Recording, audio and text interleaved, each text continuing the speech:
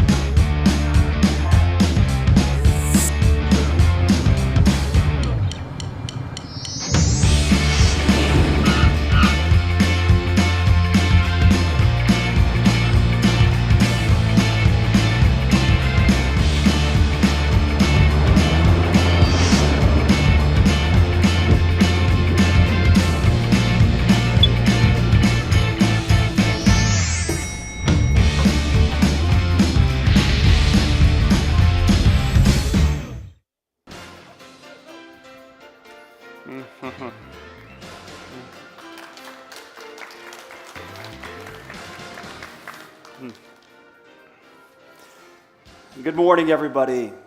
Good morning. Byung Kong Chun, first Vice Mayor for the Ministry of Culture, Sport, and Tourism. Good morning, Mr. Moon Sob-jong, President and CEO of the Busan IT Industry Promotion Agency, BIPA.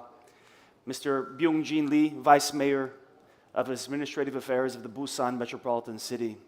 Your Royal Highness, Prince Faisal, dear Vice President Young Man Kim, and other board members of the International Esports Federation. Good morning to the entire esports industry, friends, and esports family. It is a big honor and pleasure for us to be back in the home of esports in Busan City, in the Busan Esports Arena. And not only is Busan City a place that we call home, it is a place where we reunite together the stakeholders of esports from the IESF, the publishers, the promoters, professional gamers, and teams, where we together can talk about the current state of esports and where we're going. Because World Esports is we, and we are united. And it is by working together that we are able to continue and expand this industry with one important centerpiece, that is the athletes. It is our job and our responsibility to protect the athletes, to make sure that they have not only an education that helps them for their future, but also the basic necessities to make them better citizens. Responsible gaming is esports, and here, together today, we will talk about the entire industry, the movement, and most importantly, we are united. Thank you very much for the opening. Looking forward to a great day today and tomorrow, and see you soon in the panels. Thank you.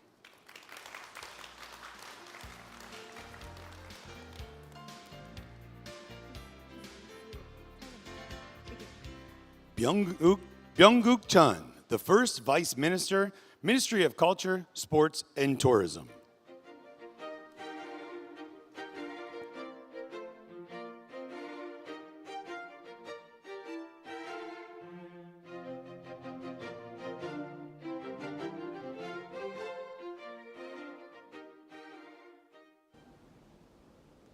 안녕하십니까. Hello everyone, I'm Chun Byung-guk, Vice Minister from the Ministry of Culture, Sports and Tourism. I would like to congratulate you on the opening of the World Esports Summit 2022. I would like to thank Chairman Vlad Marinescu, Vice Chairman Kim Young-man, and the officials from the International Esports Federation for their hard work in organizing this year's event.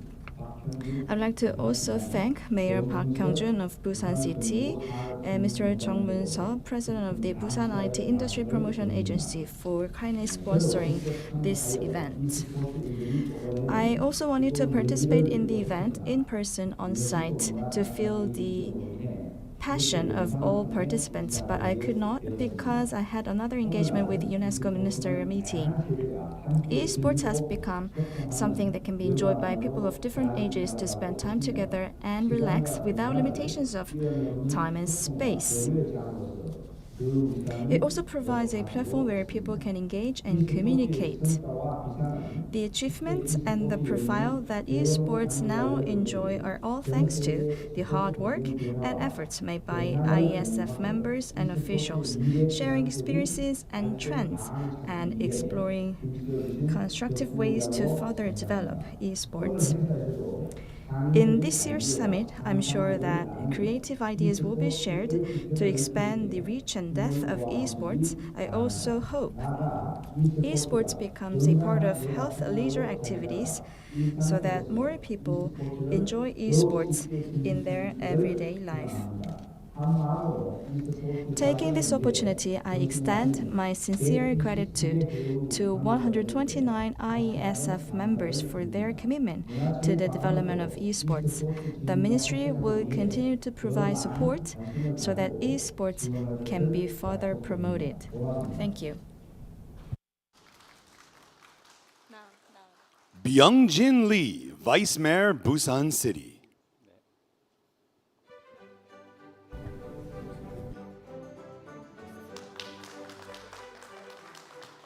네, 반갑습니다. 이 부산시 Good morning. I am Byung-jin Lee, Vice Mayor of the Busan Metropolitan City. I welcome all of you who are joining us online and here at the Busan Esports Arena. Welcome to the 7th World Esports Summit. I wholeheartedly welcome all of you. I deliver my appreciation to those who paid a visit to Busan, especially His Honorable Vlad Marinescu, President of the IESF, and also Mr. Vice President. Thank you very much. And also, I understand that His Royal Excellency Prince Faisal. Sorry, my pronunciation might not be correct. Thank you, Your Royal Highness, for being here. In 2022, Busan successfully hosted on and offline events such as the Mid-Season Invitational and the Indie Connect festivals.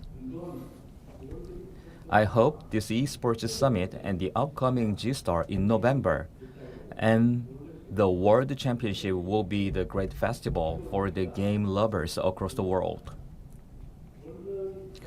The World Esports Summit was initiated in Shanghai in 2016, and since then, it has been hosted in Busan 6 times since 2017. Busan is deeply passionate and proud of this event. In the future, we will continue to interact and collaborate with IESF to boost the esports industry and deliver the positive influence to the world. I sincerely hope that we can have a live discussion among the esteemed leaders in the esports community that can bring us to the next level and bring brighter future. Busan will make more efforts to maintain and develop its reputation as a hub city of the esports and make all the support for the development of the esports. I hope you can make a wonderful memory in this beautiful city of Busan. Thank you very much.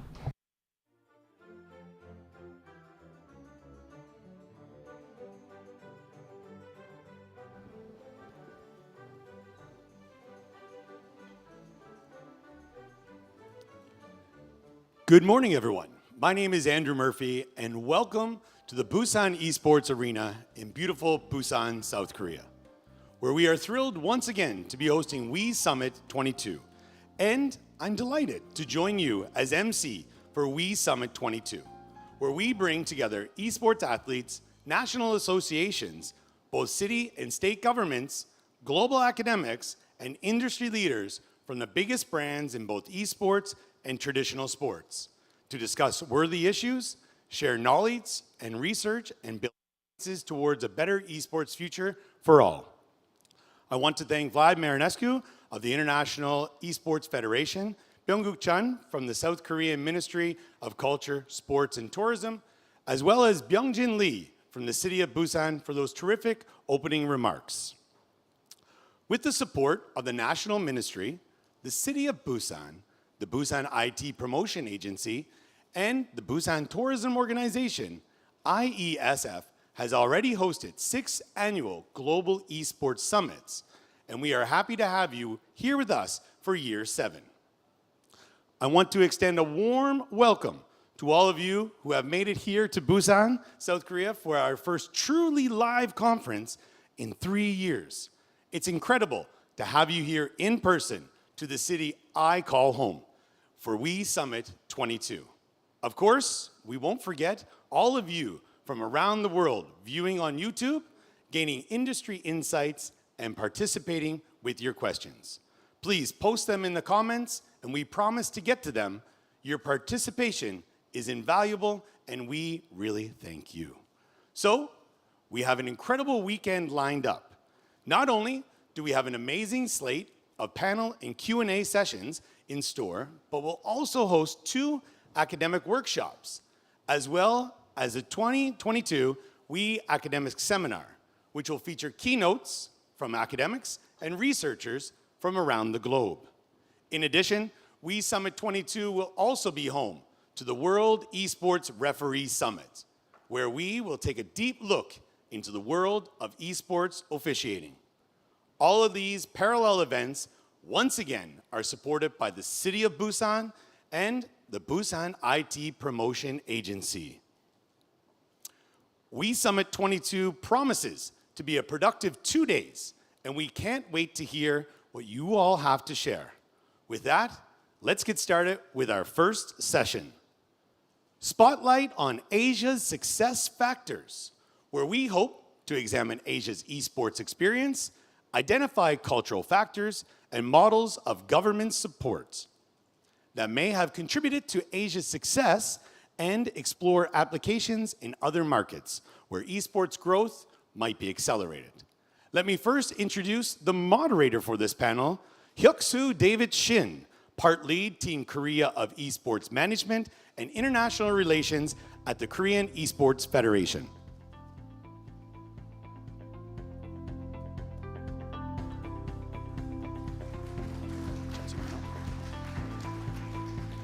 He is joined by panelists Vlad Marinescu, President of the International Esports Federation.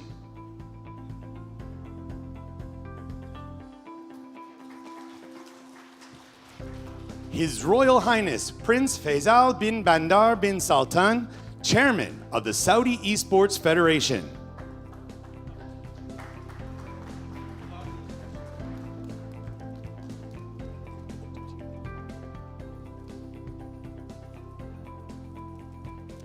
Samart Benjamin Asarasakorn, Chief Executive Secretary of the Thailand Esports Federation. And lastly, Hung Du Viet, General Secretary of the Vietnam Recreational and Electronic Sport Association. Please everyone be seated, and I'll hand things over to you, Hyuk-soo David Shin.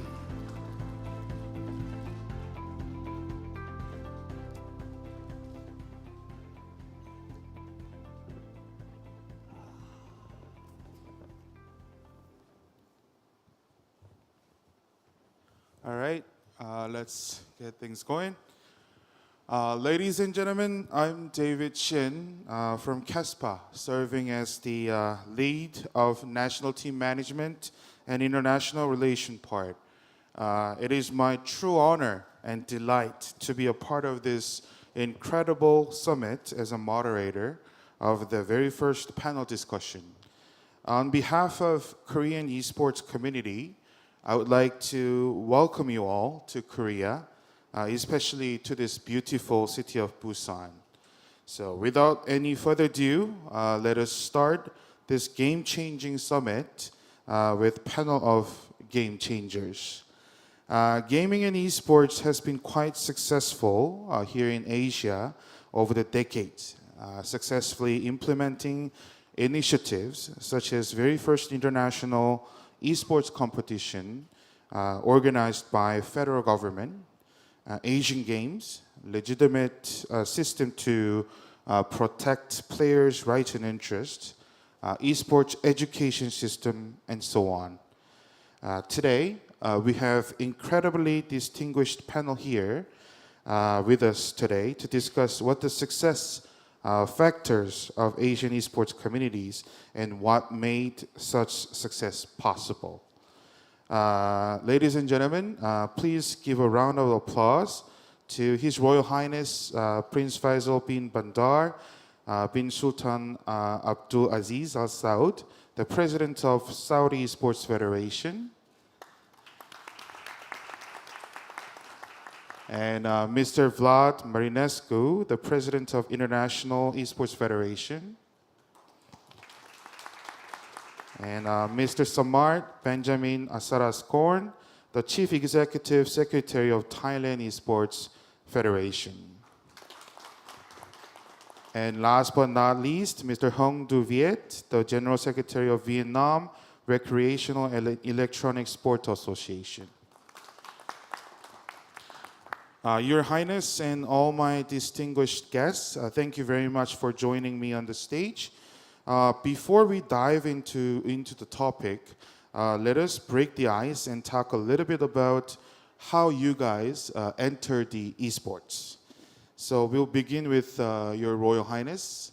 So Your Royal Highness, I would have to say what an amazing result you and your federation have made in such a short period of time in terms of development of esports ecosystem and industry in your kingdom. It was my true honor having a chance to visit the next World Forum and Gamers 8 Festival in Riyadh. It was massive investment, and I was particularly impressed that your federation has created a great environment for everyone to enjoy the game. I personally cannot believe that it has all been done in less than 5 years. What made you devote yourself in this industry? Why esports? Thank you for having me. It's a pleasure to be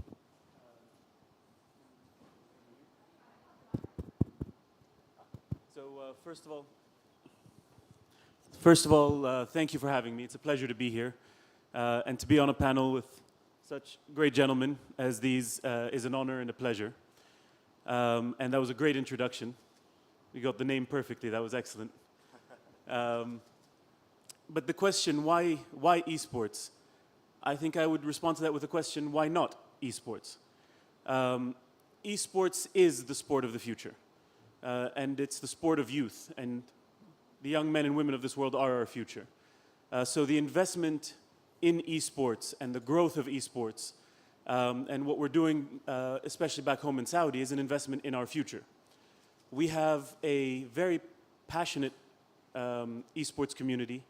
Over 65% of the population consider themselves gamers.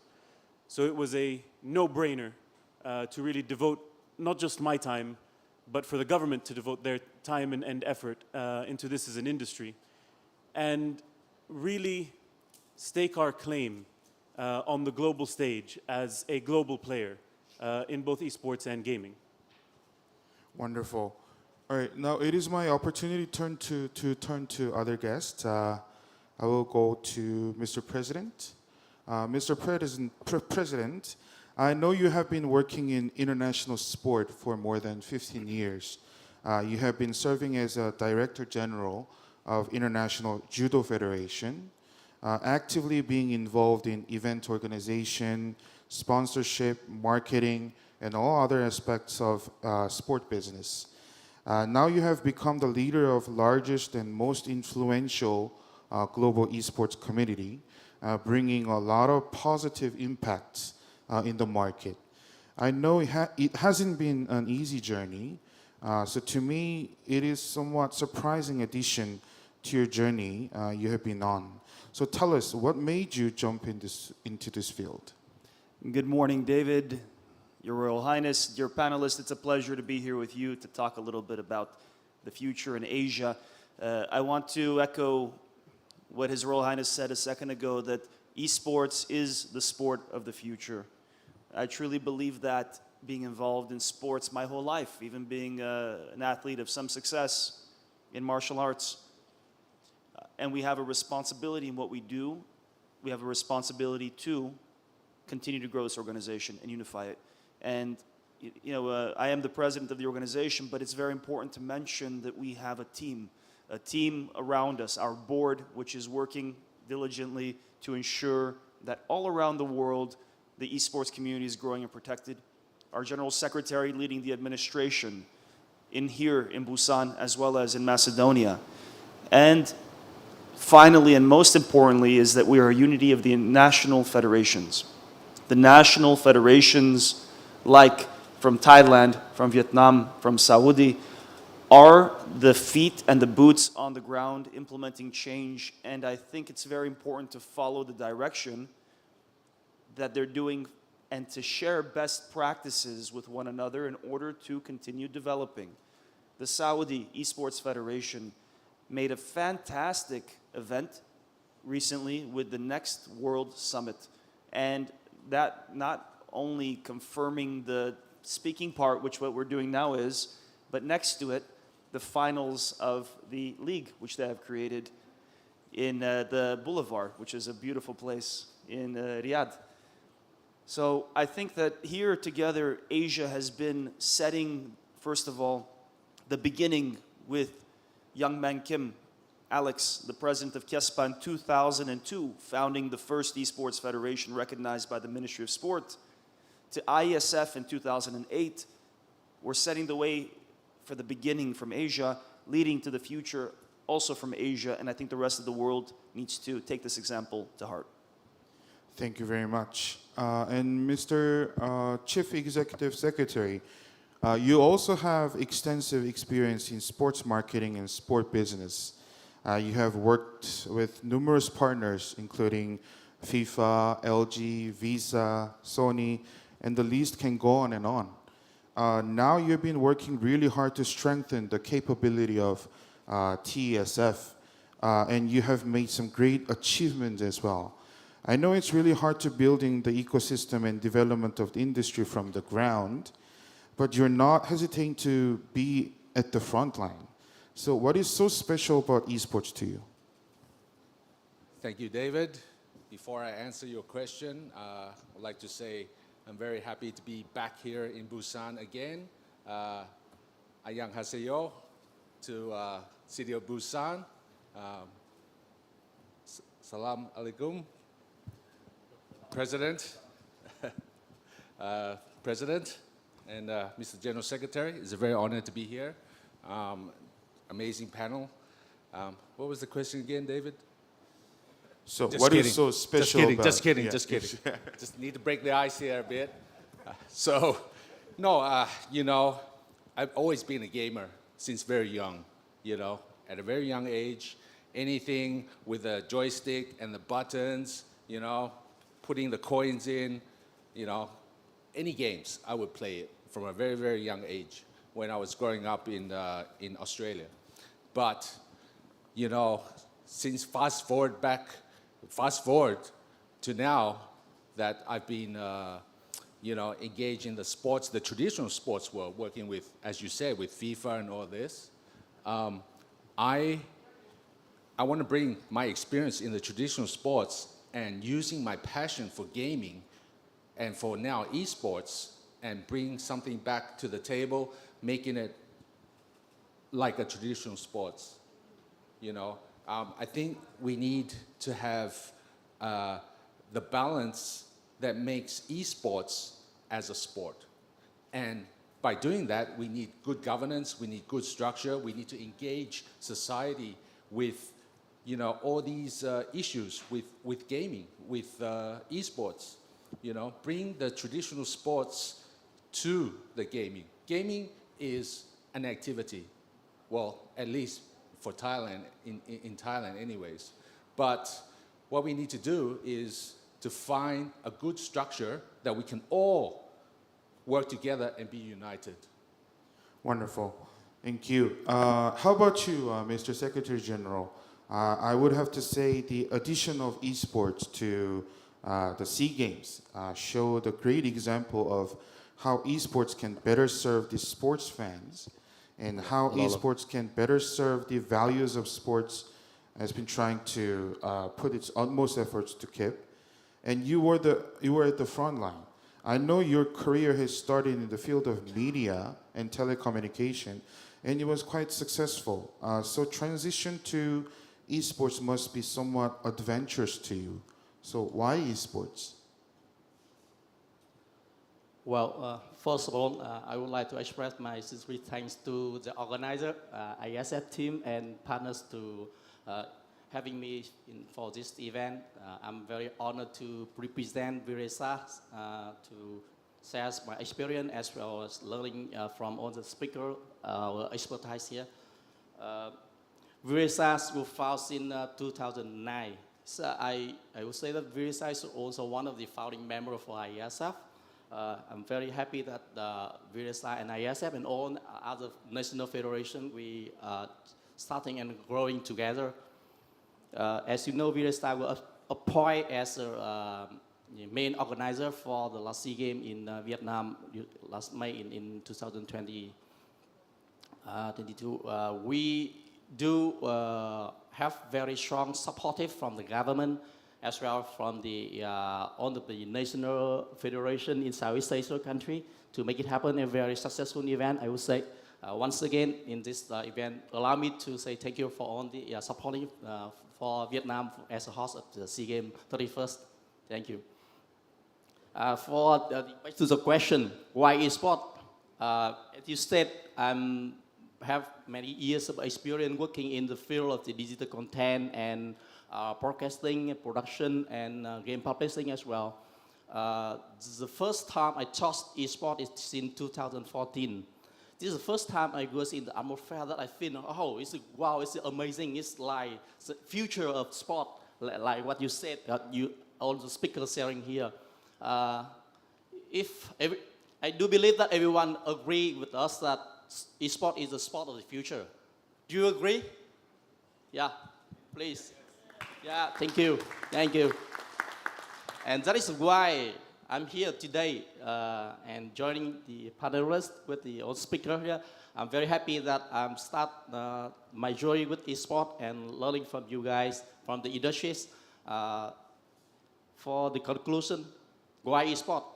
Because I love it. I do it. I see my passion. I see the future. And I do believe you will, we all together will bring all the world of eSport together. Thank you. Thank you. It is my absolute confidence to say that the success of esports in Asian market is because we have leaders from various different backgrounds with expertise and passion to the esports. Thank you very much, gentlemen. So now let us get to the point of session's title, the spotlight on Asia's success factors. I will start off with an overarching question. So what are the factors that led Asian leadership in global esports? This question is open to all of you, gentlemen. Well, I think one of the things that is very important that Asia brings to the world, this is over half of the market, both as a global market and as a global revenues. And I think also, in Asia, it was the first steps taken by governments to also take an interest and an active position, not just in recognizing esports as a sport, but also helping to support federations and helping to support players, and also to help support publishers.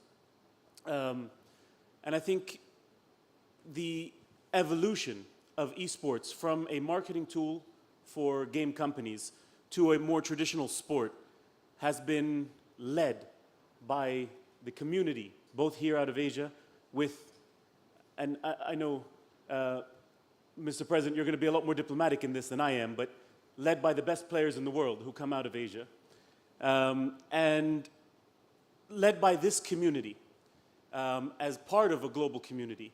We have really put a stake in the ground as a claim that esports is not just a fun game, not just a marketing tool, but it is a traditional sport.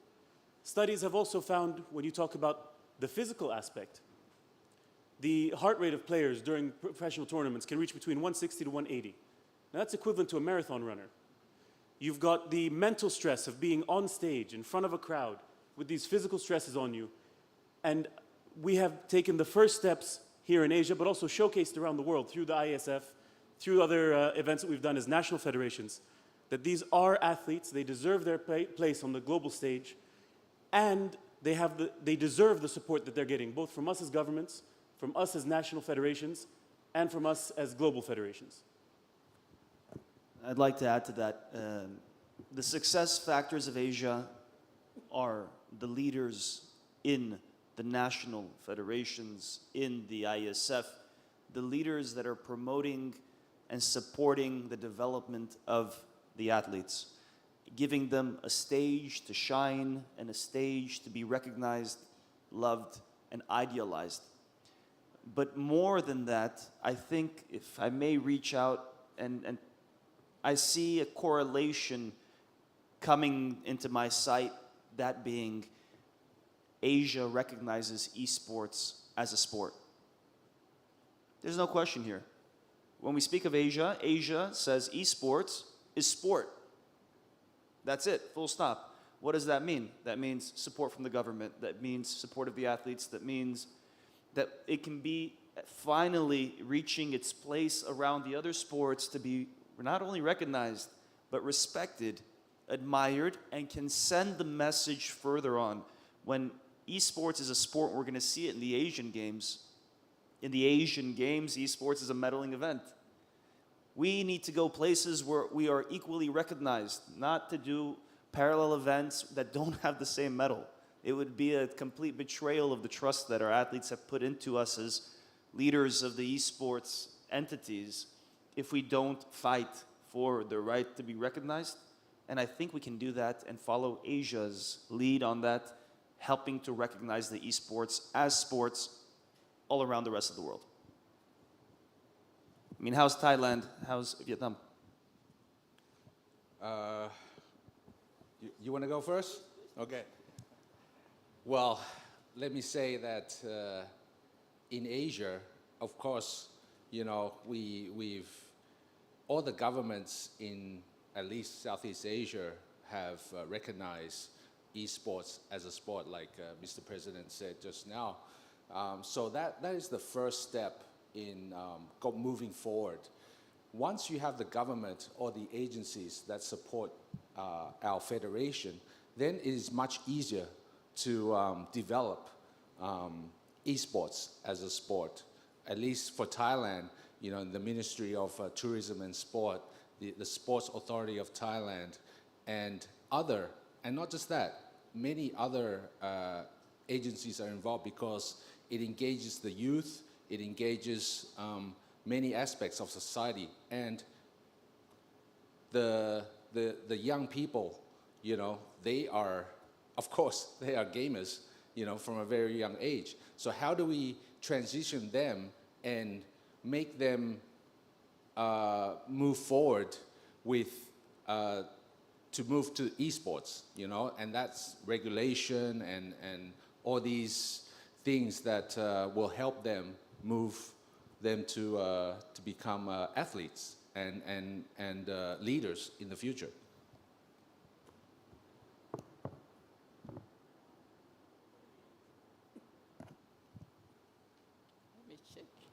Hello. Okay, it's okay. For me, I would like to add some point. First of all, I do agree with all you guys here that the role of the national federation and international federation is very important to unify the world together, and especially to recognize esports as a sport in general and in the global state. I myself, in Vietnam, we do work very closely with the government authorities to make this happen. Like we do propose and get all this very strong support from the government to include esports is one of the official medal title in the SEA Games. This is a very, very important move for the local market in Vietnam as well. When we look at the Southeast Asia region, and when we look at the Asian, we do know that esports is already official title for the Asian Games. That also bring very good signal to all of the country in the Southeast Asia and as well as Asia. Another factor in Asia is, I think, is the control and the way all the stakeholders in the esports industries collaborate together. We do have all the resource support from the game publisher, the developer, as well the production company, the event organizer, as well the national federation. Not only the national esports federation, but also the other traditional sport federation in the country. The link between the traditional sport and the esport is very, very important for every country to collaborate and to show up with the community and the government to get a strong support from the government.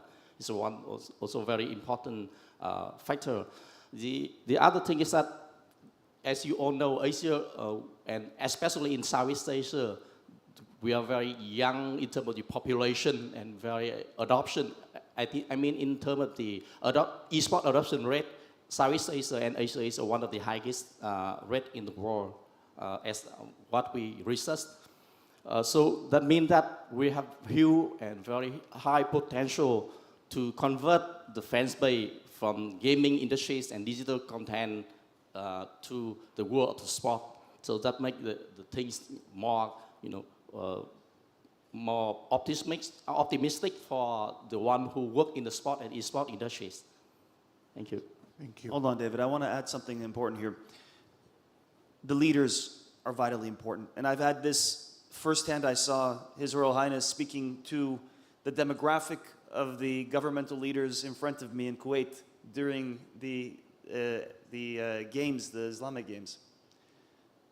And the way that we explain and we experience the know-how with leaders of traditional sport, the way we work with them is vitally important to make them understand what is esports. The reason I brought that second up is because I was sitting and having lunch with 6 people. His Royal Highness joined us. Before he joined us, the 6 people were attacking me about esports is not a sport and why are you peddling this insanity to us and so on.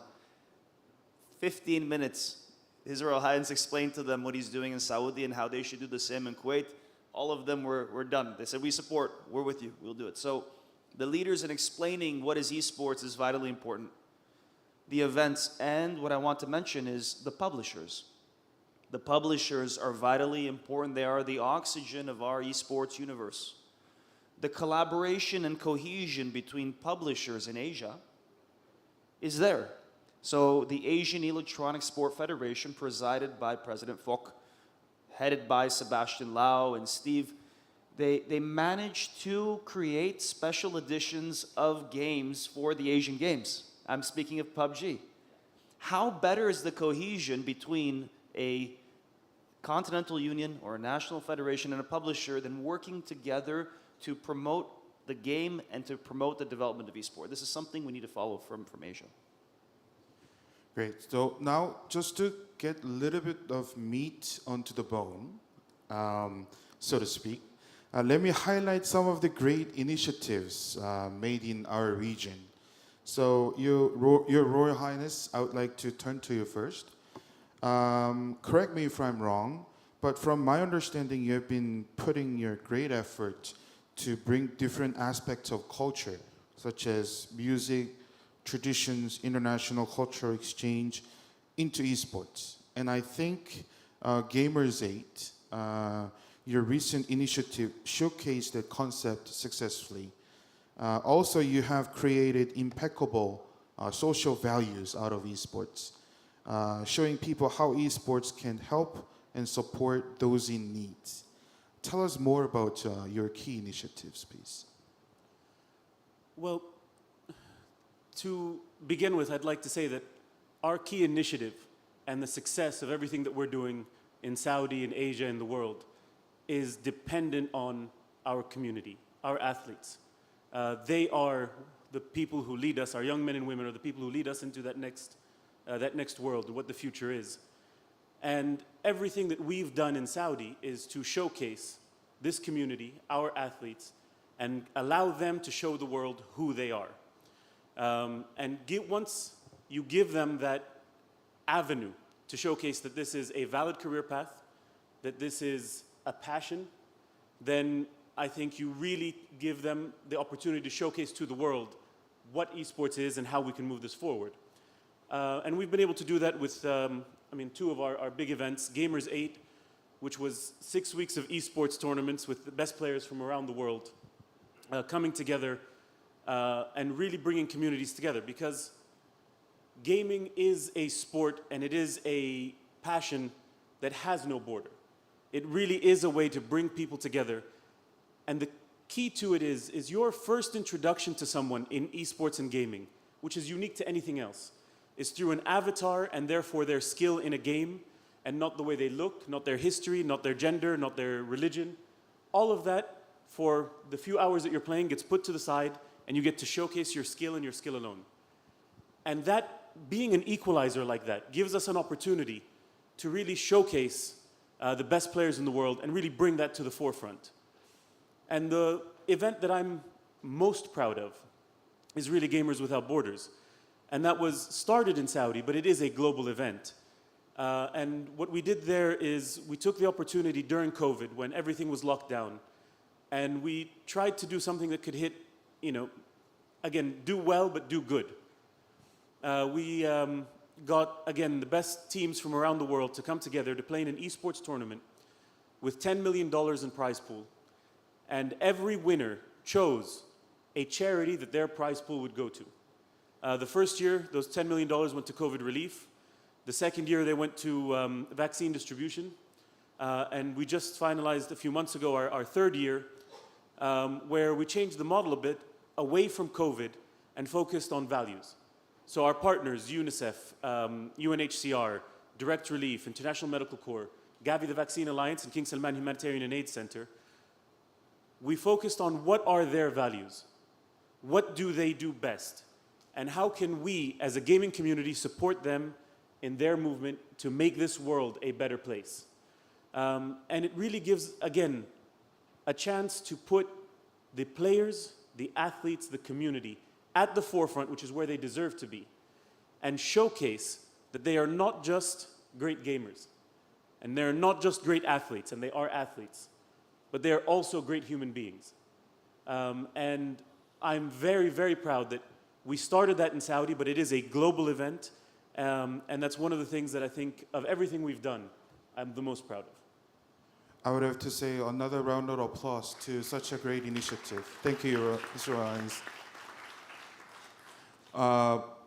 Mr. Chief Executive Secretary, we also need to take business into consideration. Asia now facing the new chapter of esports. Esports has been added as an official sport to Asian Games, AMAC, SEA Games, and now it has become more like a community. Companionship between countries through esports will be more vitalized, and I believe the new business models need to be developed to keep up the trend.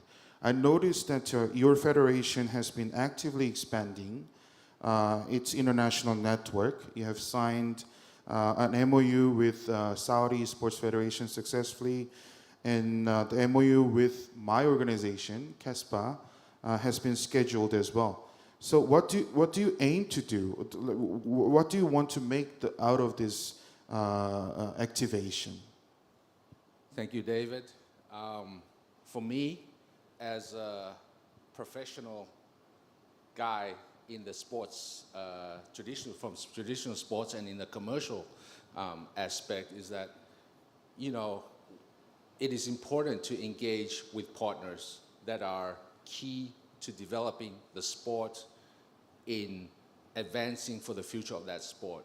Esports is a very young sport, no doubt about that, but it is important that we engage with partners that have the vision, the mindset, and the direction that are the same. And I'm sure every member of IESF has the same goals and ambition. So, but how do we get there? So we need people that can bring them to the next level, you know, and like Saudi leading the way with the next World Forum and Gamers 8 Festival. Sorry if I get the name wrong. But yeah, it shows that, you know, the direction is moving forward, but we need to also find like-minded people to move forward with this. Yes, that's why we've signed the MOU with the Saudi Esports Federation, and, you know, we're gonna do one with the Korean Esports Association, which Korea is like the grandfather of esports, right? You know, and here in Busan.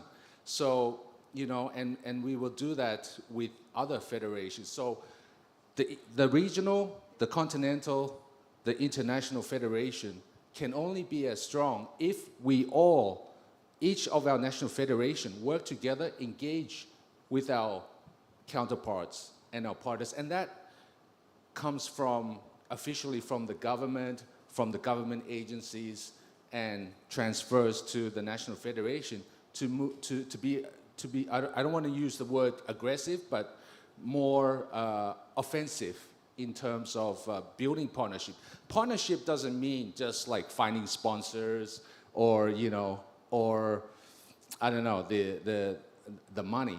It also means doing partnerships with non-profit organizations, you know, whether it be national federations, whether it be other NGOs, you know, like His Royal Highness with UNICEF and that coming with good initiatives like Gamers Without Borders. Even in Thailand, we have, during the COVID, we had esports from home because, gamers are also people, I think esports is a catalyst to bring the humanity when times are tough. People need to eat, people need to work, and they could not do that during COVID. So we came out with esports from home. People play online, and esport stepped up in Thailand, to make everybody at least, they're not going to get rich from it, but, at least put food on the table, And, I think esports is a good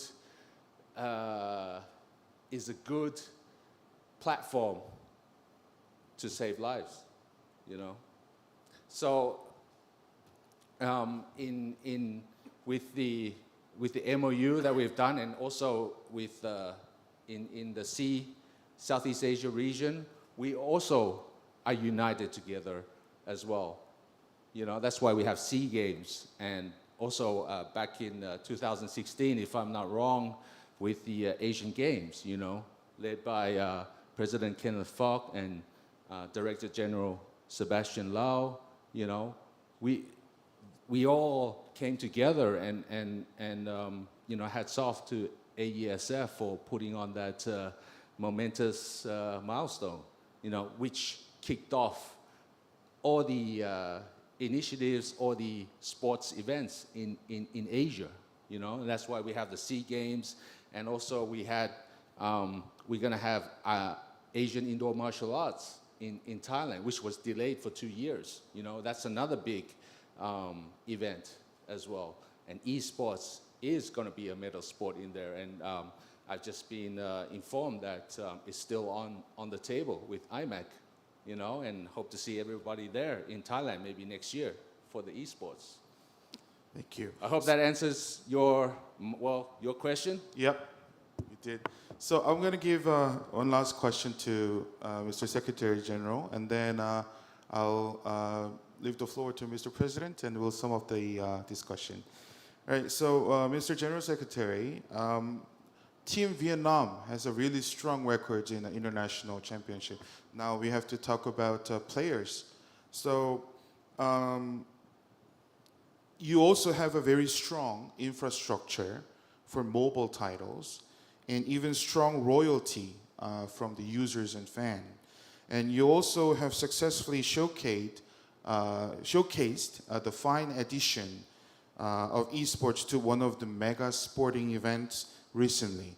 So please introduce some of the unique initiatives your organization is promoting. Just before you answer it, everyone online watching, you can post questions online and we're going to answer them for you soon. Go ahead. Thank you, David.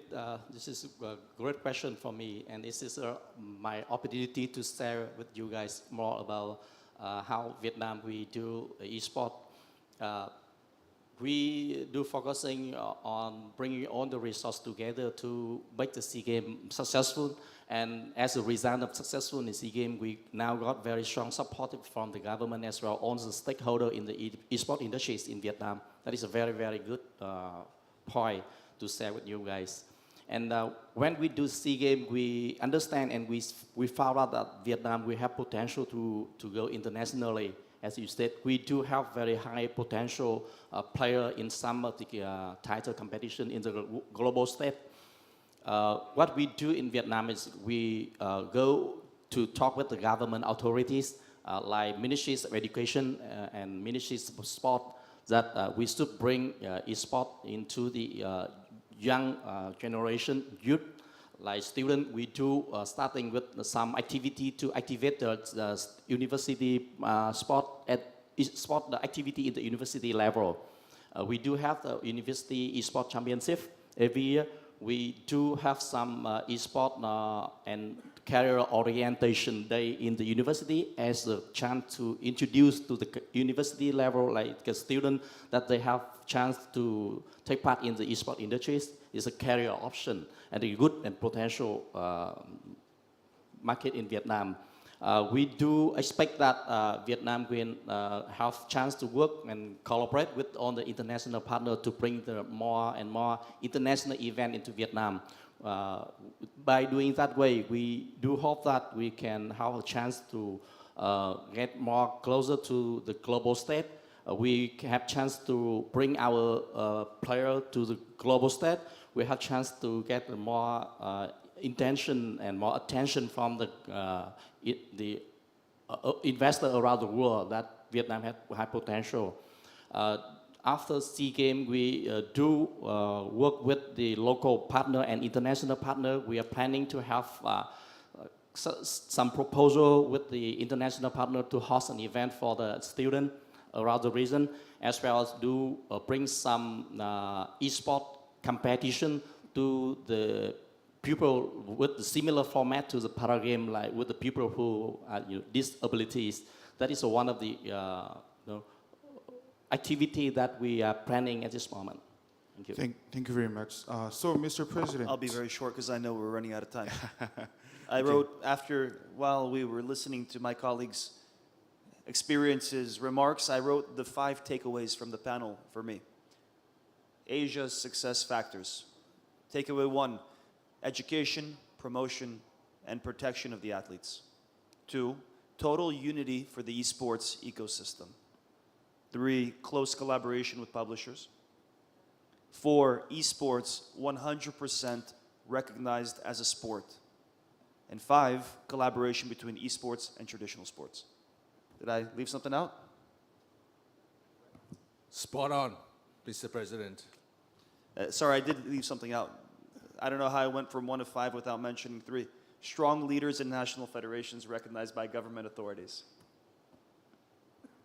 Thank you very much. I wanted to squeeze in a lot of questions because this title can, go on and on, but 45 minutes is such a short time. So we're going to move into the Q&A session. So we have the very first question from online. What reasons might there be for other markets outside of Asia to resist viewing esports as sport? Anyone would like to answer? Mr. President? I mean, this is the panel's about Asia, so we have to say outside of Asia. And I can't answer the question because it shocks me with complete misunderstanding why anybody would not want to recognize esports as a sport. It's supporting the community. There are more than 6 billion people that are gaming on the earth. Why would you not have this as an interest piece for the people? I can't answer the question. Stupidity? Maybe. Not to be too blunt or too rude, but we are esports, and we're fresh, and we're allowed to say whatever we feel as long as it's not curse words. Sometimes. So the answer for me to the question is definitely everyone should recognize it as a sport. And if you don't believe esports should be a sport, then you should educate yourself and speak to His Royal Highness, and he'll tell you why it makes sense to be a sport. Your Royal Highness? So as to the question on why people don't consider it a sport, It's an Amber Alert. I'm getting them all the time, yeah. why do people not consider a sport? I think I think the problem there is just education. Educating people on not just what this is as an industry, as a gaming industry, but what this is as a sport. Again, as I said, the heart rates, the mental stresses. There's a study done, the cortisol levels in the blood are equivalent to those of F1 drivers during tournaments when they're on stage, showcasing that our athletes are putting together during these games between keyboard and mouse, between anywhere from 500 to 600 actions per minute, which is insane, and usually at 96 plus accuracy. Now, these aren't the kind of things that a normal human being can do. These are the things that athletes, the top 1% of a community, this is what athletes do. And this is why I think it's so great to see things like the SEA Games, esports at the Asian Games. And when we talk about esports as part of the Olympic movement, the importance there, it's not that esports needs the Olympics, but I think the recognition of our athletes as equivalent to the top athletes of any other sport in the world is a clear decision that needs to be made, and it's a clear message that needs to be sent. And that's where I think the inclusion of esports in these international tournaments and international games, the Arab Games in Kuwait, the Asian Games, the SEA Games, and more, it's that recognition of our athletes as athletes equivalent to, in skill level, in training, in everything that they do to create themselves and make themselves better athletes. They are equivalent to athletes in traditional sports. I want to add one more thing to that. Throughout the history, we as a humanity have been competing with one another.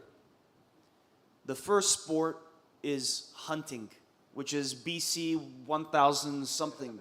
As humans, we need to compete, and when we compete, we achieve greatness and we better ourselves. Sport has been throughout history the fundamental promoter of human development. In today's world, technology plays one of the most vital roles in our society, and most of the jobs that we're doing require creativity and IT, computers, devices, tablets.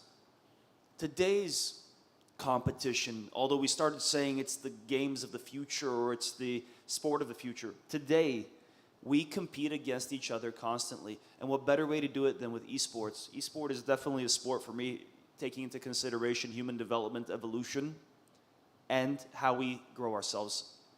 The key is doing it responsibly and to be also physically healthy. And this is something that I think with our national federations of the world, we're able to send that message. Thank you very much. Let's see if any audience from 16th floor have any question. If anyone has a question, please raise your hand. How you guys doing? Congratulations to our panelists and everybody, all the efforts that you're doing in your respective federations and associations. This truly is my first event where I've seen it from this lens, from the government kind of coming down. So I just really appreciate this opportunity to kind of see this. One of the things I wanted to talk about was, or get your question was, I'm hearing a lot about esports and as it relates to competition, athletes showing their skills and stuff like that. I also acknowledge the social issues and everything else going on, but is there an emphasis on esports and gaming outside of the competition in terms of careers in the growing lanes, in the growing aspects of legal, marketing, esports tourism, all that stuff? Is there an equal amount of focus on that as it is on the competition?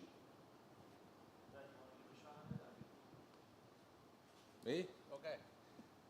Well. Yeah. Okay. 2 minutes. 30 seconds. Okay. So basically, it involves every agency, like through the tourism, through the government, the sports tourism, and education, Ministry of Culture. Everybody is involved.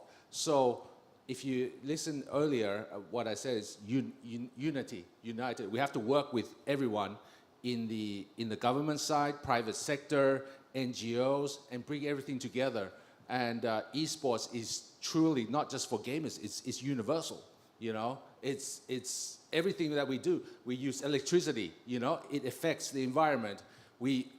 Plastic, we making the keyboard, the mouses, all these things. It's, we have to engage in every industry. So that's why when I talked about earlier, partnerships with private sector, partnerships with government, partnerships with national federation, that we can regulate, control, and come up with policies to work together and engage society. I hope that answers your question. Let me add one more point, because I know where you were going with it. You were going with it to say, how does esports, how does playing games help you in your future? And how does it prepare you for tomorrow's marketplace? To be a successful, contributing member of society, to earn a living, to be happy. And I want to add to exactly what you said for the industry and the development of the market and technology and so on, also the human aspect. Playing esports, as was mentioned before, being able to do 300 commands in under a minute, multitasking, working with the team, directing people, creativity, sparking creativity by seeing how games are looking nowadays. We truly believe in the reason why I even got involved in esports the first time is because I believe that esports is the last educational tool for the future society. Meaning, it's the fun way the kids can learn. That kids can learn what they need for the future. So educational courses, we're at the WE Summit now, we're doing the WE Academy, the World Esports Academy. The WE Academy's first courses will be how to be a streamer, how to build a website, how to run a tournament, how to make a network at an event. So these are skills that you learn and skills you develop that are complicit to the gaming that you're doing. And I believe that that will prepare the people for tomorrow's jobs. Your Highness? If I can jump in here as well, I think you bring up a very important point as well, that when you talk about esports, it's not simply a competition. It's not simply bringing the best players together from around the world to compete and showcase their talent. There are also so many adjacencies alongside it. There are the coaches, there are everything around the players, but there's also event planners, there's food and beverage, there's tourism. There are so many career paths within this as an industry that are adjacent to the players, the athletes, and the competition. And I think what's key through the initiatives that we're doing and what we can showcase to the world through esports is this is a valid career path. And it is a valid career path in whatever you're passionate about doing. Do you like production? Well, there's a career path for you. Are you an artist? There's a career path. Graphic designer, coach. Are you passionate about gaming but maybe not the top talent? You can be a caster. There are so many other adjacencies other than the pure athlete that I think it's important also for people to realize that this is a valid career path in whatever you're interested in doing within esports and gaming. Thank you very much. All right, so one last question from moderator. How do you think your national team will do in Asian Games?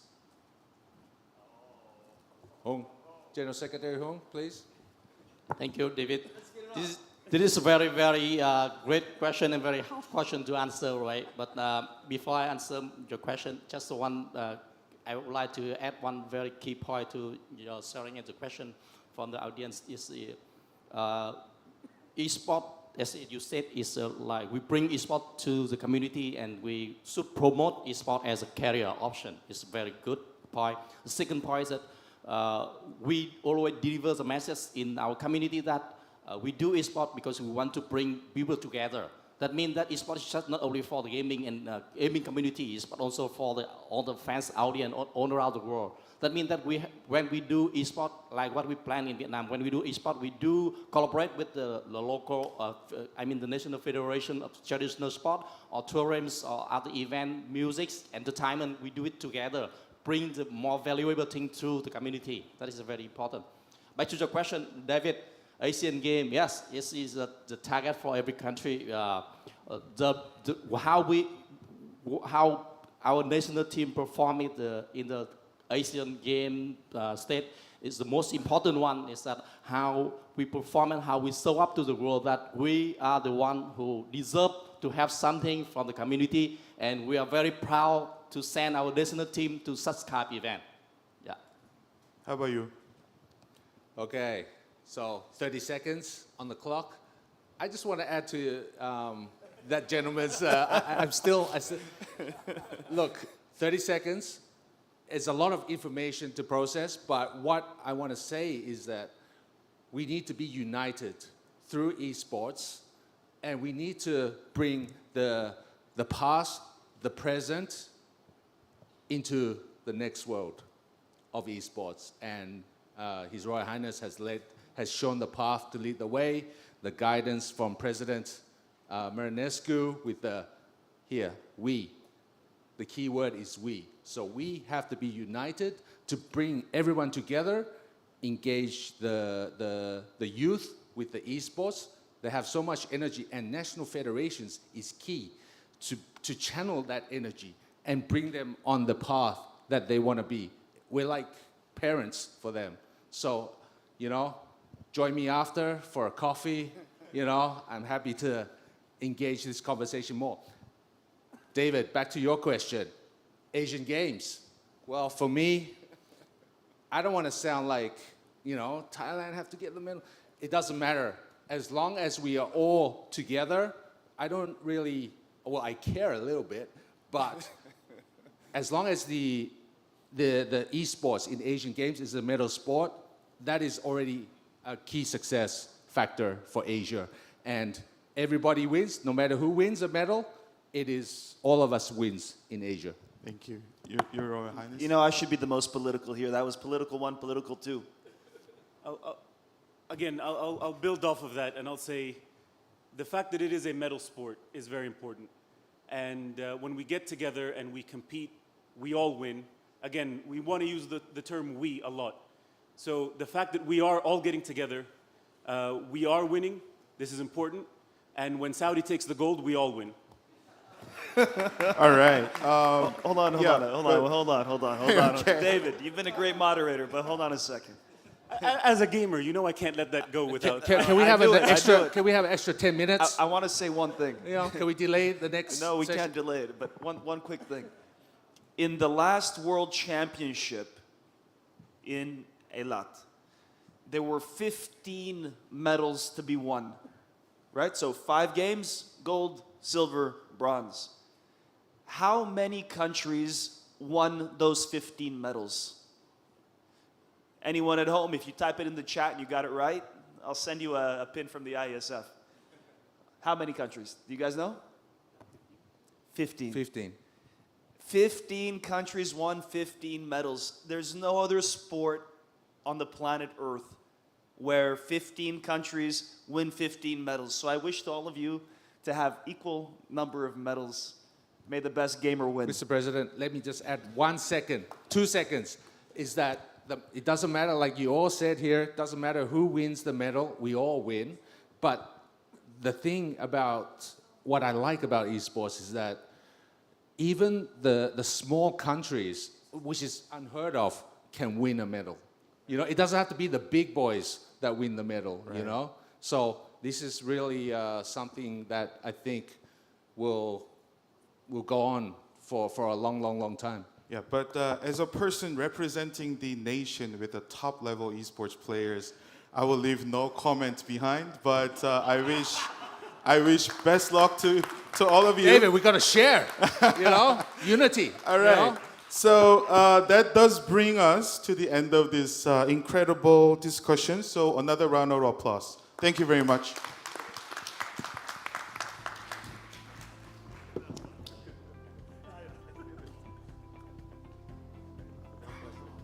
All right, everybody.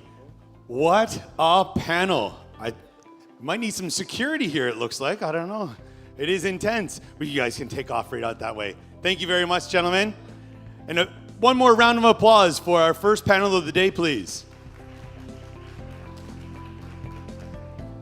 Well, we can only hope that the rest of today goes as well as that and as intense as well.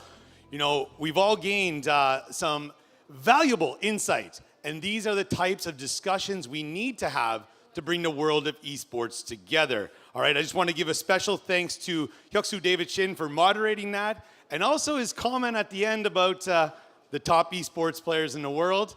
I'm going to have to agree with on that. Well, we're going to get right into our second session of the day. This one is titled Streamlining Cooperation for Successful Competition. Now, we hope to examine partnerships that resulted in esports synergies, as well as identify areas where improved cooperation could lead to a greater success down the road. The moderator for this session is Byung-ho Kang, Senior Program Manager of EA Sports at Electronic Arts. Everyone, please help me welcoming him to the stage.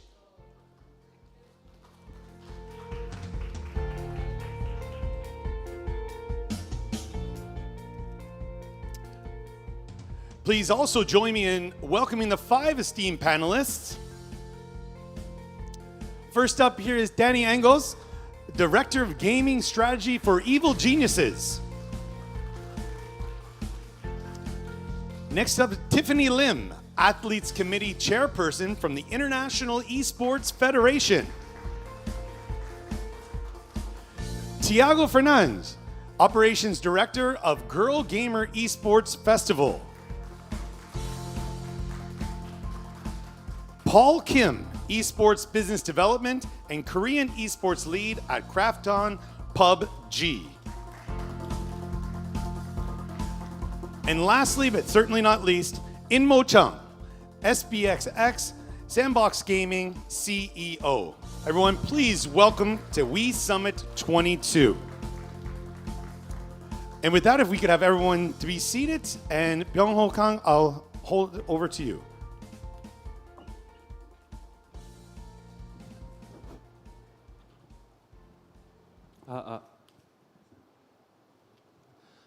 Hello, everyone. Welcome to the second panel of World Esports Summit 22. My name is Byung-ho Kang, and I'm a senior esports program manager at EA, basically leading and looking after our initiatives and third-party events in Korea, Japan, and Southeast Asia. But today I'm going to be your moderator for this panel, and we're going to discuss on streamlining collaborations for successful esports competitions, which I personally think is one of the most interesting topics to discuss with the amazing group of our panelists, because it's really, really relevant to most of our audiences who attend this event today.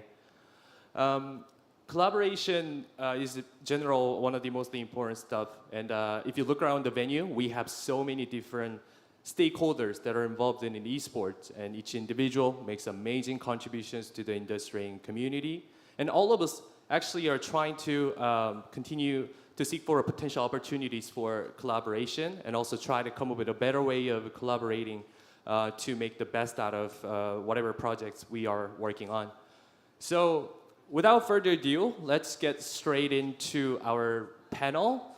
So I'm gonna just go kick things off with an intro. I'm gonna just, I don't think that just one sentence of job title of our panelists doesn't explain who they are. And also, just for those of the audiences who are not familiar with our panelists, I'm just gonna give each individual an opportunity to introduce themselves. So I'm gonna start with Danny and just kind of work my way down to, all the way down to there. So.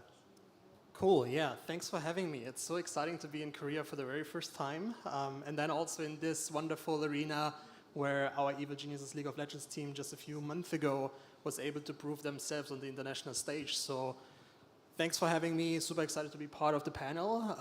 I am part of Evil Geniuses. My official title is Director of Gaming Strategy, which puts me in a role where I work together with our league partners, so Riot Games, the ESL Faceit Group, Blast, just to name a few. And that already hints into my responsibilities of collaborating with different stakeholders in the space. Obviously focused on the competition side of things, but this is where I'm more than happy to expand on our thoughts in the panel.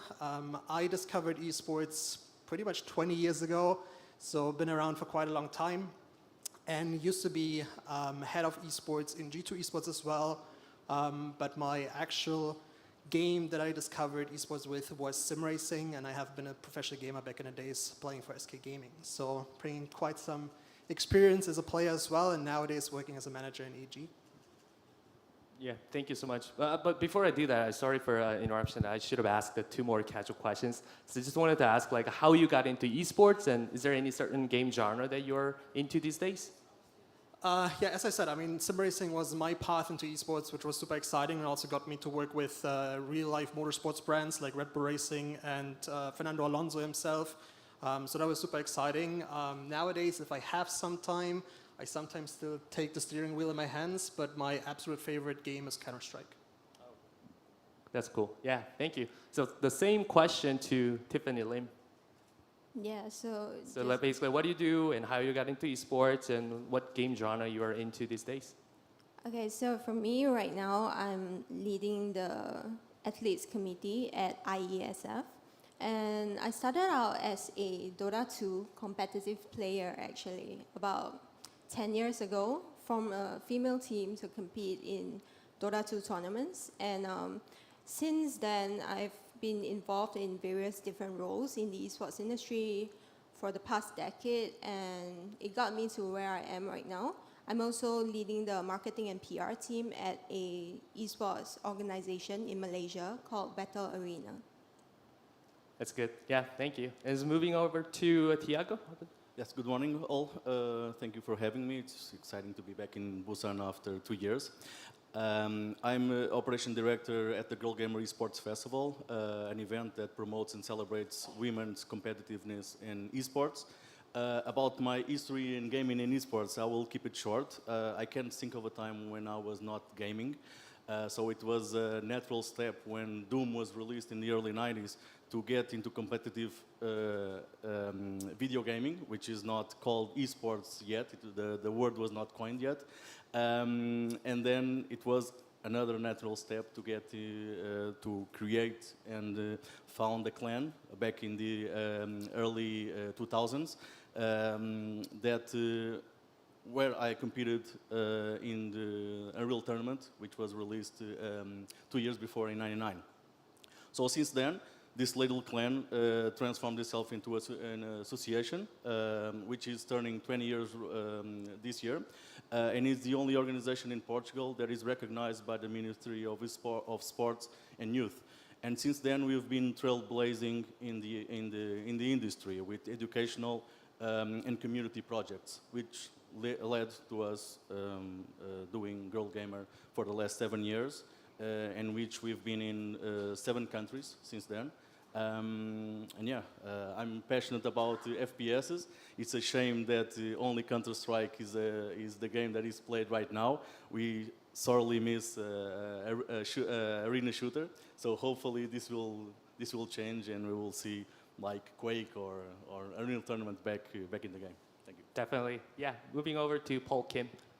Thank you for introducing me, and I first of all said appreciate IESF this great discussion session as a panel. I work the captain about that PlayerUnknown Battleground game, some of the mobile game, so esports part, business development and KR and global that esports part. And I think I got more than already 15 years I joined esports industry from starting professional gaming team about a long time ago, StarCraft, CSGO, and Warcraft 3. After that, I joined some game publisher and still right now. So that would be very honor and very helpful to understand all of the esports industry and all the partners, team, organizers, all of the key sponsors, some of them, many key partners I will work with many time or long time. So everyone in here enjoying this summit to get great energy, to make great synergy with all the working the esports or understanding that industry part. Thanks. Yeah, thanks. That's definitely what this event is for. Yeah, moving over to Jung In-mo. Yeah, hello. I'm the Jung In-mo, the CEO of the XG, also known as Sandbox Gaming. First of all, thank you for inviting me. And many of you probably hearing about XG for the first time. Actually, under the name of Live Sandbox, we run various esports teams such as LCK, Kart Rider, FIFA Online, and Rainbow Six Siege. We are focusing on generating revenue by creating various retail models. For example, we operate the largest PC cafe and esports pub in Korea. Also, we run cafeteria and merchandise shop in here, Busan Esports Arena, because our Live Sandbox hometown is Busan, and we welcome our visitors to our hometown. And don't forget the gifts. We prepare gifts at lunch break. So thank you. And I think my favorite game is RTS games. I don't think there's a game that influenced my life as much as StarCraft and Warcraft. Actually, but I like most of games like Total War, Football Manager, and Witcher, blah, blah. I actually enjoy most of them regardless of genre. Yeah, thank you. All right, great. Yeah, thank you all thank you all for a good intro. So let's get into our main questions. I mean, there are a lot of like collaboration areas in the esports, and as the esports evolves, you know, the collaboration is also at the same time getting evolved, obviously. So my first question is basically to open to all. So what areas in the esports that we're going to need to improve more collaborations? I mean, there's a like commercial perspective, brand perspective, legal operations, you know, like and so on and so forth. So yeah, so what collaborations do you think we're going to need to improve for growing our esports? So yeah, maybe start with the Danny. Yeah, happy to go first. Obviously, I'm speaking on behalf of the professional teams, so it's fair to say that obviously the esports industry is so broad that we have so many different stakeholders coming together. And I believe, and we've heard it in the first grade panel as well, Your Royal Highness and your President has spoken about publishers being the oxygen of esports, right? And all the collaboration that they also target on the foundation of the federations and everything. This is where nowadays esports teams are super motivated to contribute to this collaboration. It has taken us a very long time to create an ecosystem where teams are part of the discussion and really professionalize around the operation that we have. And I think we have reached a stage, and we see this in different areas. I think Riot Games have been one of the first to actually franchise properly with teams, where collaborating with teams together in the space definitely helps really amplifying this oxygen from publishers in the games that we have in the space. Because ultimately, I strongly believe that the target should be building this community that we always talk about here.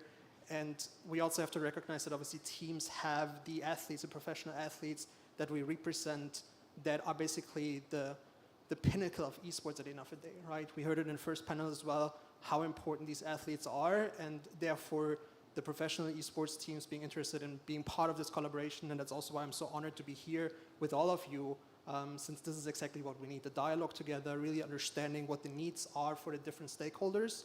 And as I said before, we have a lot of different stakeholders with a lot of different interests, and it's basically coming down to finding what the right common denominator is in order to drive towards common goals that we all agree on. Yeah, that's a good answer. Yeah, teams are obviously one of the most important stakeholders because they produce amazing talents, and the talents are going to perform, show an amazing performance in the esports, and then that brings a lot of value to the scene. So yeah, definitely, it's a really good point. Okay, so move on to Tiffany. Okay, so I'm gonna try to share more from an athlete's perspective. I guess for athletes, it still comes down to how much communication there is from the publisher with the esports scene itself. That part is really crucial in building the ecosystem and making sure that the scene is going in the right direction. So we would always hope to work with publishers more and to have more communication coming from them. So the way esports is designed, like it was mentioned just now, publishers play a really key role, and there are some things that are unique to publishers that only they can pull off, they can build for the esports ecosystem. So things like, for example, establishing pathways for aspiring casual gamers to go pro, and also possibly ways for existing pro teams to pick up and scout out new players, and maybe things like building a multi-tiered system and making sure that in every tier and every division, players are being taken care of. They have access to resources, tournaments, and also sustenance in the form of salaries and prize monies, like all the way from amateur to pro level. So all these are really key things that will play a crucial part in shaping the entire esports scene for that particular game title and esports as a whole. So. And also, I feel that with the increasing inclusion of esports in international mainstream sporting events nowadays, things like SEA Games, Asian Games, all that, the improved communication amongst tournament organizers, publishers, team orgs has become increasingly important as well. Because you need to improve the scheduling and also to deconflict between tournament schedules to make sure that pro athletes, they can participate in their respective pro circuit tournaments, and also at the same time making sure that they can represent their countries and nations whenever necessary. Yeah, definitely. Yeah, the esports is basically the stage for our esports athletes, and the amazing performance, shown by esports athletes is going to entertain all the audiences. And so, yeah, definitely the communication, the close communications between the league organizers and the esports players is definitely one of the things that we need to improve as for the collaboration perspective. So, thank you. Yeah, moving over to Thiago. Yes, so since Danny approached by a club's perspective and Tiffany from the player's perspective, I think it makes sense to also approach it as a tournament organizer perspective. Although Grow Up Esports also has teams. The way that we see it is that too much emphasis is put on professional level, which is a problem when you see it broadly, because the grassroots development is really important, and we feel as tournament organizers that we work with publishers or we don't work with publishers. Of course, there's the two kind of events. I think that there is not enough investment from the publishers on this level that it should be, because these are the future players of their franchises. Because these are the players that will get to the pro levels if they have the skills for it and play on their leagues. So I think it's really important for that. And speaking specifically about Girl Gamer, when we are talking about a community that has less opportunities than other communities, I think it's really important to make an investment there. We've seen now some investment from Riot directly with Game Changers, and now ESL with ESL Impact. But we still feel it's not enough because much more can be done in this space.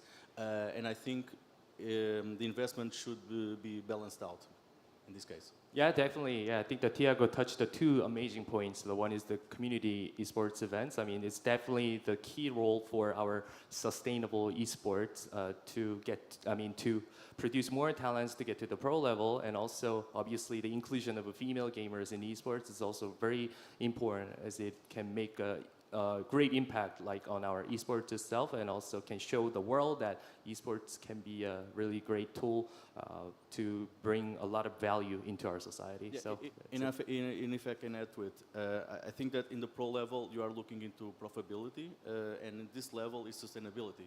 So without sustainability, the organizations would not invest on, in this case, a female team.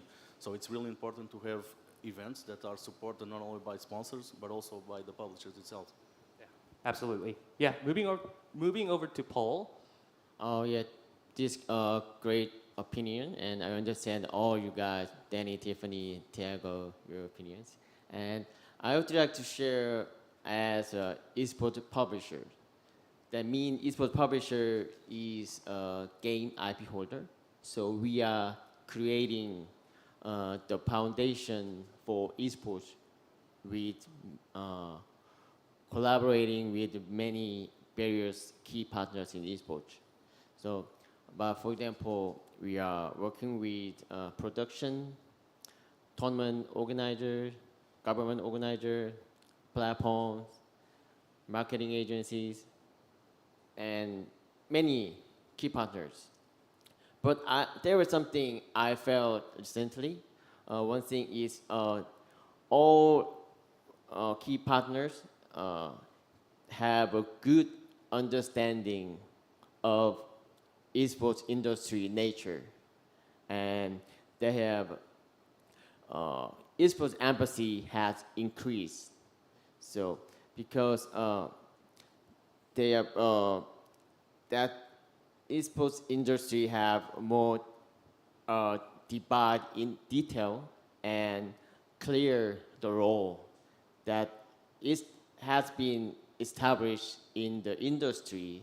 So this is very part of become more strong and has been strengthened. So again, esports publisher, we have some important to share point of view of three things, I think.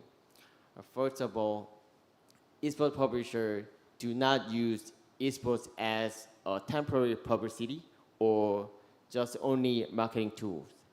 And next up is esports publisher is very do our best, ensure that the more powerful and energy and very satisfied and participatory.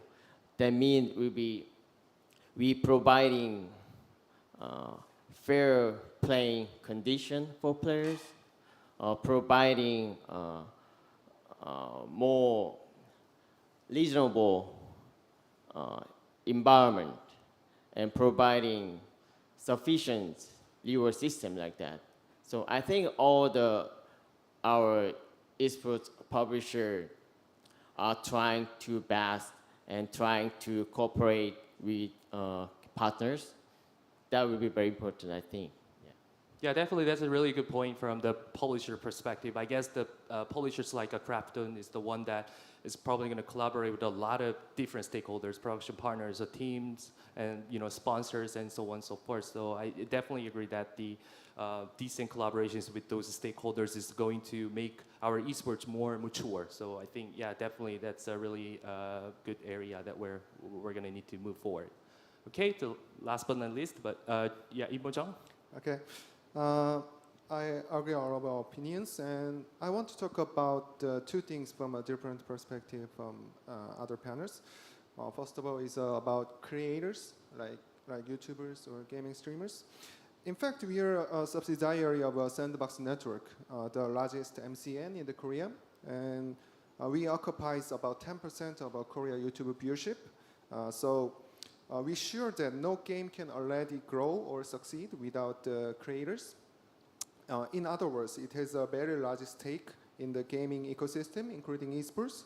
I think more creators will actively participate in the esports league in the future, and it will probably revitalize esports events worried about less attraction or entertainment elements, and to attract more fans. And another thing is, as a first esports team has a hometown in Korea, so I want to talk about the local governments. Esports events is also be held and played in specific area, just like sports events like Olympics and World Cup. So how much it is combined with the local governments seem to be very important for me. In particular, I think it will be an attractive opportunity for the legend in that it is a content that the younger generation can actively participate in, and is linked to various local industries. Yeah, so I think two stakeholders is very important in future esports. Yeah, definitely, I agree. Yeah, basically, yeah, esports, definitely the creator is playing a really key role, and sometimes if you watch the certain esports content on the streaming channels, actually the channel that owned by esports creator actually tend to get more viewership sometimes than the official esports channel. So that's a really also a good point. And yeah, definitely the local government is also a key role for our sustainable esports growth. So definitely that's a really good point. So and thank you all for sharing a good answer for the first question. So so the second question that I have for you, yeah, we just talked about yeah, what areas that we're going to need to work on for moving our collaboration forward. Then I guess you guys have, as you guys already introduced, you have gained plenty of experiences in the past. Then obviously you guys have attended so many different events so far. So I guess then, can you guys share some of the latest events that, latest examples that you saw in the esports community that demonstrate some developing synergies among different stakeholders? Yeah. it doesn't have to be like a go this way, but you just can feel free to ask. Yeah. Well, I can go first. I can talk of an example of our last Girl Gamer event in Dubai. One of the things that we did in collaboration with the government of Dubai and the Ministry of Education was to hold the first inter-school Middle East championship of FIFA, nonetheless, from Electronic Arts. And the gist here is that instead of money for prize pool, we distributed scholarships, which is a way to engage the community at the grassroots level, exactly like I was saying, but also targeting young people to game responsibly and to see gaming in a positive spin, which some of the times is not seen as a positive thing. And gaming is a positive thing and can be something that you can work, the skills that you acquire with gaming, you can use them on your professional life. So this is really important. This is one of the examples on how we can leverage gaming in a positive way and tapping into to educational level. Following this, of course, we had this event was in 2019, so the COVID pandemic hit us next year, and by chance we got contacted by a parent of a kid that won the tournament, and he actually told us that he lost his job because of the pandemic, and the scholarship really helped them get his son to school. So this is the positive spin that we need to have in esports, because on the last panel and now in this panel as well, we've talked about competition and how esports is a competition, and I agree as well, because it is competition. But it's more than competition. It's passion, it's unity, and it's a positive thing that you can take for life. Yeah, absolutely. That's a really good example and opinions on that. Yeah, just feel free to add on or feel free to share any other example. Okay, I'll go first. I think there is some concern for fan engagement and the form of direct participating by fans, because these are rather than passively watching just esports or traditional that watching fans consuming. These days we're trying to make more join fans easily to participating or create or join the community, esports community, because we give new experience, not only just in online community or online that cafe, the gathering together, but also we create more join and put in directly in esports, not that just watching. So creating the opportunity about like esports betting or esports voting that with in-game item, especially esports items, and prediction of match or competition, and platform extension while watching live broadcast. So that will be, these give fans the opportunity to join new contents and just like playing a new game while watching esports. So we were trying to very simply to get closely to fans. That will be helpful to create new esports community, and fans want to that a lot of new close to the esports, the game or match, or team organizers and players, all including everything. So we think broad in mindset about esports community that broad and or more make new, we step up for the new generations, I think. Yeah, that's a good point. Yeah, fan engagement is really important. And these days, there are a lot of like solutions for reinforcing the fan engagement. I don't know if the betting is legal in Korea, but yeah. Esports betting, yeah, just legally. Yeah, just for enjoying.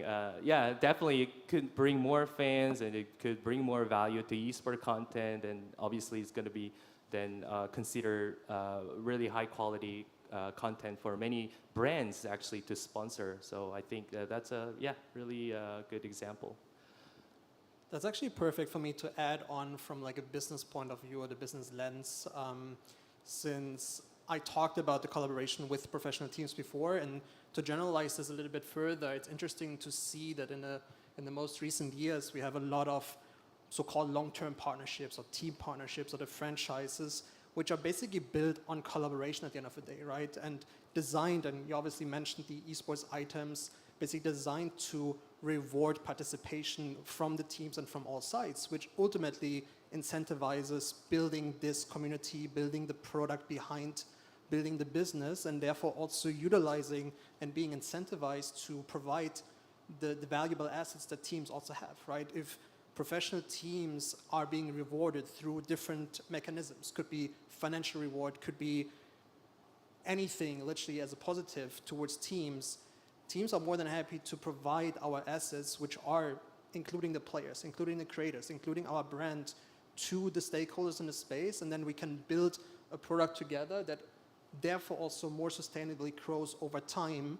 And to get a bit more specific, what I'm extremely proud of is that, especially in the world of Counter-Strike, obviously from an Evil Genius standpoint, we have a hard life right now with North American Counter-Strike, but we're not giving up. We doubled down with our investment in the space, but we also really drive the conversation with other North American Counter-Strike teams, includes Team Liquid, includes Complexity, even includes the Brazilian audience, because we all understand, and it's referring back to my first point, understanding our needs and the goals. And we came together and discussed with ESLM Plus and basically everyone involved in the Counter-Strike ecosystem how we can help turning the trend of North American Counter-Strike around.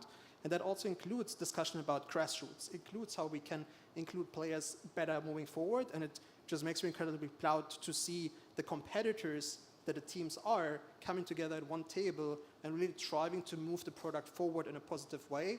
And that's exactly what we need when we talk about collaboration. And it doesn't stop only with teams and tournament organizers. It should just involve literally everyone that has this common goal in mind to grow esports. Because we're still a young industry and there's still so much growth that we still have to achieve.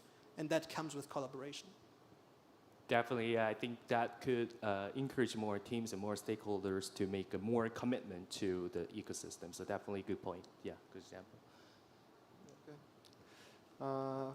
First of all, as I said, for the creator case, I think there was a competition that recorded as much as the viewership as LCK.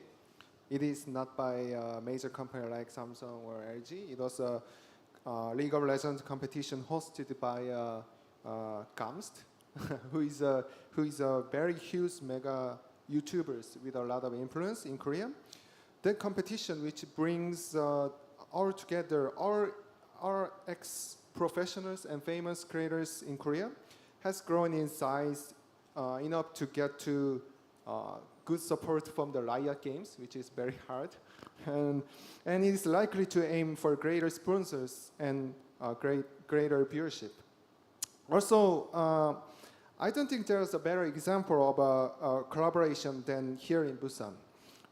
I think this year MSI, which is a quite big event about League of Legends, was able to be held here thanks to the Busan local government's abundant investment. In addition, various amateur esports competitions are being held at this moment, and our team is supporting them. In particular, we are making efforts to establish an academy in the region and make cooperative relationships with local schools, so that students can enjoy esports cultures and explore possibility as a job. So I think we can find many good examples near here. Yeah. Yeah, definitely. That's a good example, and especially I definitely agree with you just mentioning the collaboration with the creator part, because EA, we also, when we host the EACC and other global events, we definitely run some kind of influencer event as a part of it, so that we could bring more viewership. So that's really good example. Okay, unless anyone has any other opinions to add on, then let's move on to our third question. Can I get one more adding? Oh, yeah, definitely, sure. The example, I skipped one. I just talked focus on the online base and the game or esports watching the streaming, but I also to comment about offline activities. About, for example, the last summer we hosting some game competition, Nations Cup in PUBG in Thailand, Bangkok. We do a lot of people audience come to the venue, and we do a lot prepare about enjoy in the on-site venue and come to the streamers and fans to talk. We make the spot a gathering together, that space where they can enjoy themselves.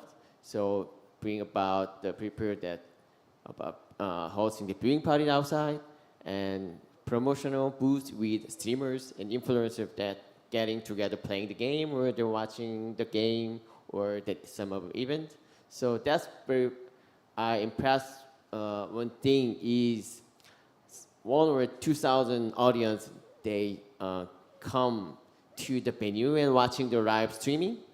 And the other side, outside the venue, in about 2 or 4,000 fans gathering together in the seat and watching the viewing party and join just enjoy the outside, just esports event all day. After the game, they do not leave, just inside, sitting, getting together. That will be automatically the create new community along the fans, I think. So very impressed that. Oh yeah, that'd be it's a really good example. I guess not only that will be a good example for great fan experience, fan entertainment, but it also is a good for your asset development, right? It's good. It can be a good asset for sponsors to be interested in, as there are a lot of brand exposure opportunities. So yeah, that's a good example. Okay, so moving on to our third question. So we all talked about good stuff so far. So then let's talk about some challenges and hurdles that you have faced. What do you guys think that are some challenges or hurdles that many esports stakeholders to face in order to maximize collaborations or to achieve certain goals? Yeah, Tiffany. Okay, so for me, I feel that one big hurdle that we're facing is that many esports stakeholders have yet to realize the importance of working together with sporting councils and national federations in more mainstream sporting events. Because traditionally in esports, we kind of have that mindset that we are prospering well enough on our own and we don't really need to be included in the SEA Games, the Asian Games, even the Olympics, But the fact is that for esports to truly grow, the pro circuit and these national tournaments have to go hand in hand, because there's this general perception from mainstream society that esports is still a bad thing. There's this stigma and there's this negative perception tied to it. Because people tend to equate esports with gaming addiction. There's this general lack of awareness towards esports, what esports is and what esports isn't. So in order to achieve that, I feel that we really need to work better together as an esports industry towards the betterment of the social status of what esports is.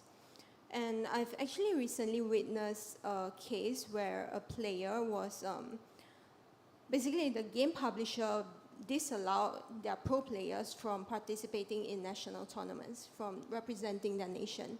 And then when the players insisted and they went ahead with it, they were actually dealt heavy penalties by the publisher in their pro circuits. Some were even disqualified from the pro circuit for doing that. So this is something that I really hope not to see in the future. I hope that we as an industry can really work together, improve communications, improve our cooperation to make sure that we can together change the general perception of esports, because only with that then we can welcome the inclusion of maybe approval from schools and governments, and also some non-endemic brands, traditional brands as sponsors, all that. I think it can really come a long way to help us out in terms of profitability and sustainability of the industry in the long term. Yeah, that's a good answer. Yeah, definitely. Even though esports is getting better and better when it comes to the perception that how society is perceives, you know, it's still there, like there's a certain community. I mean, still a lot of people in the mainstream actually tend to see this gaming as a negative way. So, and then the traditional sports has a really great values that make a great impact on our society, and obviously the collaboration with the traditional sports, I think that we could gain some great value from it. Thank you. Okay, so I guess, yeah, so I wish I could hear more from our the panelists about that question. Since we are running out of time, let's get some questions from our audiences. So I guess does anyone have a question for our panels when it comes to the collaborations? Okay, I guess if not, then let's move on to our online questions that we just received. Okay, so the first question that I received from online: why do you think publishers might be less eager to collaborate than with athletes and organizers? I guess this question sound more relevant to Paul, I guess. I think it sounds very hard question for you, but it's a very hard question. I think will be. Let's see. I think very important thing is game publisher or esports publisher. We are very focused on that develop into long sustainability for esports.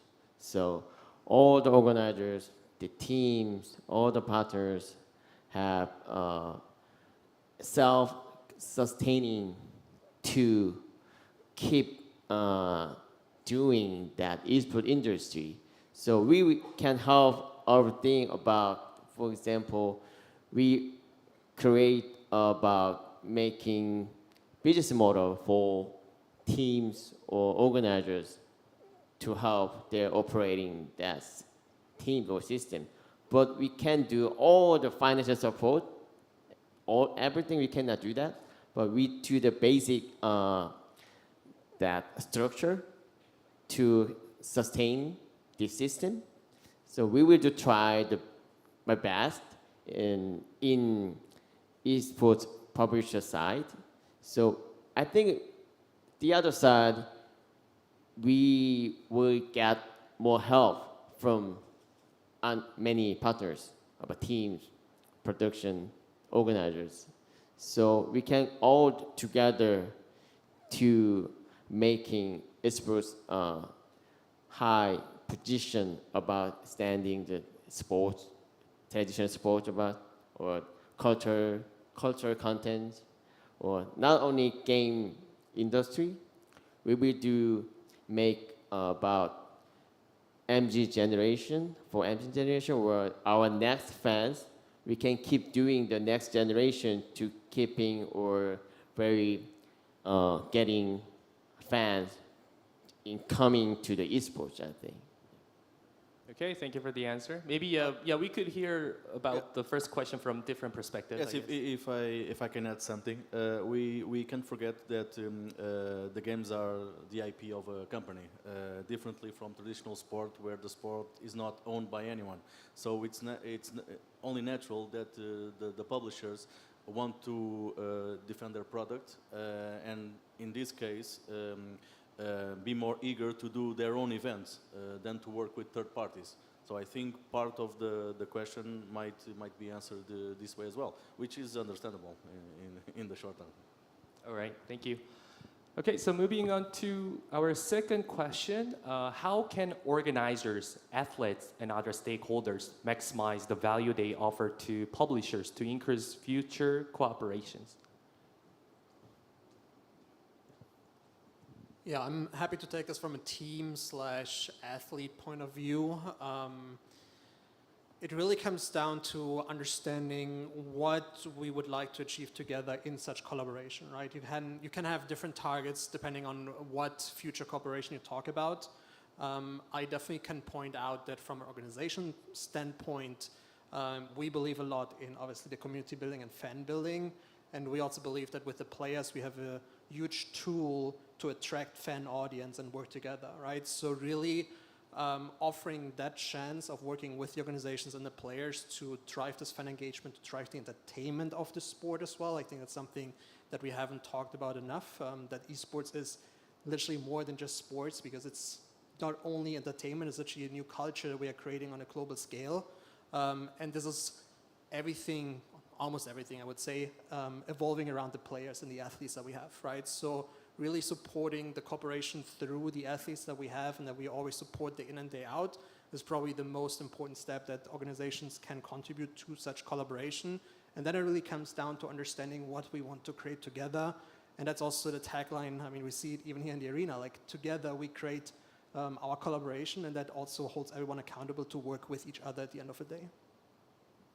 I fully agree with Danny. I think that it all comes down to creating content and really help the publisher sustaining their player base, essentially. So I think it's really important. I fully agree with Danny.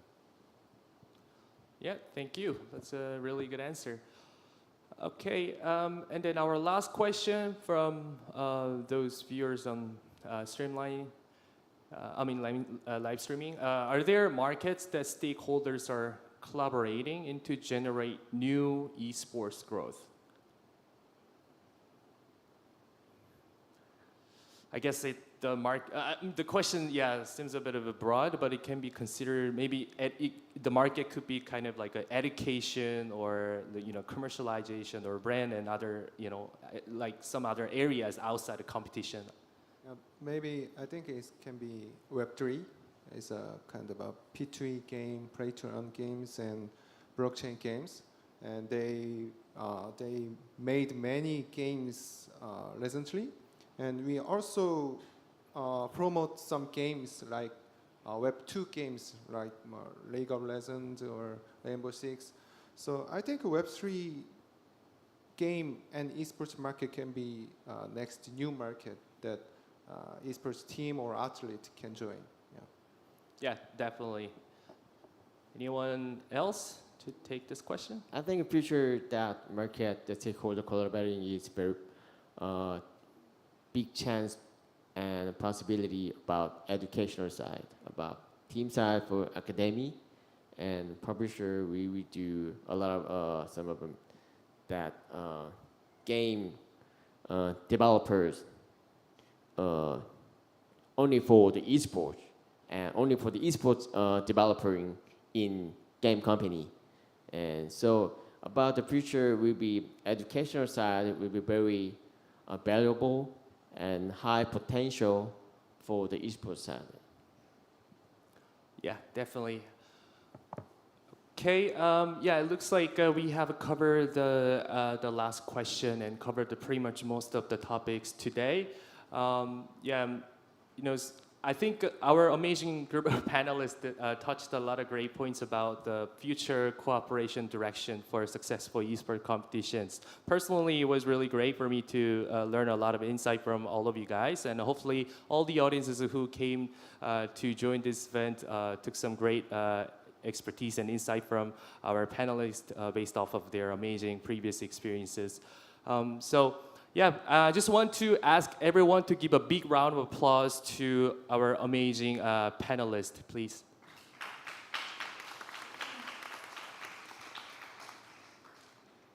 Okay, and thank you very much, and I'll pass my microphone over to Matthew. Yes, everyone, a big round of applause for our panel one last time before they exit the stage here. Take off. Thank you very much, everybody.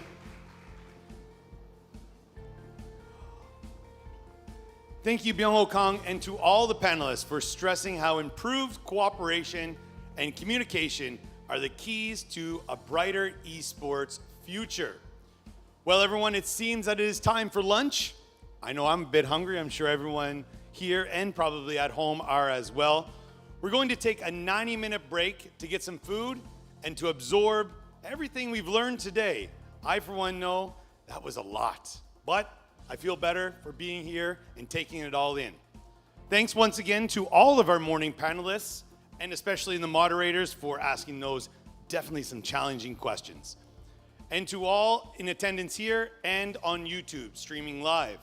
We'll see you back here at 1:40 Korean Standard Time for our afternoon sessions, and there's quite a few you definitely don't want to miss. I know I'm excited about the referee summit, all right? I'm Andrew Murphy, and I'm looking forward to seeing you right here back at the Esports Arena in beautiful Busan, South Korea, after the break. Thank you very much.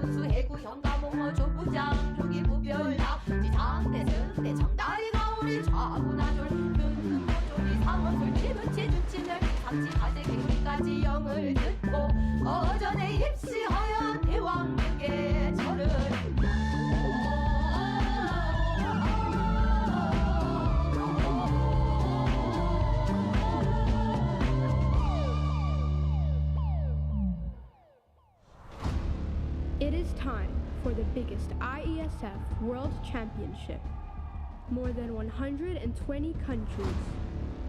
Set your mind, set your strategy. Face the challenges.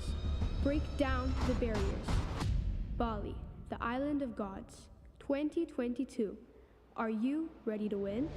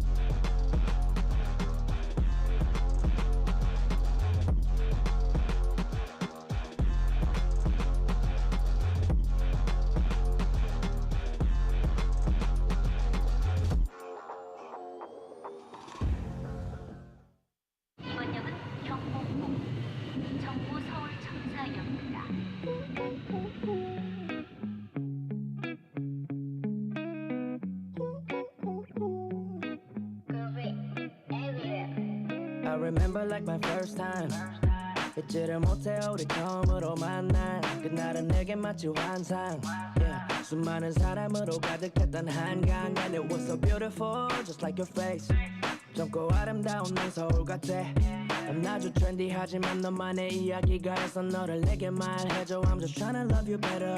So many stars like a big universe. 별빛이 담긴 길거리들 꺼내고 싶어 너와 둘이서 Fall in love with the city 매일 새로운 느낌이 yeah. C-E-L-O-V-E come right with me on my city love yeah. C-E-L-O-V-E come right with me on my city love You're so different 누구와도 비교할 수 없는 개성이 있어 그래서 어디서나 받지 동경 어린 시선 무엇을 하든 top class 너는 남기지 이름 쉽게 만족 못해 널 향해 보다 더 위를 You take it higher back to sun 어떤 일을 하든 최선 다해 100% yeah. 어렵게 찾은 너는 내 사랑이구나 이리 와서 업고 놀자 함께 사랑갈 부르자 꼭 잡은 두 손에 너와 나의 true romance 흩어져 있어도 같은 마음 Soul is the name so it lives in my heart yeah 꼭 잡은 두 손에 너와 나의 true romance 흩어져 있어도 같은 마음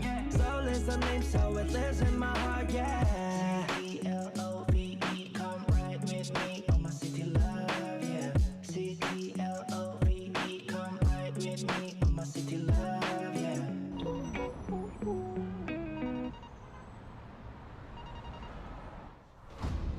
It is time for the biggest IESF World Championship. More than 120 countries. Set your mind, set your strategy. Face the challenges. Break down the barriers. Bali, the island of gods, 2022. Are you ready to win?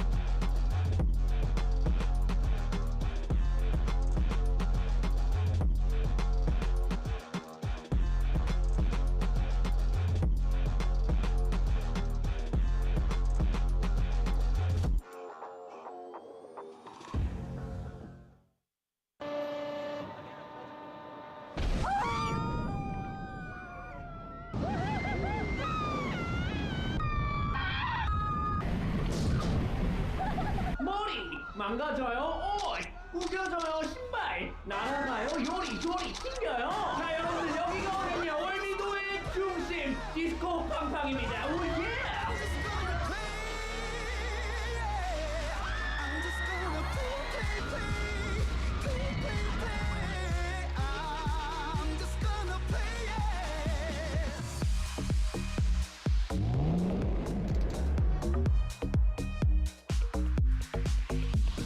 시원한 바람을 하는 꿈 끌어안고 너는 예전줬던 꼬마들만처럼 고민을 탈탈 이곳에 버려버려 오늘은 돌아가도 돼 I'm just gonna play it I'm just gonna play I'm just gonna play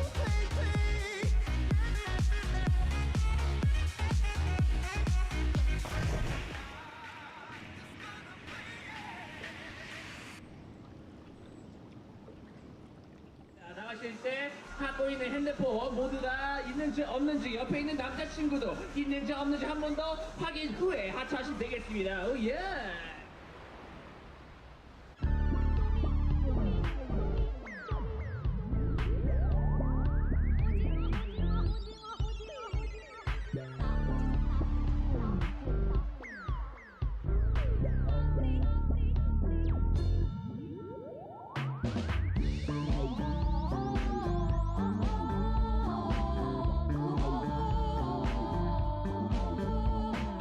승상거 승진은 도미 단섬이너 주석 오징어 할 박대대사 섬유목 방첨사 조개 해운군마 평산청어 분수 해구 현가몽어 조구장 조개 구별나 지장대등 대창다리가 우리 좌우나졸 근근무조리 상어술 진우치 준치 멸치 삼치 가재 개구리까지 영을 듣고 어전에 입시하여 대왕극의 절은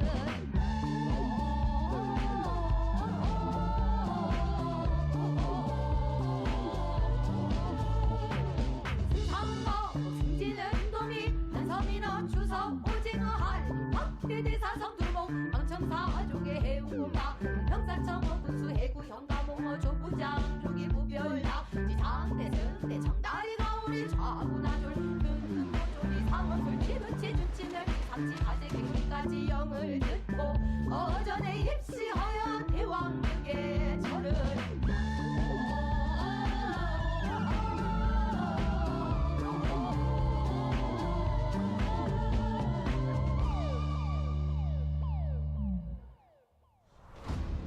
It is time for the biggest IESF World Championship. More than 120 countries. Set your mind, set your strategy. Face the challenges. Break down the barriers. Bali, the island of gods. 2022. Are you ready to win?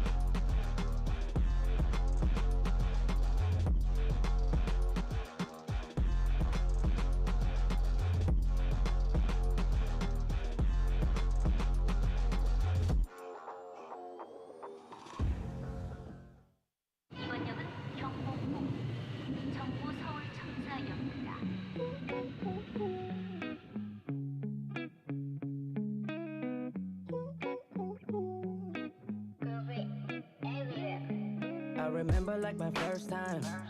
잊지를 못해 우리 처음으로 만난 그날은 내게 마치 환상. Yeah. 수많은 사람으로 가득했던 한강 And it was so beautiful just like your face. 젊고 아름다운 난 서울 같아. 난 아주 트렌디하지만 너만의 이야기가 있어 너를 내게 말해줘. I'm just trying to love you better.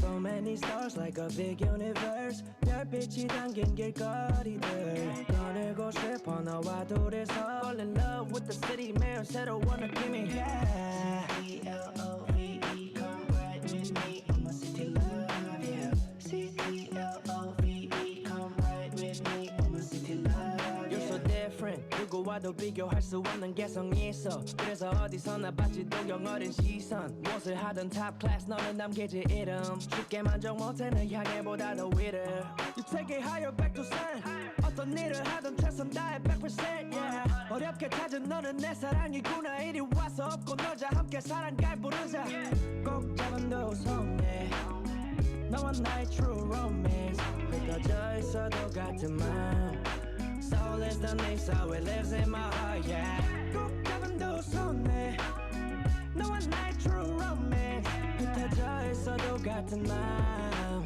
Soul is the name so it lives in my heart yeah C-E-L-O-V-E come right with me on my city love yeah C-E-L-O-V-E come right with me on my city love yeah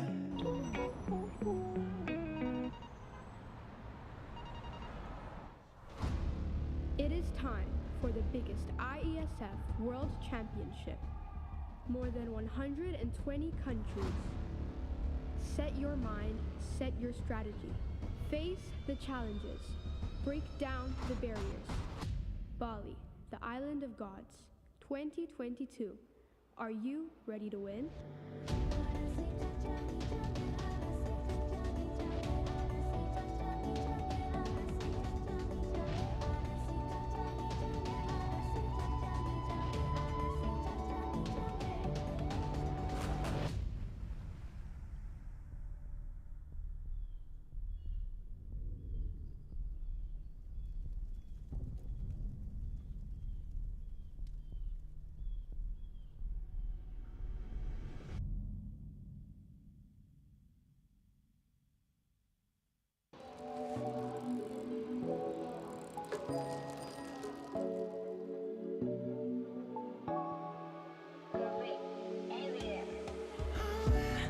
회색 도시 안에서 고개를 오를래 정해둔 상식에서 벗어난 뒤 반복되는 알고리즘은 no way 그래도 어떻게 차가운 도시가 나를 바꾸게 보내 올라가는 몸 변하지 않을 건 우린 we keep it clean 우리는 도시 안에서 빛을 보면서 눈을 넘어게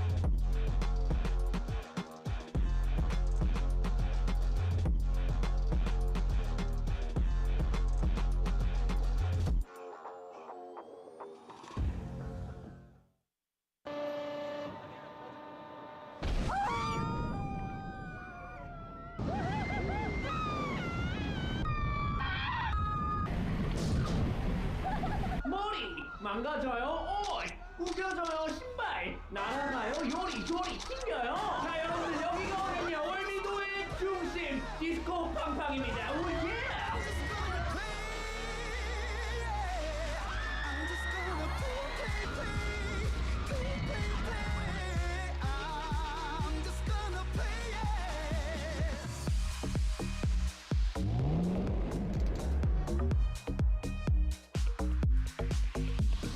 시원한 바람이 go 하는 꿈 끌어안고 너는 예전 줬던 꼬마들만처럼 고민을 탈탈 이곳에 버려버려 오늘은 돌아가도 돼 I'm just gonna play it I'm just gonna play it I'm just gonna play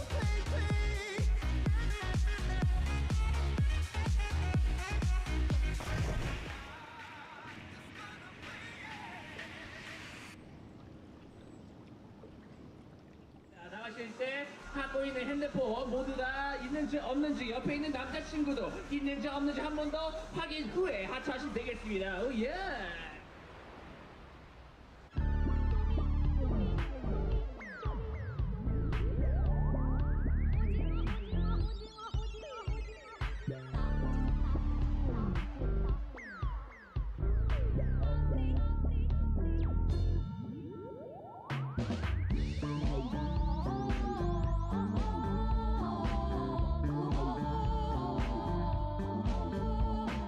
승상거 승진은 인도미 한섬이너 주석 오징어 한리 박대대사 섬두목 방첨사 조개 해운군마 평사청어 군수 해구 현가몽어 조부장 조기 부별나 지장대승대 청다리 가오리 좌우나졸 근근모조리 상어술 치는 치준치 멸치 삼치 가재 개구리까지 영을 듣고 어전에 입시하여 대왕극의 절은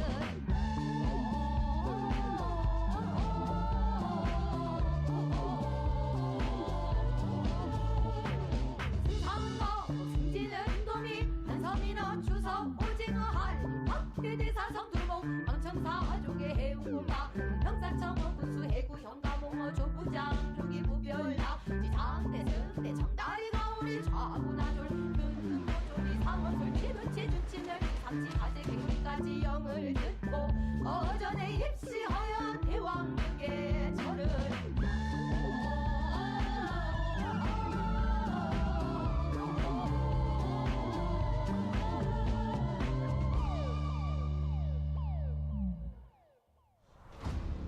It is time for the biggest IESF World Championship. More than 120 countries. Set your mind, set your strategy. Face the challenges. Break down the barriers. Bali, the island of gods. 2022. Are you ready to win?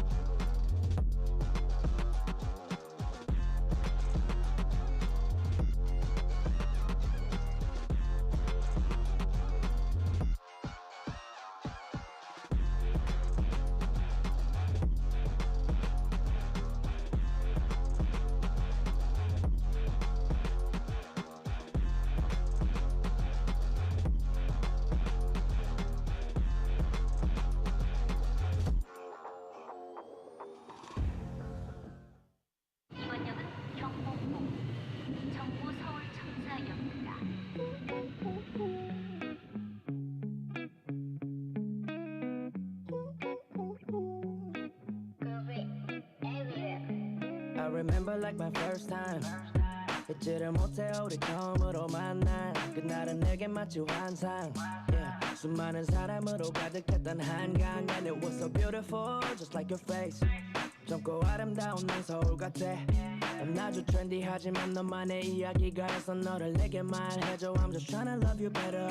So many stars like a big universe. 별빛이 담긴 길거리들 꺼내고 싶어 너와 둘이서 Fall in love with the city 매일 새로운 느낌이 yeah. C-T-L-O-V-E come ride with me on my city love yeah. C-T-L-O-V-E come ride with me on my city love You're so different 누구와도 비교할 수 없는 개성이 있어 그래서 어디서나 받지 동경 어린 시선 무엇을 하든 top class 너는 남기지 이름 쉽게 만족 못해 널 향해 보다 더 위를 You take it higher back to sun 어떤 일을 하든 최선 다해 100% yeah. 어렵게 찾은 너는 내 사랑이구나 이리 와서 업고 놀자 함께 사랑갈 부르자 꼭 잡은 두 손에 너와 나의 true romance 흩어져 있어도 같은 마음 Soul is the name so it lives in my heart yeah 꼭 잡은 두 손에 너와 나의 true romance 흩어져 있어도 같은 마음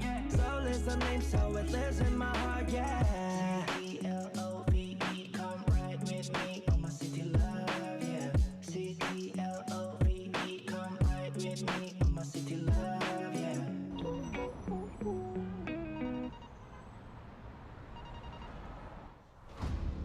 It is time for the biggest IESF World Championship. More than 120 countries. Set your mind, set your strategy. Face the challenges. Break down the barriers. Bali, the island of gods. 2022. Are you ready to win?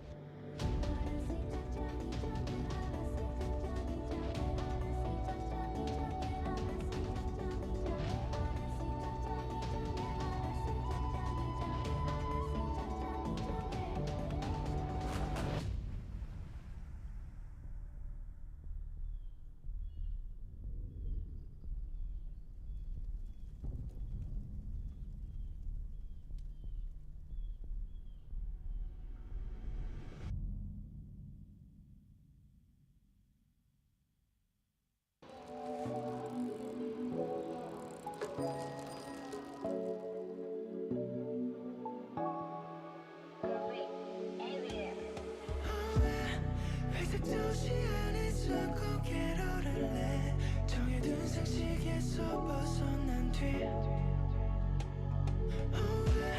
반복되는 알고리즘은 no way 그래도 어떻게 차가운 도시가 나를 바꾸게 보내 올라가는 몸 변하지 않을 건 우린 왜 느끼 clean 우리는 도시 안에서 미쳐보면서도 눈을 내게 I got 20 reasons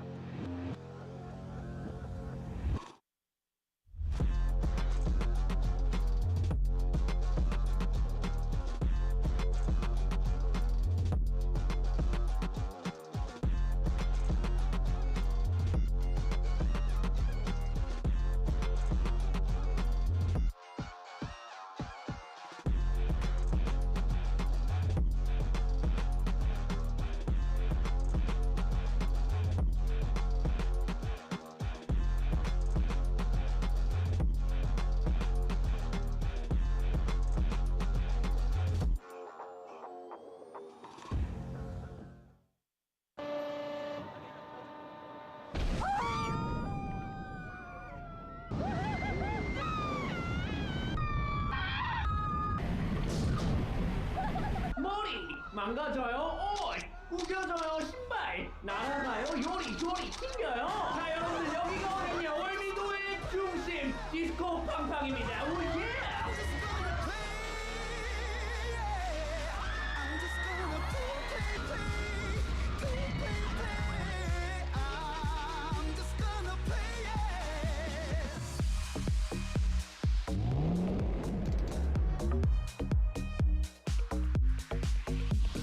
시원한 바람이 go 하는 꿈 끌어안고 너는 예전 줬던 꼬마들만처럼 고민을 탈탈이고 새버려버려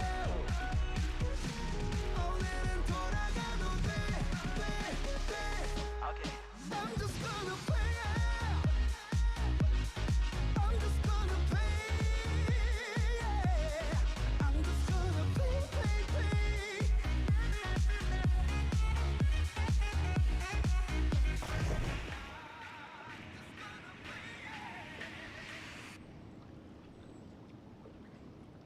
자, 나가실 때 갖고 있는 핸드폰 모두 다 있는지 없는지 옆에 있는 남자친구도 있는지 없는지 한 번 더 확인 후에 하차하시면 되겠습니다. 오예.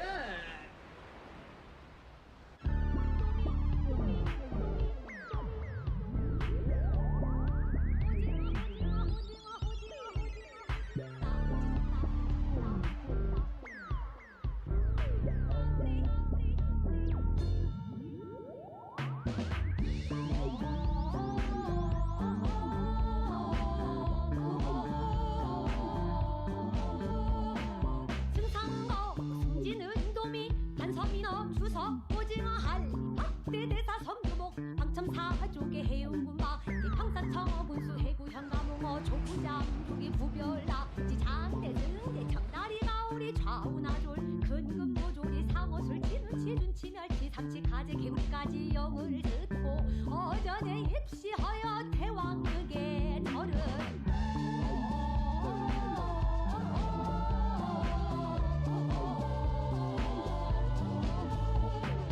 승상거 승진은 도미 한섬이너 주서 오징어 할 박대대사 성두봉 방청사족의 해운군마 평산청 분수 해구 현가몽어 족구장 조기 부별나 지장대 승대 청다리 가오리 좌우나졸 근금노조리 상어술 치눈치 준치멸 삼치 가재 개구리까지 영을 듣고 어전에 입시하여 대왕극의 절을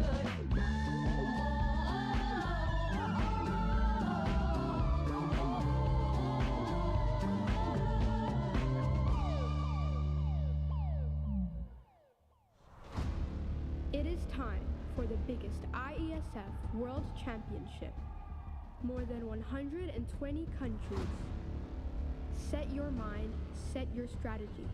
Face the challenges. Break down the barriers. Bali, the island of gods, 2022. Are you ready to win?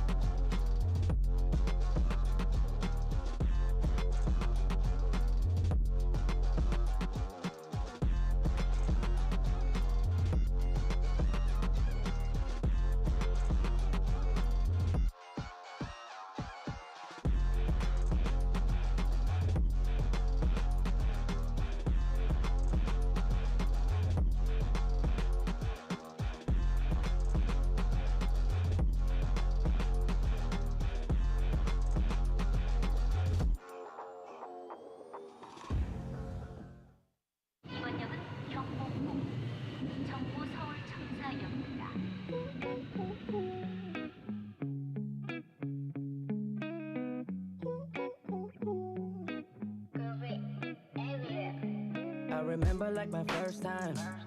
잊지를 못해 우리 처음으로 만난 그날은 내게 마치 환상. Yeah. 수많은 사람으로 가득했던 한강 and it was so beautiful just like your face.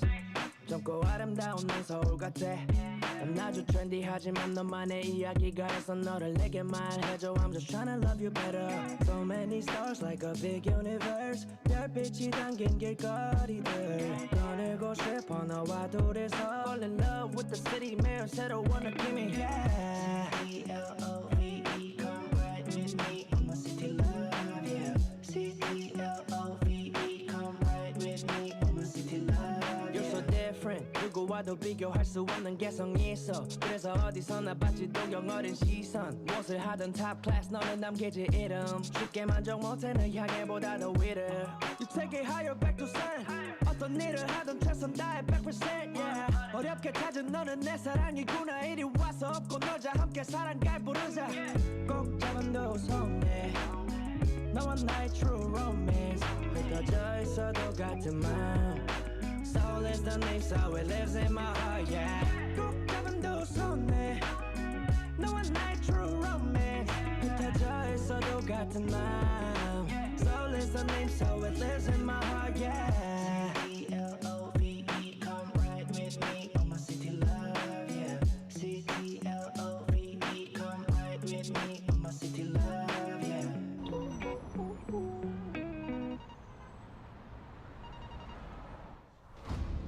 It is time for the biggest IESF World Championship. More than 120 countries. Set your mind, set your strategy. Face the challenges. Break down the barriers. Bali, the island of gods. 2022. Are you ready to win?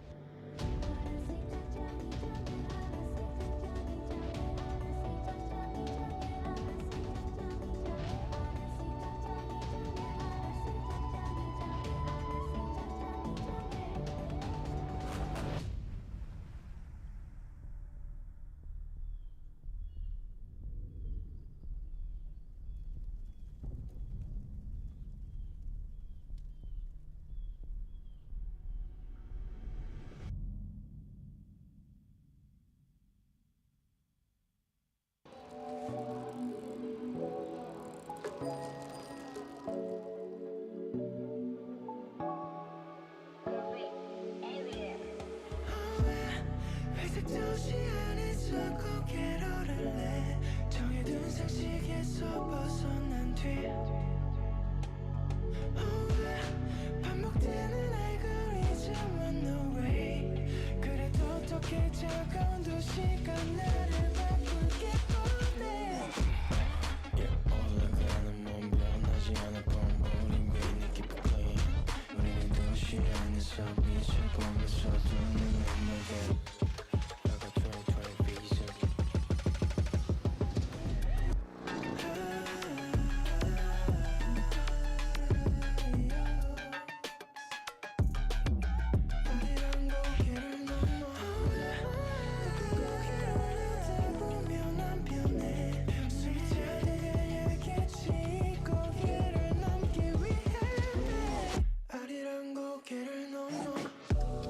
I got 20 reasons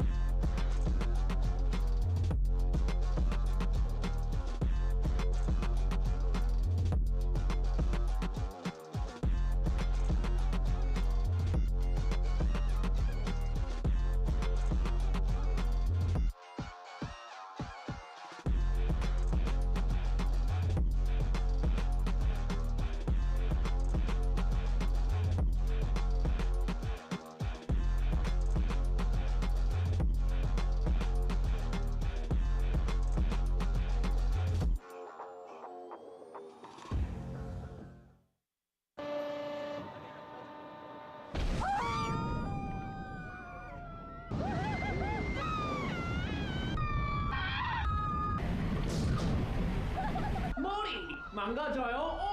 구겨져요. 신발 날아가요. 요리 튕겨요. 자 여러분들 여기가 어디냐? 월미도의 중심 디스코 팡팡입니다. 오예.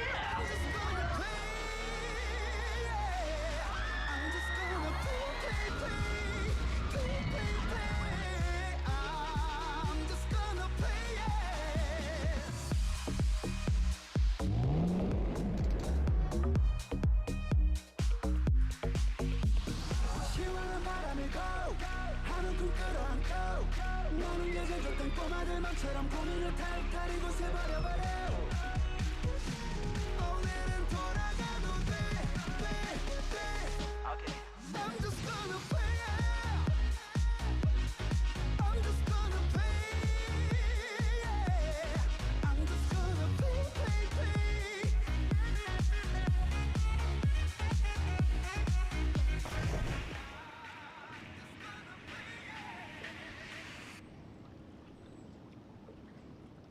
자, 나가실 때 갖고 있는 핸드폰 모두 다 있는지 없는지 옆에 있는 남자친구도 있는지 없는지 한 번 더 확인 후에 하차하시면 되겠습니다. 오예.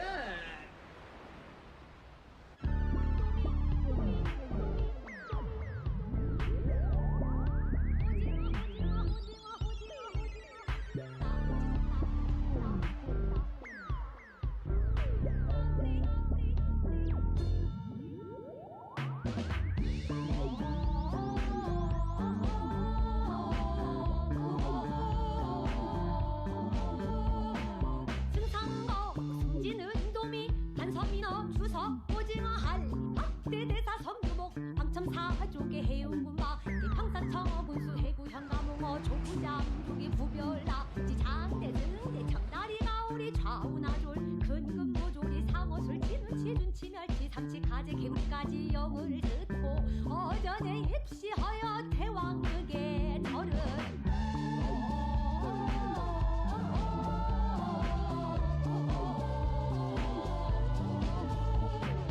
승상거 승진은 도미 단섬이너 주석 오징어 할 박대대사 성두목 방청사족의 해운군마 평산청어 군수 해구 현가몽어 조부장 조기 구별나 지상대승 대청다리 가오리 좌우나졸 근금노조리 상어술 진운치 준치멸 삼치 가재 개구리까지 영을 듣고 어전에 입시하여 대왕극의 절은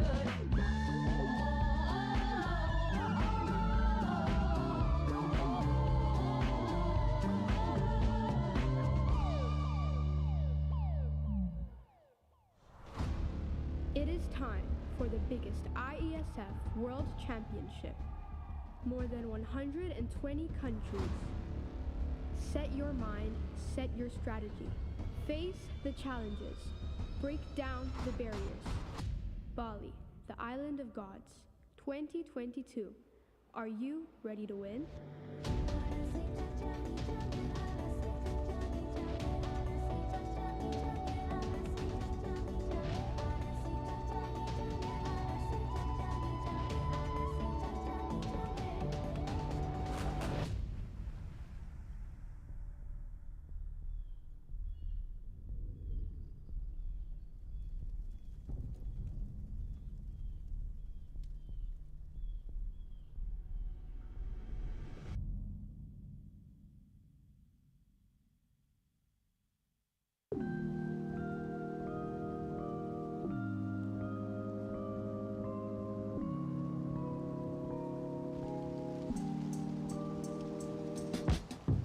유난히 보고 싶은 날 유난히 보고 싶은 밤 하늘의 밝은 달날 감싸준 날 감싸는 달아 매일 밤 차오는 달아 오늘따라 왠지 또 고마워져 사랑하는 눈을 뜨고 떠나보니 지치고 무서워질 때면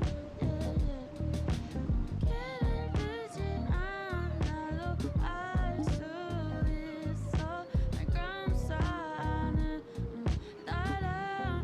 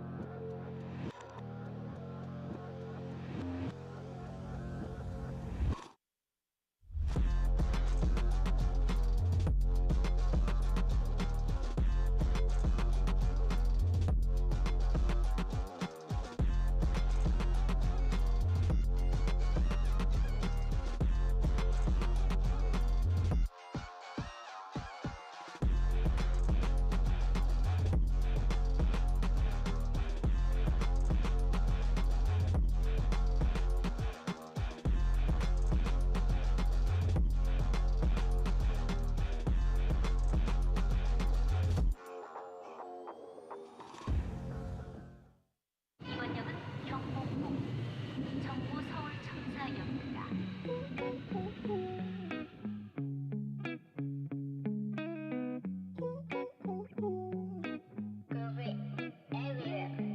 I remember like my first time 잊지를 못해 우리 처음으로 만난 그날은 내게 마치 환상 yeah. 수많은 사람으로 가득했던 한강 And it was so beautiful just like your face 젊고 아름다운 넌 서울 같아 난 아주 트렌디하지만 너만의 이야기가 있어 너를 내게 말해줘 I'm just trying to love you better So many stars like a big universe 별빛이 담긴 길거리들 꺼내고 싶어 너와 둘이서 Fall in love with the city 매일 새로운 느낌이 yeah. C-T-L-O-V-E come ride with me on my city love yeah.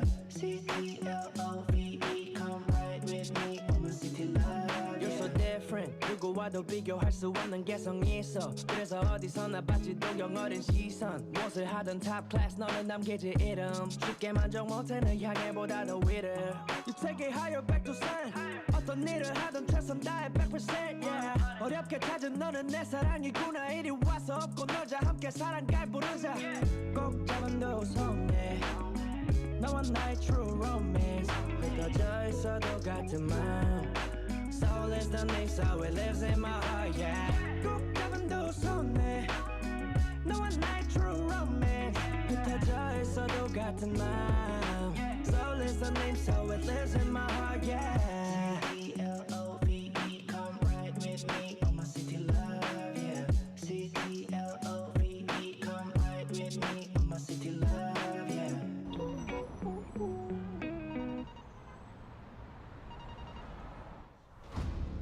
It is time for the biggest IESF World Championship. More than 120 countries. Set your mind, set your strategy. Face the challenges. Break down the barriers. Bali, the island of gods. 2022. Are you ready to win?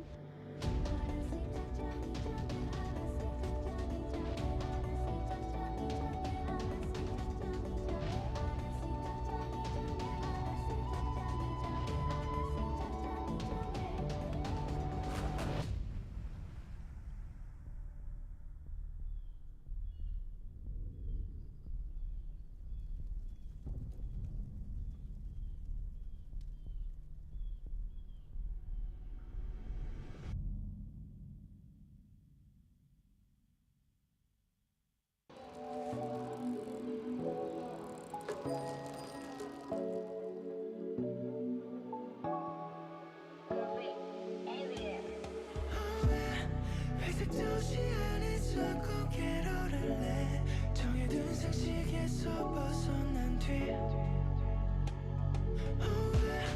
반복되는 알고리즘은 no way 그래도 어떻게 차가운 도시가 나를 바꾸게 보내 올라가는 몸 변하지 않을 건 우린 괜히 keep playing 우리는 도시 안에서 빛을 보면서 눈을 넘어게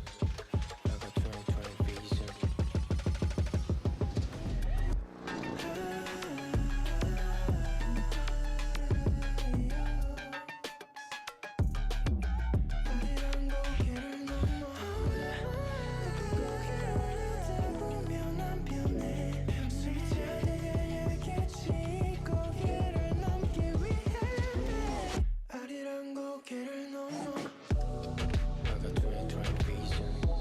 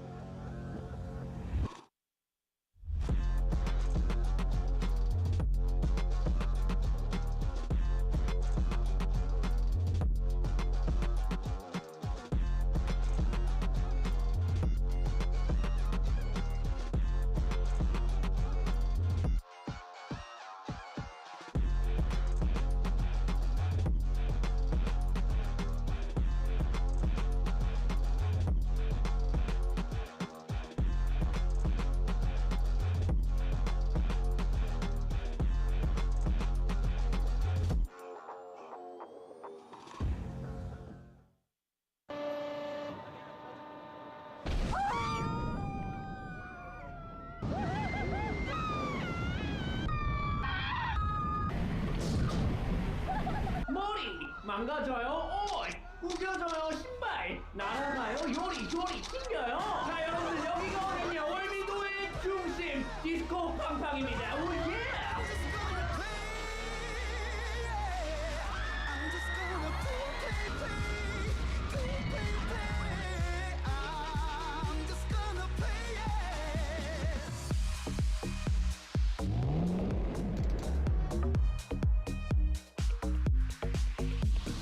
시원한 바람을 go 하는 꿈 끌어안고 너는 예전 줬던 꼬마들 맘처럼 고민을 탈탈 이곳에 버려버려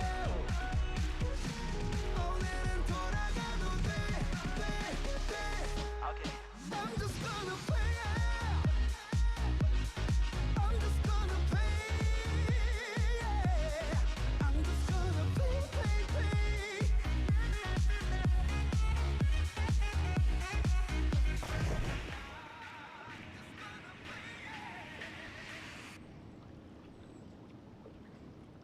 자, 나가실 때 갖고 있는 핸드폰 모두 다 있는지 없는지 옆에 있는 남자친구도 있는지 없는지 한 번 더 확인 후에 하차하시면 되겠습니다. 오예.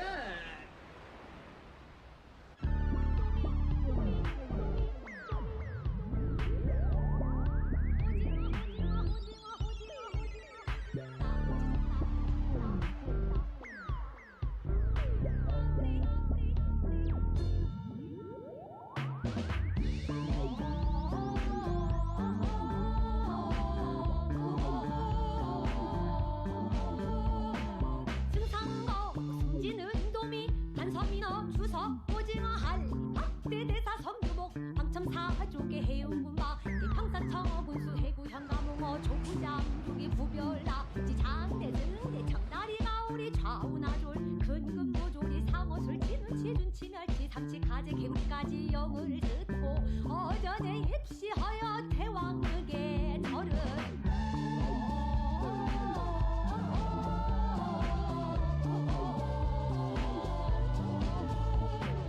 승상거 승진은 인도미 한섬이너 주석 오징어 할 학대대사 성두목 방청사 조개 해운군마 평사청 군수 해구 현가몽어 조부장 조기 부별나 지상대승대 청다리가 우리 좌우나졸 근근모조리 상어술 진우치 준치 멸치 삼치 가재 개구리까지 영을 듣고 어전에 입시하여 대왕극의 절은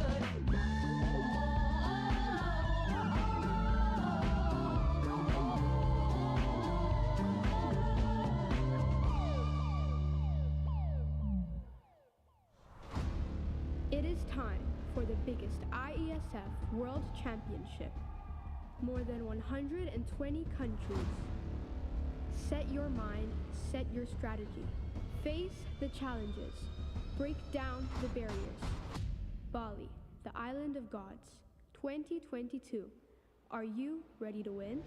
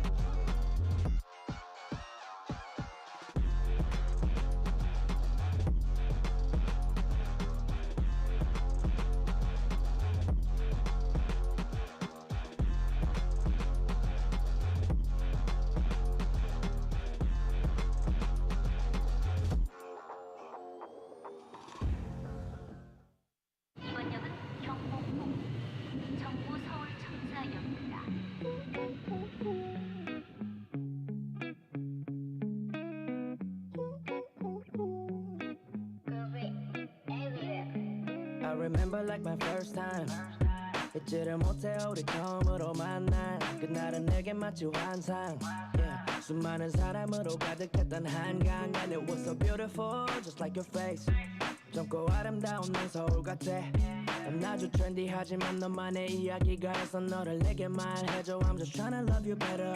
So many stars like a big universe. 별빛이 담긴 길거리들 꺼내고 싶어 너와 둘이서 Fall in love with the city 매일 새로운 느낌이 yeah. C-E-L-O-V-E come right with me on my city love yeah. C-E-L-O-V-E come right with me on my city love You're so different 누구와도 비교할 수 없는 개성이 있어 그래서 어디서나 받지 동경 어린 시선 무엇을 하든 top class 너는 남기지 이름 쉽게 만족 못해 널 향해 보다 더 위를 You take it higher back to sun 어떤 일을 하든 최선 다해 100% yeah. 어렵게 찾은 너는 내 사랑이구나 이리 와서 업고 놀자 함께 사랑갈 부르자 꼭 잡은 두 손에 너와 나의 true romance 흩어져 있어도 같은 마음 Soul is the name so it lives in my heart yeah 꼭 잡은 두 손에 너와 나의 true romance 흩어져 있어도 같은 마음 Soul is the name so it lives in my heart yeah C-T-L-O-V-E come right with me on my city love yeah C-T-L-O-V-E come right with me on my city love yeah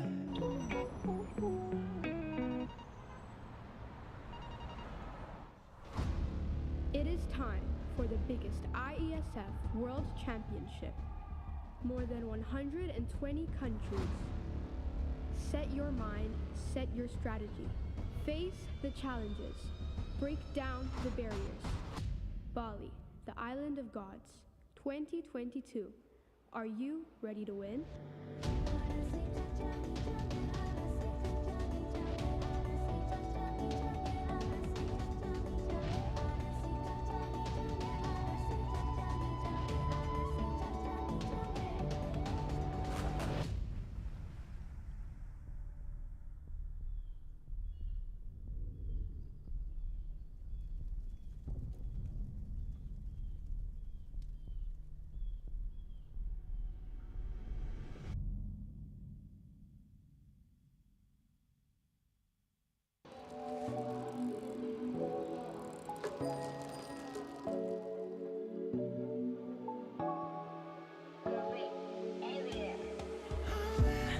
회색 도시 안에서 고개로를 내 정해둔 상식에서 벗어난 뒤 반복되는 알고리즘은 no way 그래도 어떻게 차가운 도시가 나를 바꾸게 보내 올라가는 몸 변하지 않을 건 우린 we need keep it clean 우리는 도시 안에서 빛을 보면서 두는 눈물들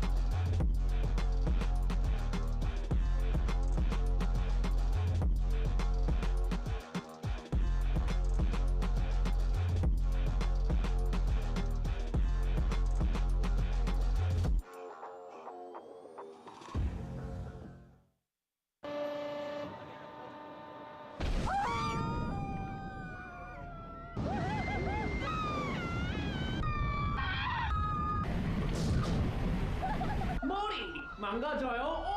구겨져요? 신발 날아가요? 요리 튕겨요? 자 여러분들 여기가 어디냐? 월미도의 중심 디스코 팡팡입니다. 오예!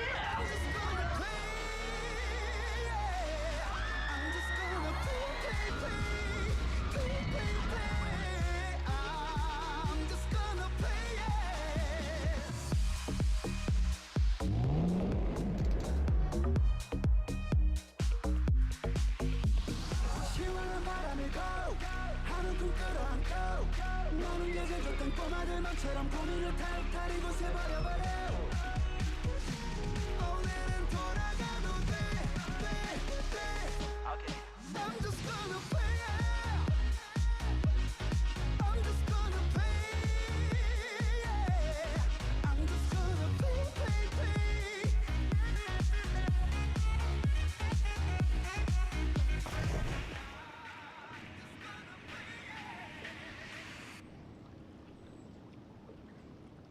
자, 나가실 때 갖고 있는 핸드폰 모두 다 있는지 없는지 옆에 있는 남자친구도 있는지 없는지 한 번 더 확인 후에 하차하시면 되겠습니다. 오예!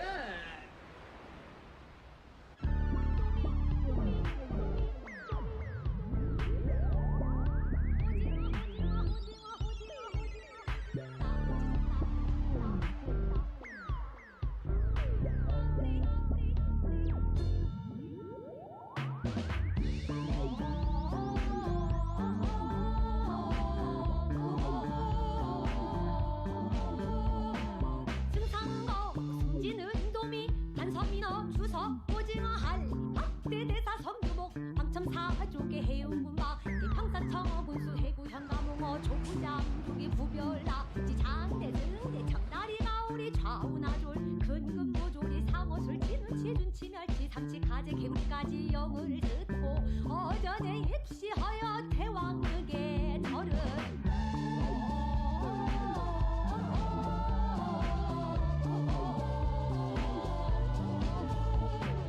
승상거 승진은 인도미 한섬이너 주서 오징어 할 박대대사 성두목 방첨사족의 해운군마 평산청 군수 해구 현가몽어 조부장 두기 부별나 지장대승대 청다리 가오리 좌우나졸 근금노조리 상어술 진운치 준치 멸치 삼치 가재 개구리까지 영을 듣고 어전에 입시하여 대왕극의 절은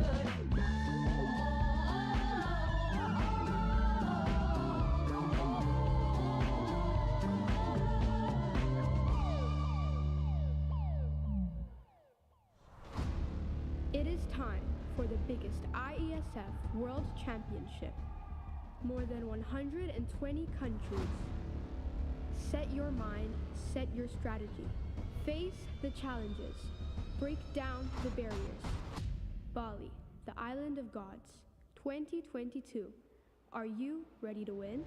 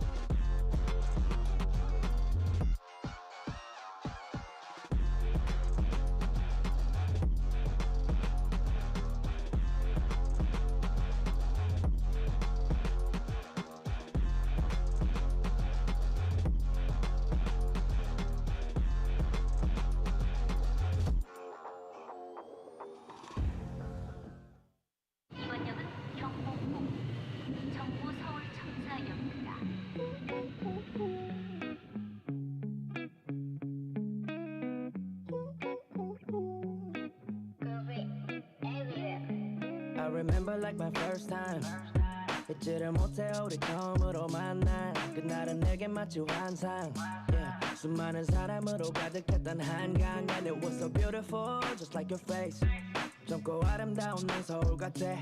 난 아주 트렌디하지만 너만의 이야기가 있어 너를 내게 말해줘. I'm just trying to love you better.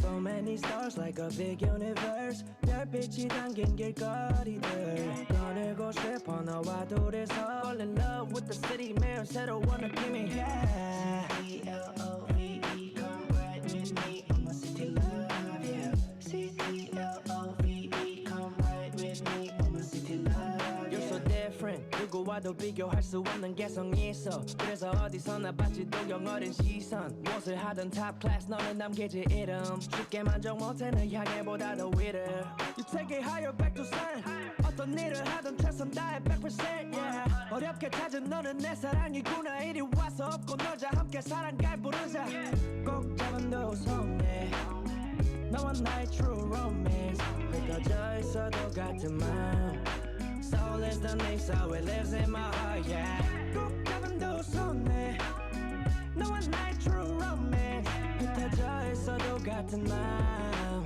Soul is the name so it lives in my heart yeah C-T-L-O-V-E come right with me on my city love yeah C-T-L-O-V-E come right with me on my city love yeah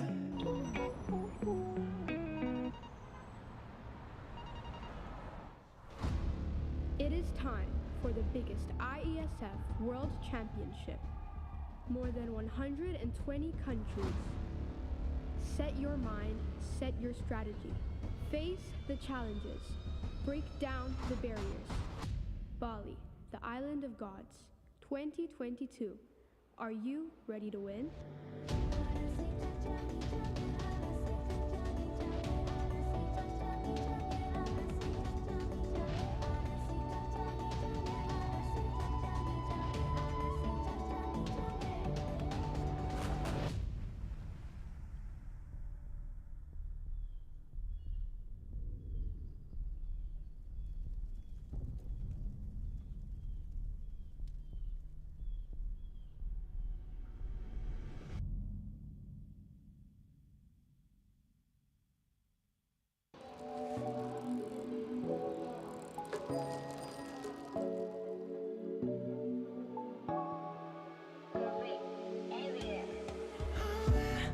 회색 도시 안에서 고개로를 내 정해둔 상식에서 벗어난 뒤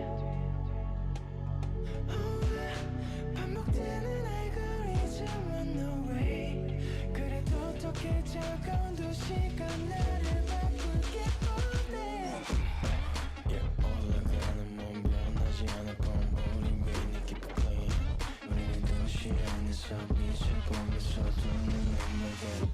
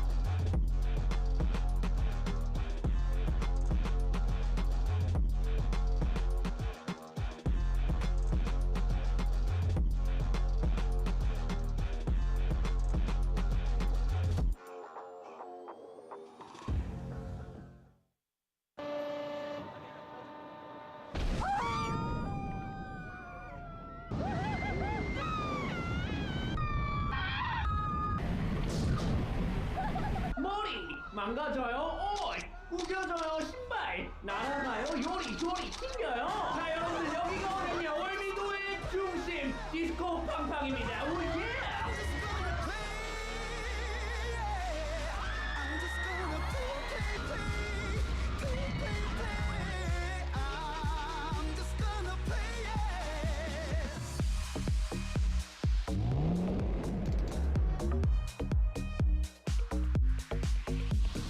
시원한 바람이 go 하는 꿈 끌어안고 너는 예전 줬던 꼬마들만처럼 고민을 탈탈 이곳에 버려버려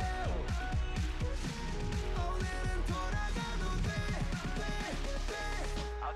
I'm just gonna play it I'm just gonna play it I'm just gonna play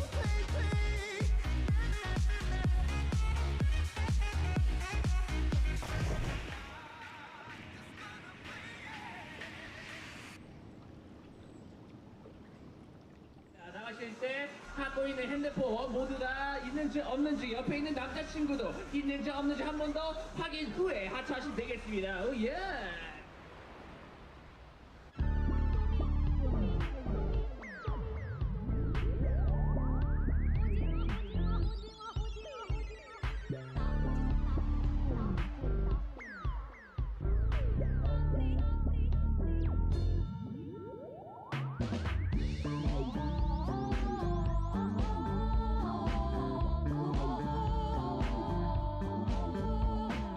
승상거 승진은 도미 한섬이너 주서 오징어 할 박대대사 섬두목 방첨사조개 해운군마 이팡사청어 군수 해구 현가몽어 조부장 조기 구별나 지장대 등대 청다리 가오리 좌우나졸 근근모조리 상어술 진운치 준치 멸치 삼치 가재 개구리까지 영을 듣고 어전에 입시하여 대왕극의 절은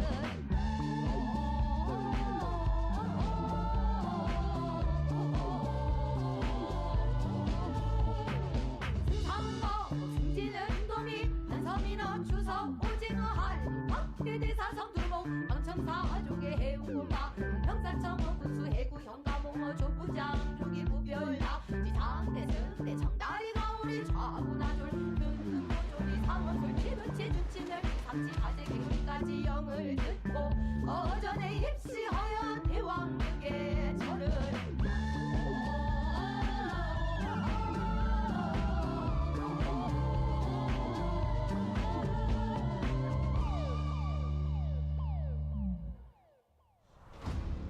It is time for the biggest IESF World Championship.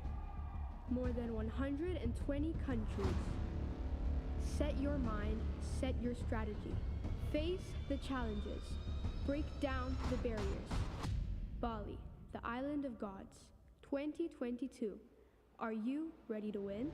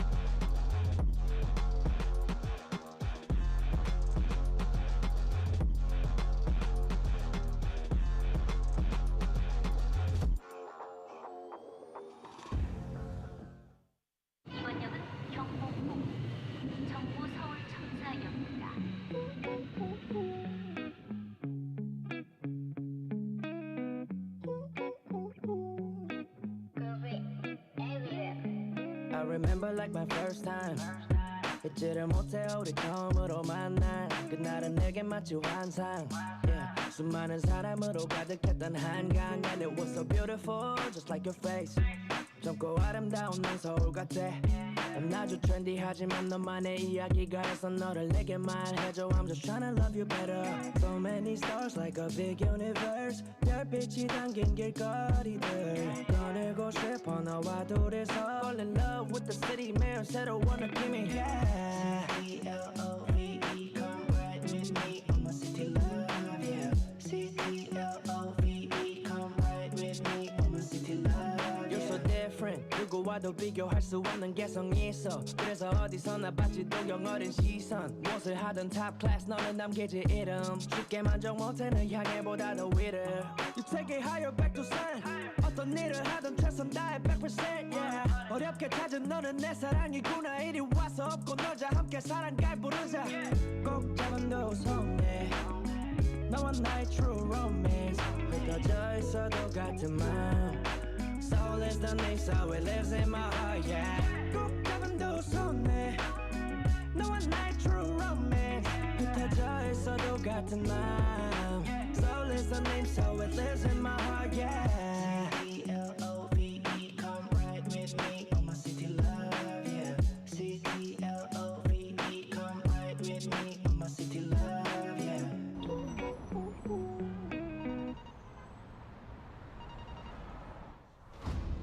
It is time for the biggest IESF World Championship. More than 120 countries.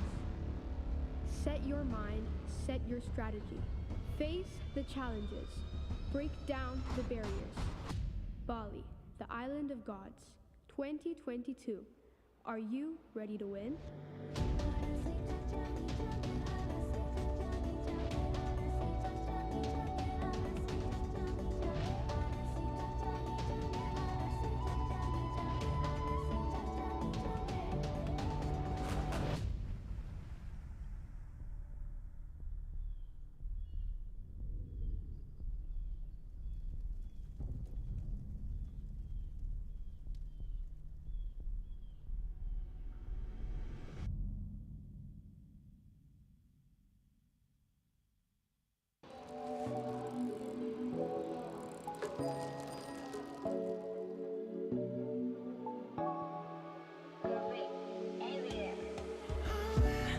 회색 도시 안에서 고개를 오를래 정해둔 상식에서 벗어난 뒤 반복되는 알고리즘은 no way 그래도 어떻게 차가운 도시가 나를 바꾸게 보내 올라가는 몸 변하지 않을 건 우린 왜 이렇게 clean 우리는 도시 안에서 빛을 보면서 두는 눈물들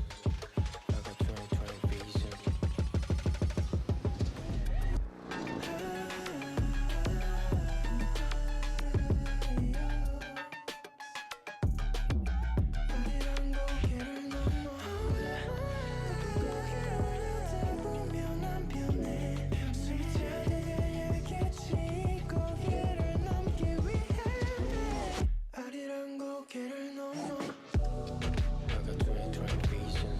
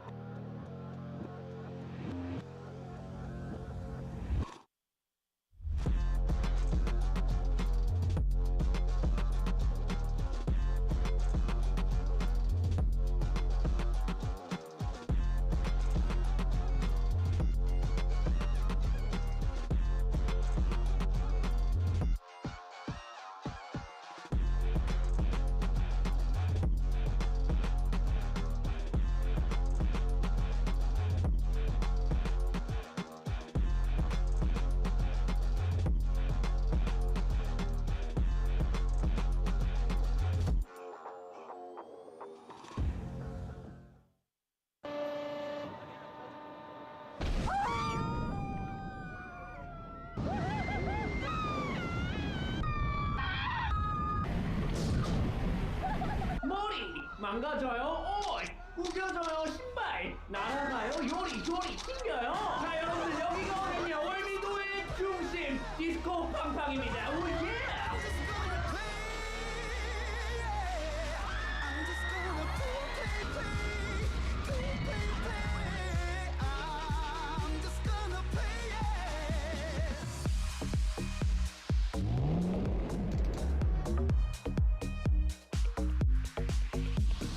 시원한 바람이 go 하늘 쿵 끌어안고 너를 위해 줬던 꼬마들만처럼 고민을 탈탈 이곳에 버려버려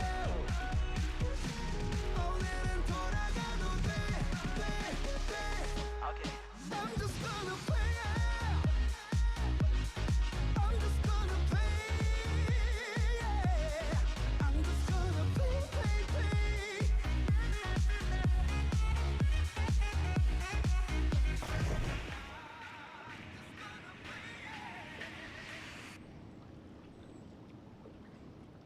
자, 나가실 때 갖고 있는 핸드폰 모두 다 있는지 없는지 옆에 있는 남자친구도 있는지 없는지 한 번 더 확인 후에 하차하시면 되겠습니다. 오예.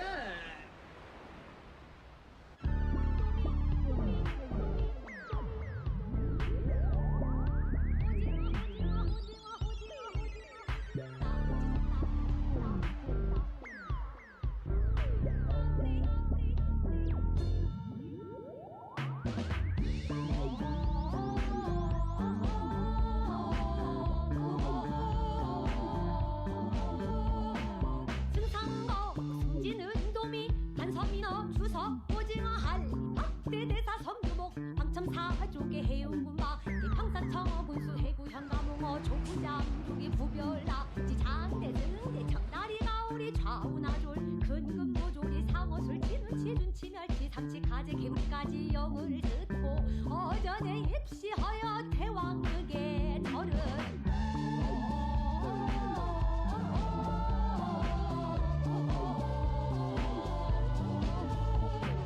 승상도 승진은 도미 한섬이너 주서 오징어 할 박대대사 성두봉 방청사족의 해운군마 병사청어 군수 해구 현가봉어 조부장 조기 부별나 지장대승대 청다리 가오리 좌우나졸 근근노조리 상어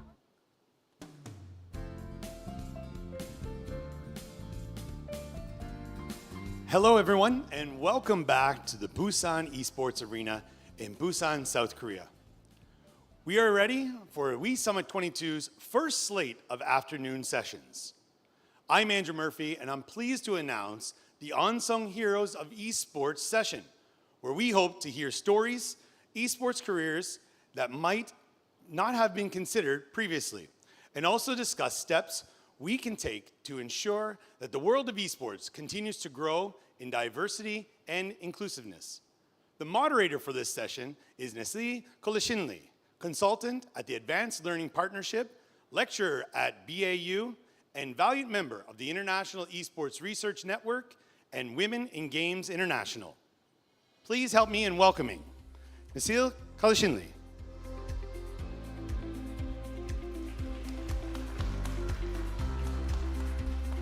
Also, the panelists, Wolf Schroeder, current analyst for LCK Global Broadcast with 11 years as an esports commentator. Verda Maloney, Chief Innovation Officer and co-founder of the game Hers, a woman-led media company and community-based app that amplifies the voice of female gamers. Bora Hurticek, competition manager at the University Esports Turkey and a leader in the world of Turkish esports. And finally, Joni Kraut, CEO of Women in Games International, a nonprofit that advances equality and diversity in the global games industry. How about a round of applause for our panel? And with that, I hand it over to you, Nesil. You can sit down.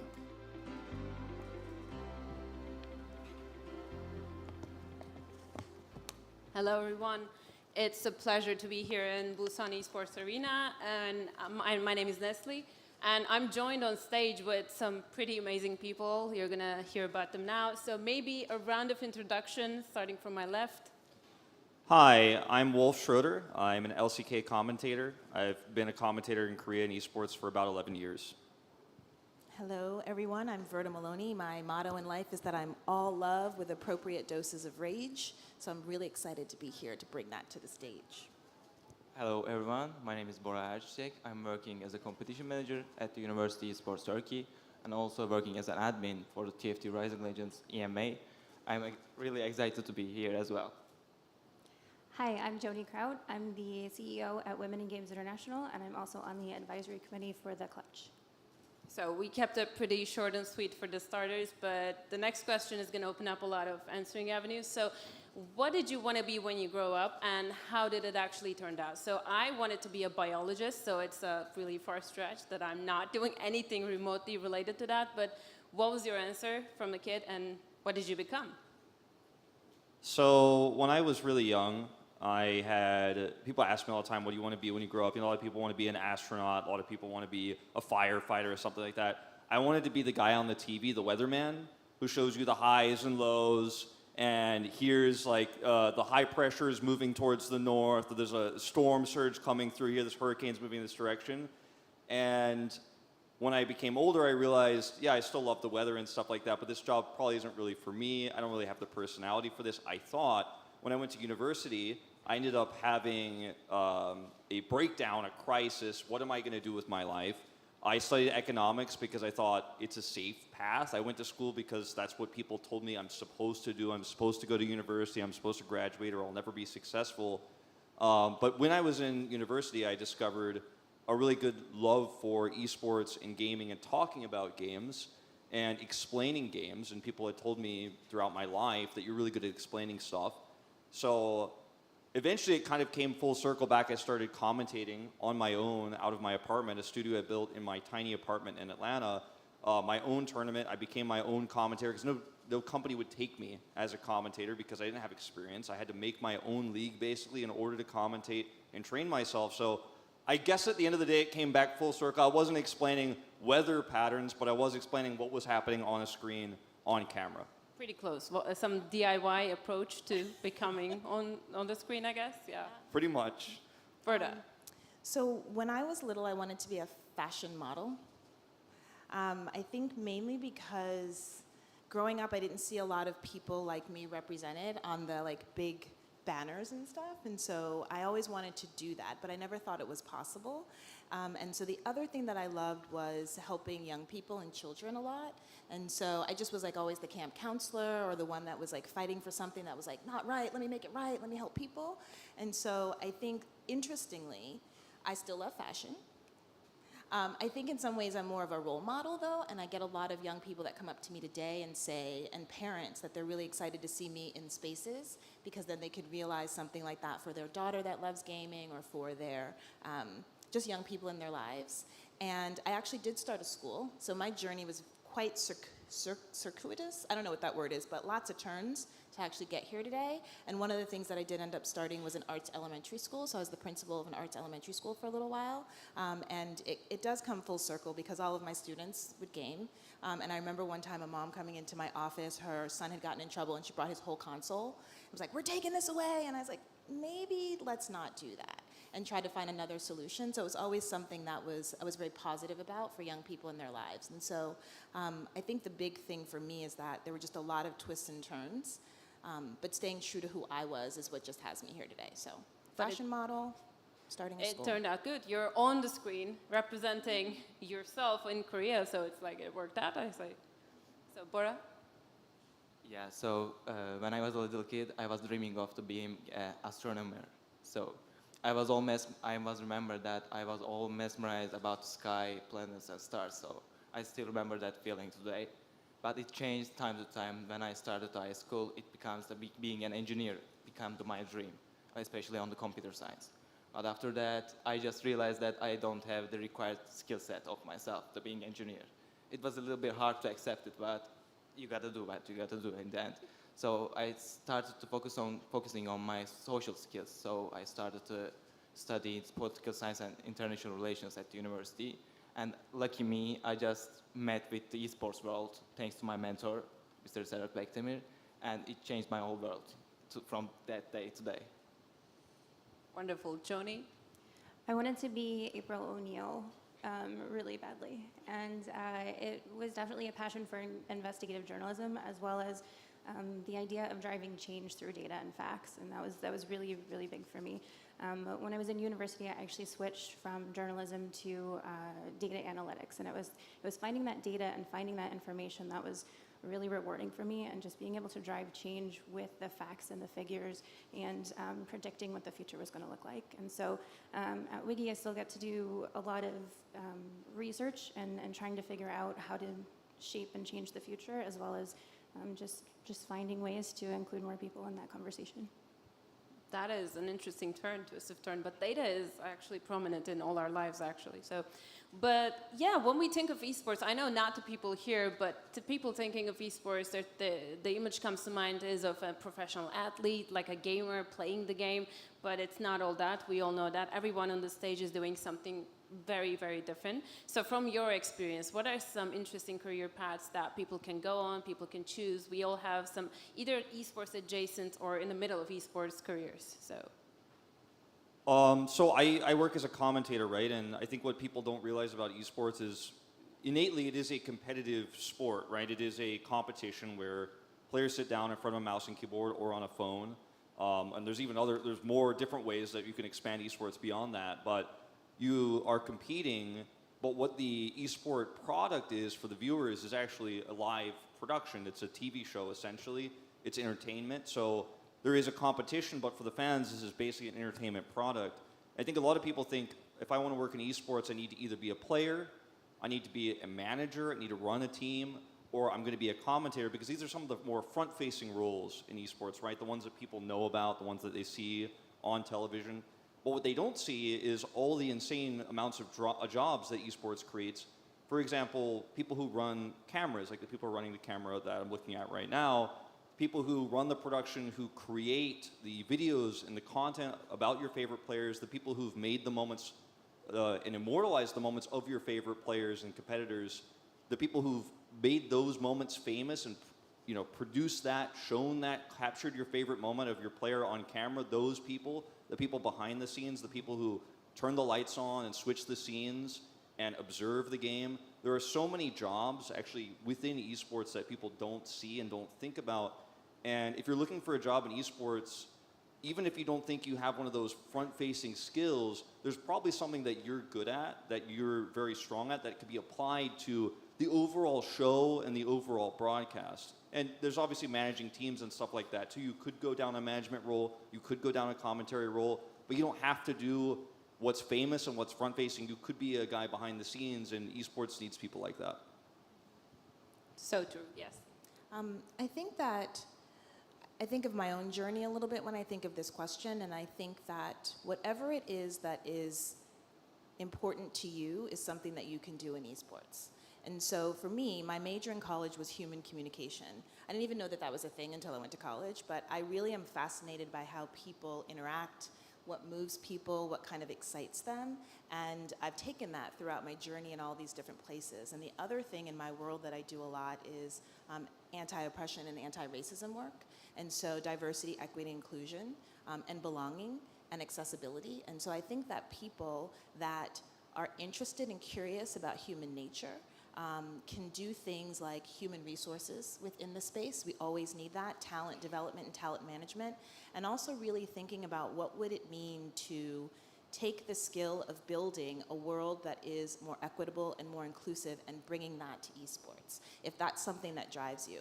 But the core thing, and I say this to a lot of people, you are the special sauce. So if there's something that you just love, you can literally find a space and a place to do that within the arena that is esports. And so I think the sky's the limit. And the other thing that's so interesting is if we're thinking about futures, there are jobs that don't even exist yet, quite literally. Right now we're thinking of them, there are jobs that don't even exist yet. So my advice to anyone is follow your passion, find things that really, really excite you, and bring that to the space, because the world just needs more you. Yes, even with COVID, like a lot of things changed in production too. The new jobs emerged that we didn't think of before. It's not just camera crew, which are great, all of you guys, but you know there are some like remote production roles that we didn't think of before. So Even Zoom, for example. Yes. Like I used it before a little bit, but now all of that. We have now referees that didn't exist before that go to players' houses and team houses to make sure the players aren't cheating, to make sure they're following the proper protocols and stuff like that. These jobs didn't really exist. There were regular referee jobs, but now there's a different specialized set. Things are changing all the time. Okay, I'll invite everyone to listen to the referee summit after 2 sessions after this one. But yeah, back to you, Bora. I think you're going to have a lot of things to say with Intel University Esports because University Esports actually started working in Turkey at the time of COVID. So everything was remote and all the tournaments. So I know there's a lot of things that changed with the tournament structures. Yeah, exactly. So I was talking about the referees as well because it changed a lot during the COVID system. Especially working as an online system, it changed a lot for the the main objects of the referees. He or she has to control everything from the players, but doing it online is a very different thing from the stage. So, on the other hand, the games are changing way faster, more than usual at this today. So, a referee has to be updated himself to the game where it belongs. He or she needs to know what's going on with the game, what's new, what's changed, what's removed, what's actually going on with the game. He or she has to keep up with it. So being a referee is a little bit challenging. When I was in the BAU university, we just had to experience one time being a referee. So being as a referee at least one time, they show you that there's a lot of challenging things being a referee as a tournament or event, etc. You have to experience it to know what's going on in an actual event. So I can say referee to this question. Wonderful. Johnny? So we're working with Cal State University to really offer opportunities for college students to see all of the pathways into esports right now. So it's everything from a lawyer to an analyst to we've heard so many new opportunities and so many pathways into the industry that's not just a pro player. And so we've actually set up different arenas like this at the school where you can come and you can be a shoutcaster and you can be the production side, or you can do the marketing for it. You can do everything from branding to social media posting to the analytics, and just trying to show all of the different pathways into the industry has been so amazing to see how enlightening it is for these college students who were esports fans, but they didn't realize that they had that potential or they had that opportunity because they took maybe the accounting route or they took the graphics route, and kind of showing them that there is still a way into the industry. That again, as Rita was saying, it's follow your passion and you'll find a way into whatever that looks like. I receive a lot of messages saying that I didn't even know that your profession is a profession. That could have been a profession because I work esports education. So esports gives them distinct advantage of going into schools because it has the competitive element, as Wolf said, and you can use it for more educational and learning purposes. So yeah, I assume everyone here receives those kind of comments like, oh, that's an interesting thing to do. But yeah, let's go to the question of what would be the one piece of advice you wish you would have gotten before you started this esports career journey? What would have changed? I don't know. I think for me, when people used to ask me this question, I would always say, tell people don't give up, because many times back when I first started, I was like, maybe I'm not going to make it. I don't know if I'm actually going to get into the money, right? Because I'm basically doing a lot of stuff on my own. I'm trying to make it so I can actually get paid. Maybe I can turn this into a career. I'm struggling in college. But I think more important than that, I think most people, it's a pretty easy thing to say, don't give up. But I think making connections with people is something that when I first started in esports, I really didn't go out of my way to do. I didn't try to build connections with everyone I met, and I didn't try to see things beyond like my scope and my cone of what my goals were. And when I saw people were outside of my scope of what I thought esports was, what I thought my goals were going to be, and I thought where esports was going to go, when people were outside of that cone, I kind of dismissed them when I was younger, I think. And honestly, I really regret it. And I think I could have made a lot of better connections with people and helped them grow, because I was very narrow-minded, a decade ago when I first got into this. And when you first get into esports, somebody you meet you think isn't going to help you necessarily, or they're not of use to you, don't discard them. Don't just push them aside, because there's always a way for people to work together and build each other's goals. So don't be selfish like I was. I think a lot back in the beginning of my career. Make sure you make connections with people. Make sure you keep those connections, because people who are in this industry will stay around forever because they love it so much. So even if they're not aligned with your purposes and your goals now, and you're not aligned with their goals now, you might be in 5 years. So make those connections and keep those connections. I think the advice, it's not necessarily because something went wrong, but that I have to always remind myself, is that I deserve to be here. I think oftentimes people will say things like, if you can't see yourself there, then you can't imagine it, and you don't really understand how true that is unless you're the only of anything in a room, right? And so being a black woman, there's moments where I'm just like, well, do I deserve to be there? And it's just a reminder to myself. So the one piece of advice is just always that you deserve to be there. The other piece of advice that I give to anyone that's like either looking for a job or looking to get into any field that you love, that a resume is aspiration, not a resume, a job description is aspirational. A lot of times, there's been a lot of studies about how women look at job descriptions versus a man, and that women will want to check off as many boxes as possible before they will apply for a position, whereas men will not necessarily. And that you don't have to have everything that it says there. You can actually learn some of it on the job, and it's okay. And you don't have to know everything in order to start. And so I think that that's really important. One, being the founder of a company, right? So that's just starting up. That's create your own table if you have to. And in so doing, it really connects with what you said about networking and connecting with people. And then the second thing I will say is about not ascribing any one particular label to yourself.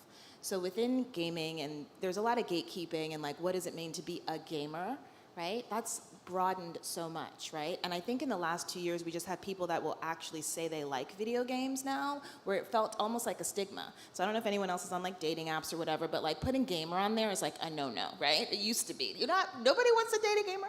You're gonna be video gaming all day, It's a plus now, for right? sure. I mean, but that has shifted so much in the last 2 years, and so I think that that has been pretty amazing. And so not to ascribe a label to yourself, and the term gamer, video gamer, is going to become as synonymous with like just having a smartphone. It's not, or like a reader. We don't go around and ask like, are you a reader? Generally people do that. And so that's going to shift and change. So don't be beholden to any label. Be curious and open enough for things to change and shift, and be flexible, and that you just deserve to be at the table. You deserve to be here. We hear a lot about this imposter syndrome people are feeling, like, am I allowed to be in this position, and especially in esports, but because all of the job descriptions almost has like +5 years, +10 years, well, it's not feasible. Like, how many years, how many people are there that has like +10 years experience? I know there are some people here, kudos to them, but you know, you can get in. You don't have to have that, and you don't have to feel like an imposter just because you are in that position. You deserved it, and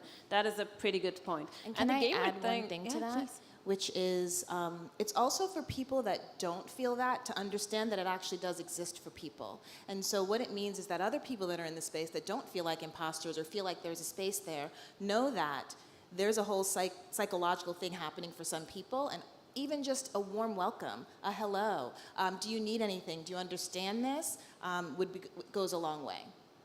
Definitely agree. I just got that advice in my at least third or fourth year at the esports sector, esports world. I got it from my mentor, and I wish I had that in my whole life. He just said that don't focus on the problems, focus on the solutions all the time you have. It was very simple, but it was very useful. Just figure out what is the problem, how can you deal with it, and all to put your effort, all focus on the how you can fix this, how you can go on the mission. Basically, I can say that I'm using all this advice in my whole life, and I'm advising as well to my younger self. It's a practical advice, Yeah. and it's really useful because esports is a really dynamic field, and there's a lot of problems that will come in your way, whatever you do. So it's a really practical and useful advice, I say. Joni? So early on in my career, I was told to build my network and to get out there and networking. And I didn't know why, and I didn't know what it meant or what the use of it was. So I would kind of collect LinkedIn profiles and get those connections and think that I was networking and cool, and then why when I'm not getting that job? So the biggest piece of advice I would have is to not just identify your network, but identify your squad. We talk a lot at Wiggy about mentors versus sponsors versus coaches, where a mentor can teach you how they did it, a coach will teach you how to do it better, and a sponsor will tell everybody else how well you're doing it. And so finding those three people or multiple people who can fill those three roles was so powerful and something that really shaped my career towards kind of the middle and later half of it. So we always tell people to squad up and just to find that group of people who want you to succeed, who have your back, and who really are there to help you learn. That is great advice, actually, because I met some people here that have been my LinkedIn connections for years, but we just added each other and that's it. I know their names, but it's not useful. It is not networking, actually. The networking you were talking about is pretty solid. So was there a success moment in any of your lives? Like that's like an aha moment, like I made it in esports. There might not be, which is good. I wanted to share with people watching because not all of us have it. If you have it, it's an inspirational thing. So if you have it, please share. I did have one when, as I mentioned before, I made that studio in my apartment in Atlanta, and I was commentating as many online leagues as would take me after I made my own to get noticed so people would know who I was and that I could talk about StarCraft 2, which was the game I was commentating at the time. And then I applied for a job casting the GSL, which was one of the big first international tournaments that people were watching around the world. It's a Korean tournament. I watched it religiously. I wanted to get a job there. I applied, and a few days later I got an email inviting me to come to Korea, and that's why I'm here today. And I thought at that moment I had made it because I had escaped from my existential crisis of being in Atlanta at a university that I didn't know what I was doing. I didn't really have a goal outside of I want to get into esports, but in terms of what the normal world rule of graduate university, get a job with your diploma kind of rules, I was lost. I had no plan there. And so I had made it there, but as soon as I sat down in Korea and started doing the real job, that's when I realized I was just beginning. And even though I've been doing this for a decade now, over a decade professionally, being paid to do this, I am always chasing my own tail in a lot of ways in terms of thinking, is this the next big step for me? Am I going to make it? When am I going to make it? And I think for some careers in esports, including mine, like you probably don't ever make it. Like if you made it, then it's over. And like there's nowhere to grow. There's no way to continue to grow. And right now, esports, I think, still has a ton of room to grow. I think esports, right now, the players, the staff that work on teams, the production staff, people like you guys who are, basically promoting diversity for women in gaming and discrimination, trying to get rid of that in gaming. I think that, people in all spaces are still in such a small section of the overall, gaming population if we're talking about esports only. So I think we all are trying to make it, I think individually, but the more time I've spent in esports, the more time I realize like, we as a whole in esports and as a whole in gaming need to make it together, and we haven't made it yet. Maybe we never will, but we all have to strive to be better. And by that I mean more successful, but also more inclusive. We need to bring in more people. We need to actually make sure that anyone who wants to be involved in gaming feels welcome in gaming. And so I guess to answer your question, I thought I made it. Then I wanted to grow myself, and I was like, when am I going to make it? But now I've realized we need to make it as a whole. All of esports needs to make it together. And we have to keep chasing that goal of being more inclusive and bringing more people in and growing so that we can get more sponsors and we can get more money and we can get more jobs. So I guess that's my answer. I think that's the exciting part, though. Like, there's room for growth. There's room to better yourself at every moment because the field is really new. So the field is growing, so it will always create new places for you to go and change your route, by the way. It doesn't have to be linear. You don't have to be an expert in one thing. You can go and try different fields and do very different things within esports. Berta? I definitely don't have an I made it in esports at all at this moment. I have a couple of stories, 3 interactions that I could lean into that help me know that I think I'm on the path to doing some of the things that I want to do in life. One was an uncle. It was a black man, came up to me. He found me. I was at Comic-Con. I was speaking at some obscure panel, and he found me and said that his niece, who was living in West Africa, told him to come and find me because this was Verda. She's one of the co-founders of the Gamers, and I just really want you to meet her and tell her about me. And I thought, and this is like a 9, 10-year-old that wanted that. And I think that that's huge for me because it means that others see a possibility there. And then the second was when I was at another event in Chicago, and high school young male student, he came up to me and said that his friends that he plays with, he goes in and he plays with them because I think they play Call of Duty. I can't remember what it was. But he plays with his female friends because they need, like, he's an advocate for them in this space. And he said, and they know about you. So I took a picture with him, and I thought that was so cool to know that they knew that I was out here in this space. I don't feel like it means made it at all. I feel pretty much new in this space, even though I've been doing the work that I do for a really long time. And I think that for me, it's knowing that when we come to events like this, that all the panels are going to be super diverse and represented, and that I am never the only in a space. Like, that's like what I want, right? Like, I'm never the only, that there are many, because the talent within the world and the diversity within the world is just so amazing, so. Definitely. I just felt that moment just like a week ago.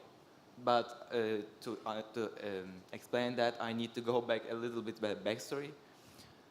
Before 5 years ago, we just created a new title at the university. It's called BAU Challengers. It's basically a tournament that for the high school kids, high school students that took a chance to get scholarship from our university. Our university also very excited about it, and the news all spread from the Turkey countries.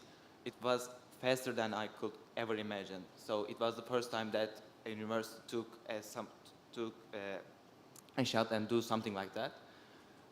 We got over 1,000 unique teams all over a week, all over a month, and we finished it with an offline event. It was all wonderful. It was amazing. One of the greatest moments of my life. After that 5 years, the kid that got scholarship 100% just came up to me and met me one of my friend's weddings and said, yeah, I graduated from school, and thanks for the chance that you guys gave us. And I felt that as a person, as a human being, I felt that, yeah, I had a huge impact on this kid's life in a positive way. So I just feel that moment, yeah, I made it. I made it as a person, thanks to the esports. I made it as a person is a really good thing I'm catching. You didn't made it, you made it as a person. So what you do means something to someone. So I teach at the university Bora graduated from, and whenever we open an esports course, it's overbooked within minutes. And I receive emails, like hundreds of them, like, can you take me? Like, I cannot, sorry, there's a quota. But like, it's very exciting to see universities and educational institutions getting in and creating opportunities for young people that will not only supported them in their professional journey, but through education. Like, they have to get a college degree, they get a scholarship, and then they can pursue whatever they're doing, with like giving a peace of mind to their parents, maybe, I don't know. So, Joni? That's amazing. Yeah, so I guess for me too, it's more of a level up moment than a I'm here moment. But when I started at Wiggy about 3 years ago, Wiggy's been around since 2005. And when I started, we were doing 2 events, and I come from a nonprofit background, and I was just like, we could be doing so much more, we could have so many more programs, there could be so much more impact that we're driving. And so I was kind of handed CEO as, okay, then go do it.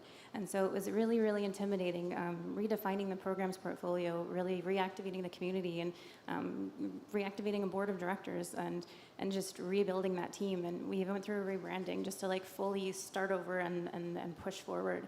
And so it was really intimidating to have these programs that I created that we were running and that we were trying to get funding for. And there's a lot of we've never done this before, so asking somebody to fund something for the first time was really intimidating for both the investor and us running it. And so we do a Get in the Game program, which is focused on getting people who otherwise couldn't afford it to conferences that are focused on executive interactions and networking in the games industry. And it was the first time that we were introducing esports and tabletop. It wasn't just video games anymore for Wiggy, and that was my decision. And so there were a lot of things that I was deciding and I was doing that I was like, oh, what if this doesn't pan out? I don't really know what's going to happen. So we ran this Get in the Game program, and we cover the cost of flight, food per diem, hotel, conference ticket, and then we also do mentorship during the program to set goals for the day and to introduce people. How do you introduce yourself? What's your elevator pitch? How do you get a business card? What do you do once you have that business card? And things like that. And we actually had a 90% success rate of people who attended the program and got full-time job offers within the games industry within 2 weeks of that program close.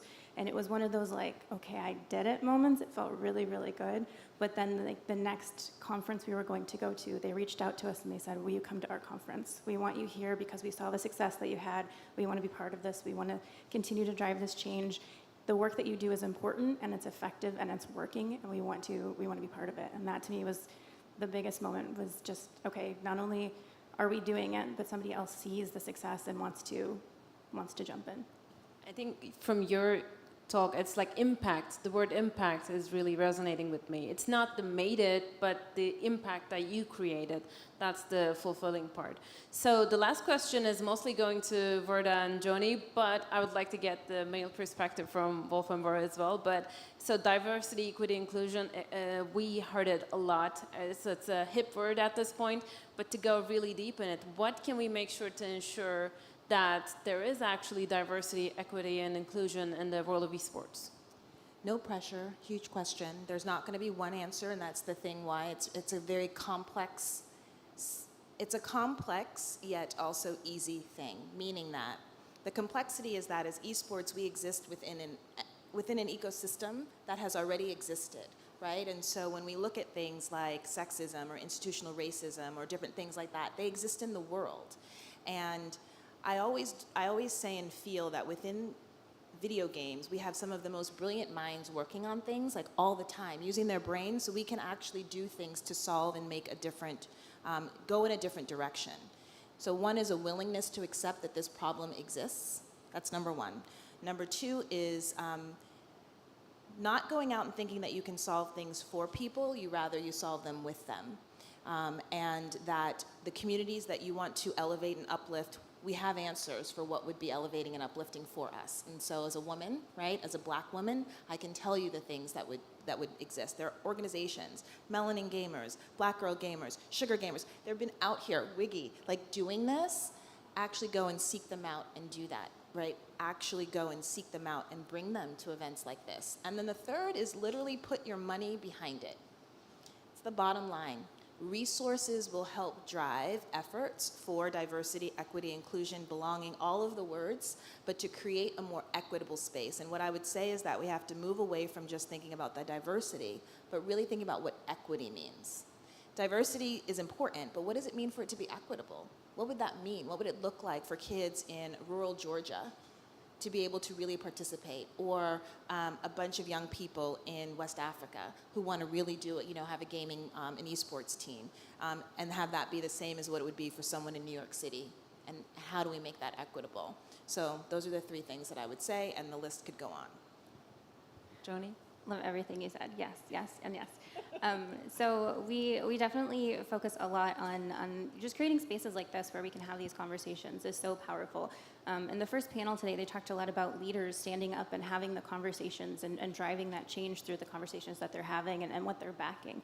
And that's so true. We focus a lot on actionable allyship. So a lot of people will come and say, I saw this thing happening. I didn't like that it was happening, but I didn't know what to do. I didn't know how to stop it. I didn't know how to be an ally to this person. So we have a lot of conversations. We have a lot of workshops that focus on being an actionable ally, both as a man, as a woman, as a non-binary person. You don't have to be in one specific role to be an ally versus a victim. And that's kind of the biggest thing that we focus on, is empowering everyone at the table. And so we focus a lot also on empowering people to empower themselves. So how do you educate yourselves? How do you open the door for yourself? We are very focused on more of the professional side than the gamer side. So we're not trying to get more women to game. We're trying to get more women in C-suite positions, running studios, making decisions, making games.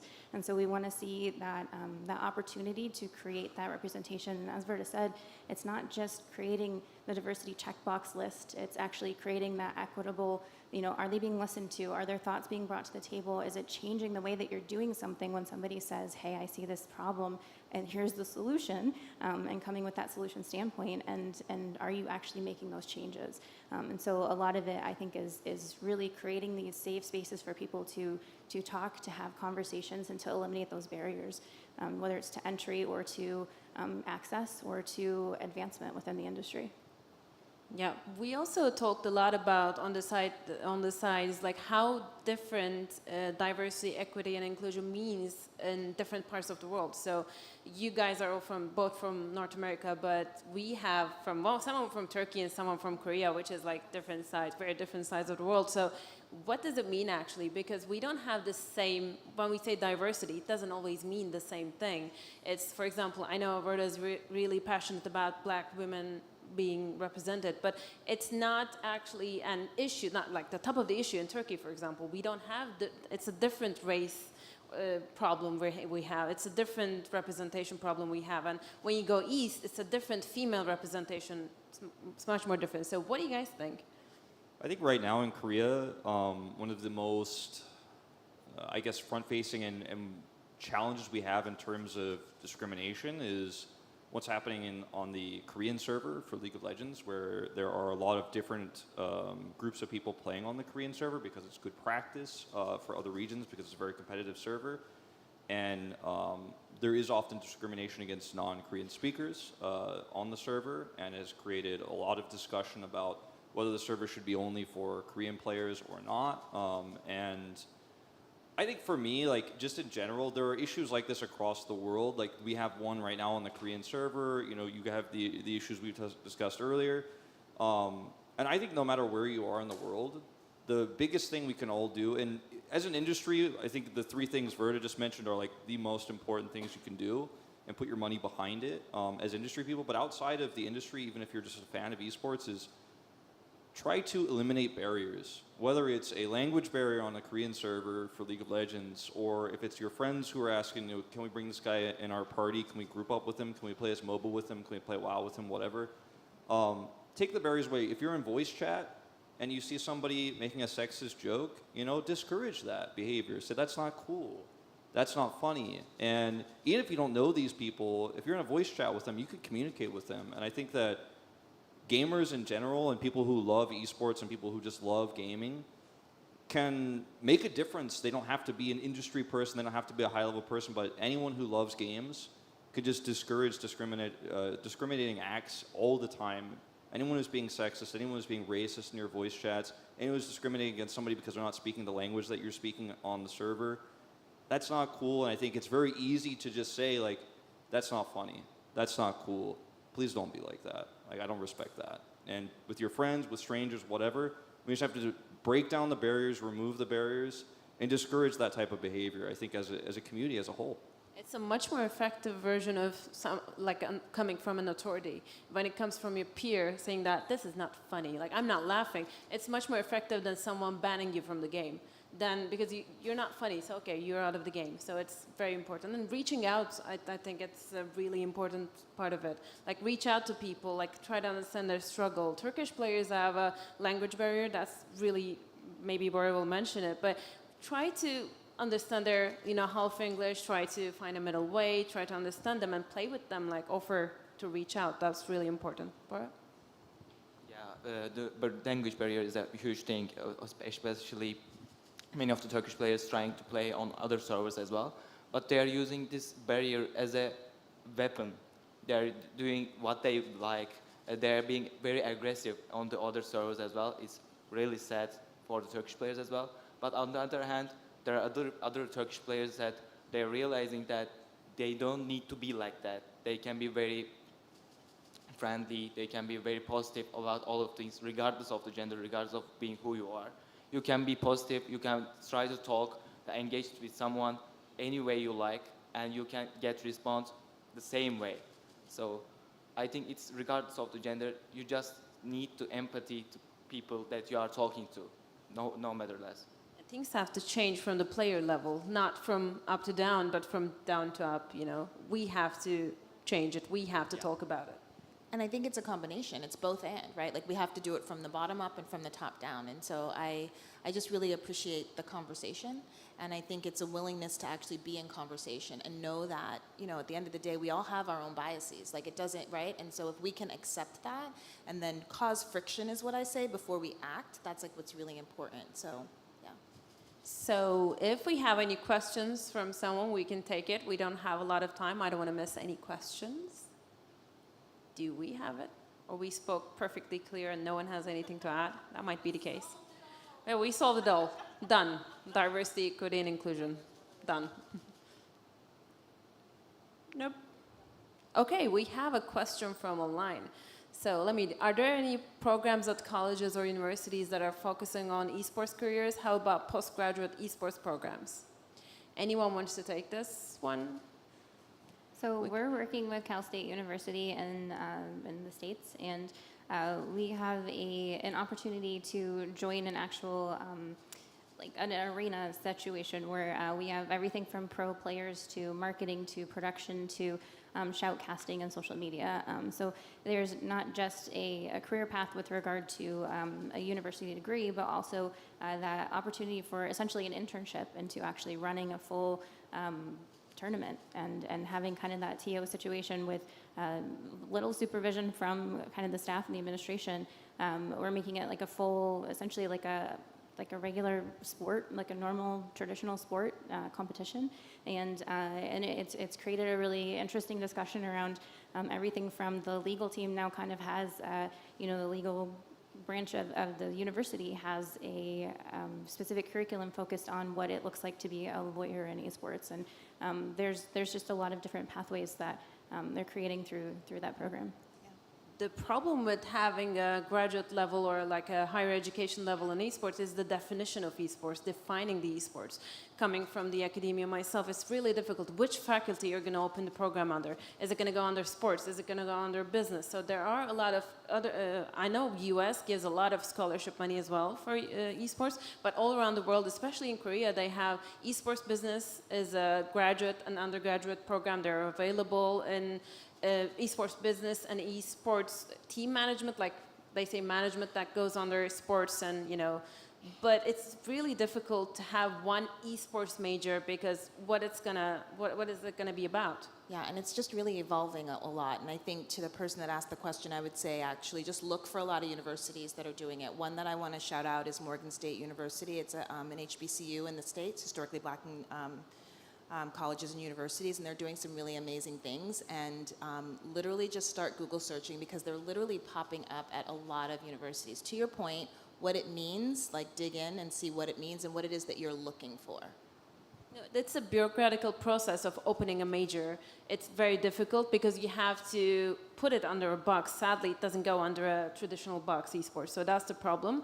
But you can also look for a lot of scholarships online. That doesn't mean that you have to study esports major. Bora, for example, had a scholarship from BAU. We give out a lot of scholarships, and he studied political science. It's like you don't have to. You can go on the site for the team of the university. You can go work for the club or team, whatever. So.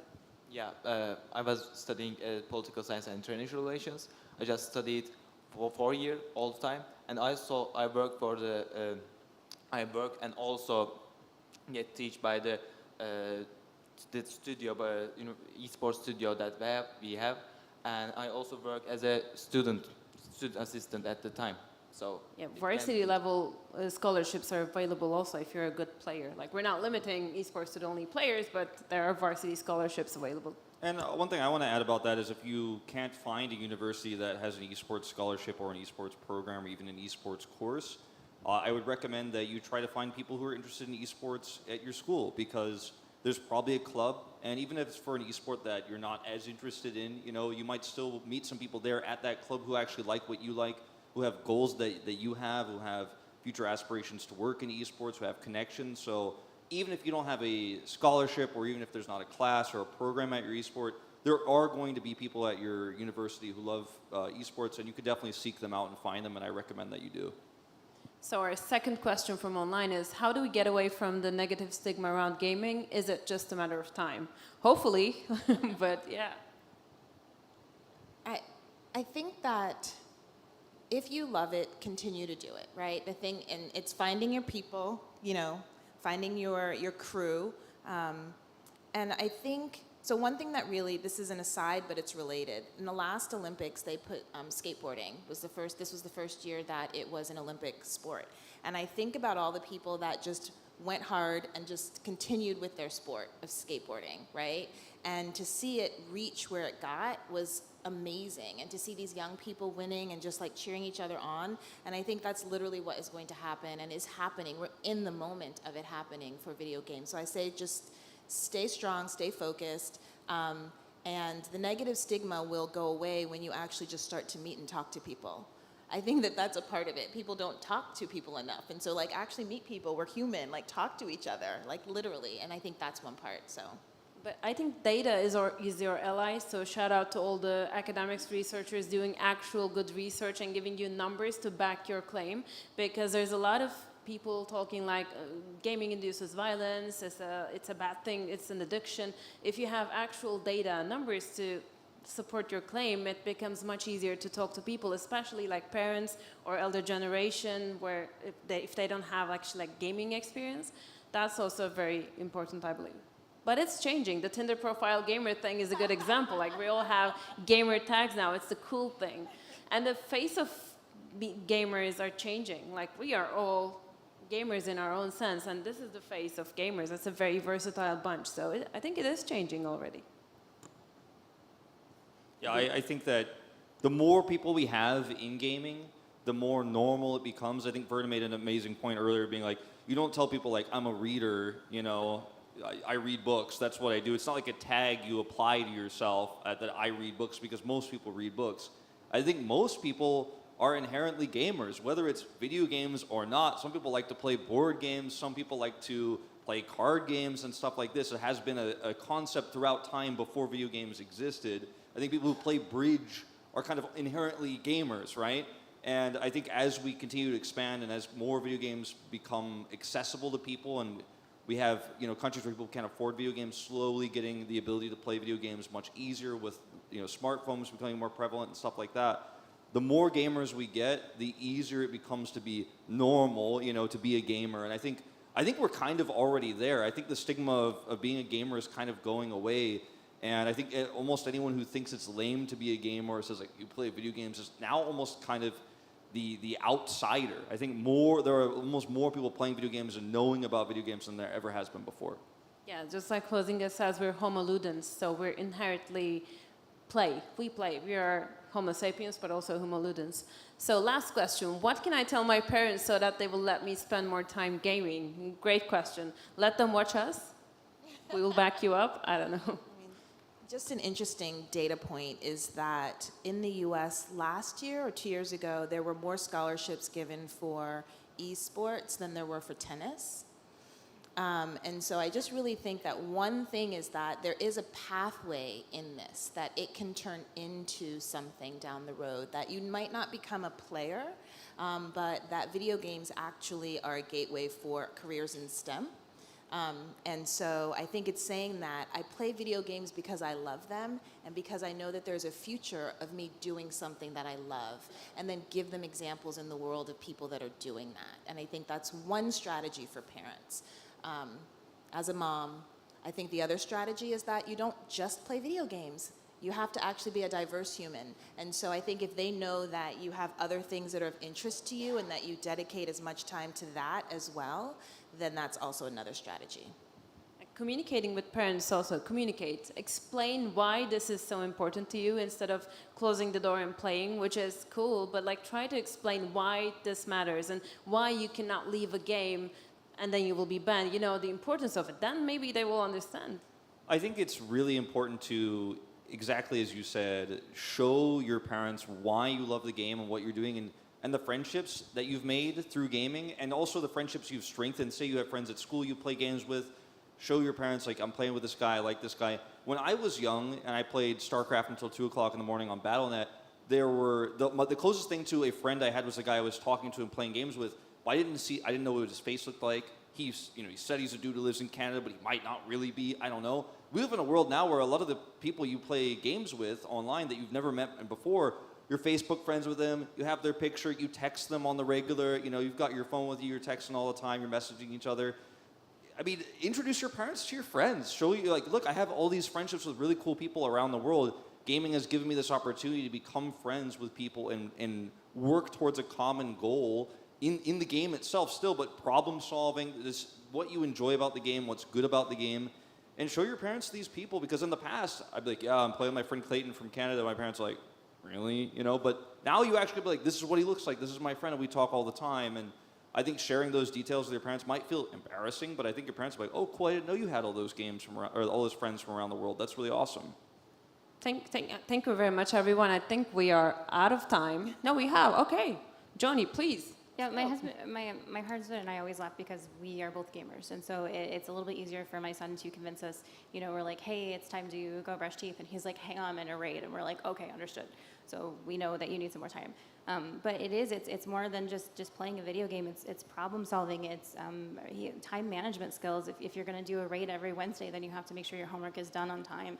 It's also management. He leads a guild. So how do you lead a guild? You have to have people management skills. You have to be able to put people before you. It's also about how to lose and how to win and how to do both of those in a really respectable manner. So I think there's a lot to be said about people who game, especially kids who are gaming, and what that means for their career as well as their life skills in general. But the responsibility, I think, lies with all of us as well, professionals. We need to create resources for younger generation to show to their parents, show to their teachers, like something that they can go to their principal and say, can I open an esports club in my school? This is the data or the information to back up. These people said this. We have to take some responsibility as well, not give you all the, problems. Bora? Yeah, I'm just gonna say basically, my mom wouldn't believe me. I will be here in 5 years in Korea from Turkey. Just clip this. I love gaming. I'm a gamer from my at least 5 years old to now. I loved games for all my life. I just met with the esports thanks to the games. So I just used gaming as a tool in the esports, and I just came here. It was just like a dream. So just clip this right here and show it to your parents. They will understand maybe.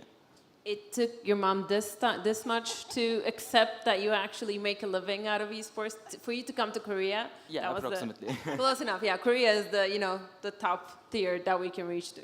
I think a lot of parents too, their generation didn't have this sort of accessibility to games, because I mean, depending on how old people's parents are watching this, some people are playing Pong, some people's parents didn't have any games whatsoever in their lives, no Atari, anything like that. Maybe they couldn't afford it. Video games have been a lot more accessible in recent times as well, but finding a connection to what your parents like and in games is, for me as a kid, what I did to get my parents into video games. And when it was with esports, it was showing my parents, okay, you guys are not quite idolizing, but you're really a big fan of these particular football players, right? And now I can show you a famous esports player and be like, see, you like this sports player, I like this esports player. It's the same kind of thing. And when I was having these discussions, esports was so small back then that it was kind of hard to believe. But now you see the salaries, the audiences, the massive stadiums, and it's pretty easy to convince your parents now, like, this is just like the sport you like, or this is just like the thing you follow, this is the thing you enjoy, this is what I enjoy, and just show it to them. If they're like, I'm not convinced, just show it to them. I think that's a great way to get your parents to think, hey, this is cool, this is legit, this is an industry. Agreed, definitely. Anyone has any questions from the audience? I think we do. I'm seeing a hand. But is there a microphone? Am I?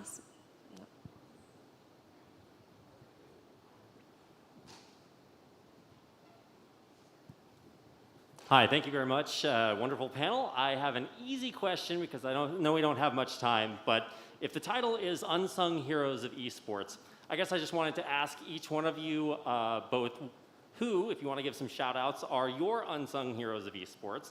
And then also, if other people are looking to find their unsung heroes of esports, if you had some specific resources that they might reach out to, which is another chance to give some shout outs as we close out this wonderful panel. Thank you very much. Wonderful question, by the way. Really loaded. Let's start with Joni this time. I love TL Taylor, and if you don't know who TL Taylor is, please look her up. She actually started esports tournaments at Stanford University. She is a professor. She has multiple books out, and it's all focused on inclusion in esports and diversity in esports, and back to OG esports, like back to the very beginning. She started doing the studies and research, and she also founded anykey.org, which is a great nonprofit focused on like Good Luck, Have Fun campaign and things like that. So making sure that people truly felt welcome and yeah, she's just kind of amazing as a person and an academic and somebody that I definitely look up to. Boda? Oh my, that was, okay, so who I'm gonna shout out is gonna be Community. They spell it CXMMUNITY, so community with an X, because they are doing some amazing things for HBCU esports leagues right now. And I just think everyone should know about them, should follow them. They probably already do, but they're doing some really great things. And then the other question was about where to find esports people that you love. And the other organizations that I'll say that are not specifically esports but have women in them would be Black Girl Gamers, Sugar Gamers, and Queer Women of Esports. We're 3 organizations, and NYC Gamers with a Y. They are just friends to us at the Gamers, but we've learned so much from them. And it's in a lot of organizations like that where you will also find a diversity of video game people, not just esports. Boda? Yeah, I'm working with the same team from the university today. Many members are changing the jobs, etc. But I just shout out to my mentor, Mr. Serhat Bekdemir. He just showed me the way that how can be part of the esports world and how can I change myself to become a better person and become a better player in the esports world. So I just need to shout out to myself. Vote. For me, I want to shout out a man who some of you guys might have heard of watching this, but he goes by Crisis. His name is Crisis Wee, and he is essentially the founder of esports as we know it today in terms of competitive stages and booths and players, because he was basically one of the most important people behind building the StarCraft Brood War tournaments that happened in Korea, then of course the League of Legends tournaments that OGN was running back then, and somebody who I think has had a huge, profound impact on esports, and what he built and what his team at OGN built over the years, I think had a rippling and lasting effect around the world. And I feel like there are a lot of people behind the scenes like that who have built so much, who have worked so hard, who are never known by generations afterwards. So I just want to give them a shout out. Really quick, for me, the unsung heroes of esports is not one person, it's the teachers or the normal people who have nothing to do with gaming but still support young people to create their own spaces, to open their clubs, to support them, to protect them from the whatever bureaucracy they have to face. And what you can do to search for them is look around your community. There's definitely someone to help in your esports journey, and they are the actual unsung heroes for me. And that makes our time. Thank you. Perfect timing, perfect question, and I think we are done. Yes, we are. Thank you for everybody for your questions, especially the last question. It's great to hear your heroes because you're some other people's heroes. It's great to hear that. How about a round of applause for our panel and to kick things off this afternoon? Thank you very much.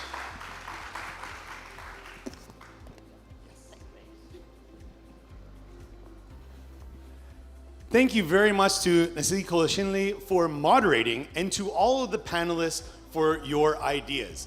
The future certainly does appear bright for young people who may have their eyes set on an esports career. I know they opened my eyes to some things that I didn't realize were as easy to get into and that are at our fingertips. Well, let's get right to our next session. It's called Driving Growth Through Derivative Content, where we explore the expanding world of derivative esports content, sharing success stories, evaluating friends, and discussing opportunities for new and undiscovered markets. I know a lot of people are very interested in this. So please welcome the moderator for this discussion, Ambassador for Women in Games, who is soon to be releasing her first book, Changing the Game, Discover How Esports and Gaming are redefining business, careers, education, and the future. Everybody, please, a round of applause and help me welcome Lucy Chow.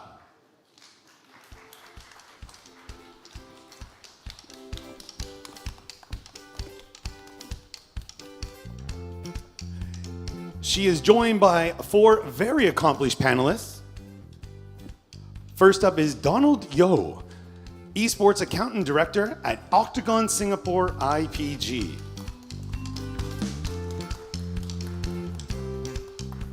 Serhat Bekdemir, Country Manager for Turkey at Amazon University Esports. Pelle Carlson, Commercial Leader APAC at Nielsen Sports with 16 years of market research and consulting experience around the Middle East, Central Eastern Europe, and Asia Pacific. Baki Chang Karioglu, General Manager from Footballist LLC. A round of applause for our esteemed panel. Now, over to you, Lucy.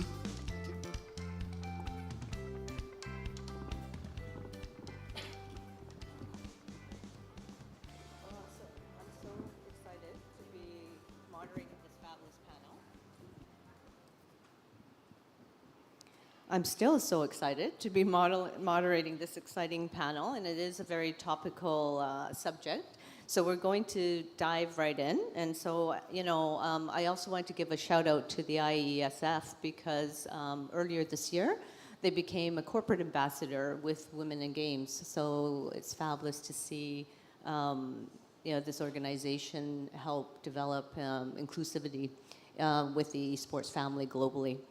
I just wanted to set a context, I guess, in terms of derivative content. So, we have games and esports that have spurred an avalanche of derivative media content, merchandise, themed experiential entertainment. So this is what we're going to focus on, and I'm going to jump right in.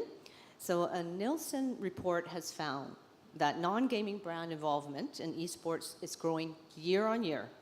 Specifically in the last 5 years, sponsorship deals grew at a compound annual growth rate of 21.4% between 2016 and 2021. That's phenomenal. So I'm going to jump right to Pelle. And I want Pelle, please, set the scene for our discussion. And can you quickly go through 3 or 4 of the important measurements of return on investment when it comes to derivative content? Yeah, sure. No, I think the most common, it's obviously the engagement, awareness, and exposure rates are still, very common KPIs that clients are looking at and brands. And lately we do a lot of work as well, we call brand impact studies. So it's really about understanding the uplift that brands will get from sponsoring a particular event. And very often that leads then to purchase intention as well. The brands want to understand, does the sponsorship actually lead to purchase of the products? So that's an important KPI as well that we're looking at. And lately as well, we look at a lot of AMA, so average minute audience is important for us as well, which then correlates quite well to traditional TV as well. So I would say those are still the most common ROIs that clients are looking at. Thank you so much. That's fabulous, and I think it's so important to make sure, to be able to get it over the finish line, right? To actually make a purchase. And does anyone else want to talk about any specific measurement that your teams or your agencies look at in this space? Would anyone want to jump in? Serhan? Hi. Non-endemic brands mostly still looking for measurements with visitors and audience, and it goes with the big numbers with the influencers still. For the traditional marketing companies are still looking for media buying metrics, comparing with the media. This brings me to my next question nicely. Research on fans of competitive gaming suggests that they're pretty laid back, right? They're a laid back demographic, and that they actually have little preference over whether a sponsor is endemic or non-endemic. so native or not native. So perhaps maybe Donald, finding an ideal partnership alignment in gaming is based on understanding the nuances of the space. Can you share some examples of your own experience? Yeah, sure. So, gamers themselves, in terms like, you say like they're laid back, they're not really, are very concerned about which sponsors or partners that the brands are actually getting them in. But in actual fact, they do care a lot about like what brands are coming in and how the brands are actually contributing to like the game holistic experience. So for one example, I would say there was this video ad that Coca-Cola came out in 2021.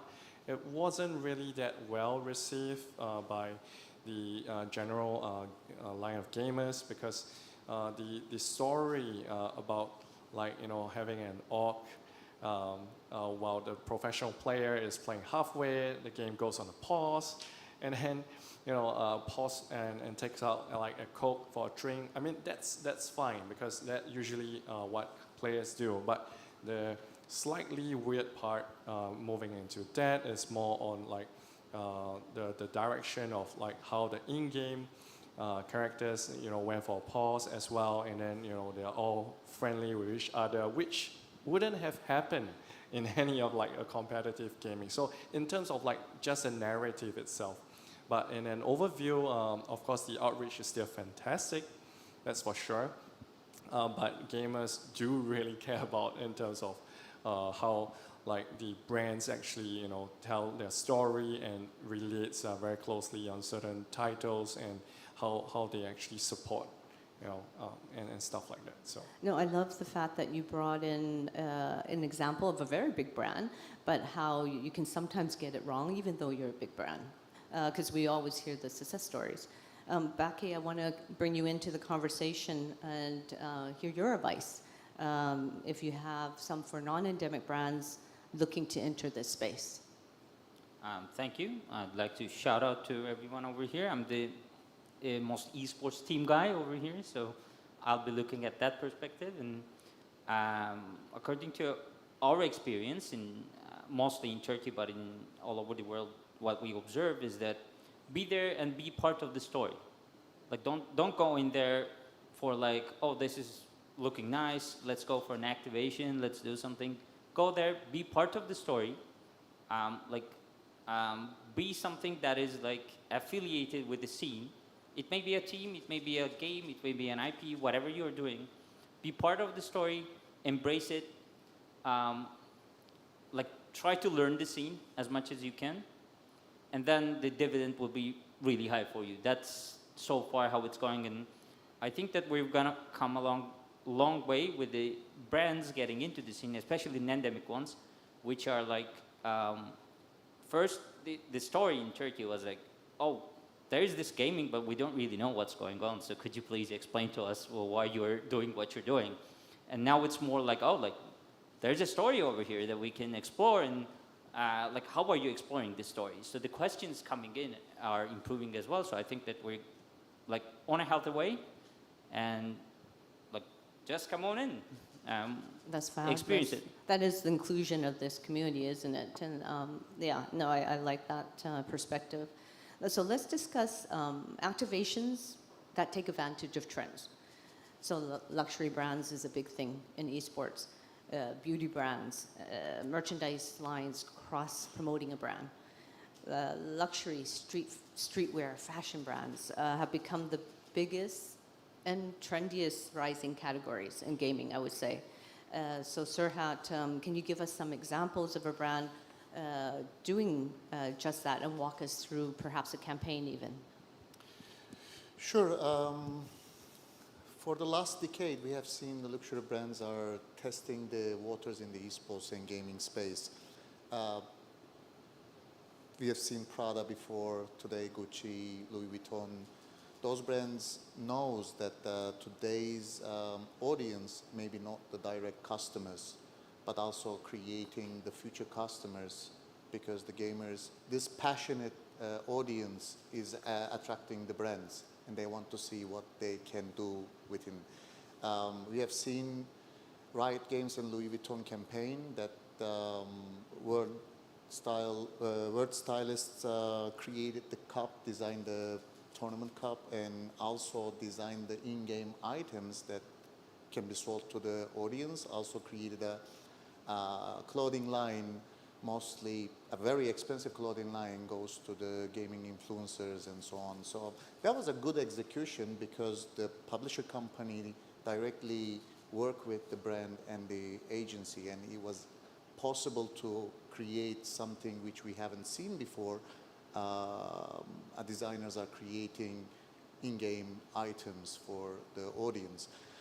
This is a notable one, and recently Balenciaga is partnering with Epic Games and creating their fashion line, digital items, and we are going to see more of that coming, especially the rising of NFTs. Maybe it's not very popular at the moment, but NFTs are going to stay, and it is a direct product that the fashion and luxury brands are going to create for the digital ownership for those players. No, I love the examples that you use because, as you know, what's happened is with brands like LV and so forth, they've actually helped revitalize the brand. And now it's the next generation. It's the brands are cool, and so they're actually finding that they're resonating. Whereas the brands were seen as for an older demographic, but now it's fabulous that they're able to reach a younger demographic solely through their sponsorship in gaming. Pele, you know, a luxury or beauty brand, or frankly any brand, how should they look at their return on investment? And what are the benefits of such engagements? Yeah, no, I think I mean, obviously it depends a little bit on the brands, you know, what is their brand strategy, because they are targeting a very young audience, right? So I think it's around 68% of the audience is 35 years or younger. So obviously they might not have the purchase power to buy these luxury brands, but I guess for these brands they have different purposes why they want to engage with esports, for example, right? And if you look at Spotify, for example, they don't need awareness, but they want people to spend time on their platform.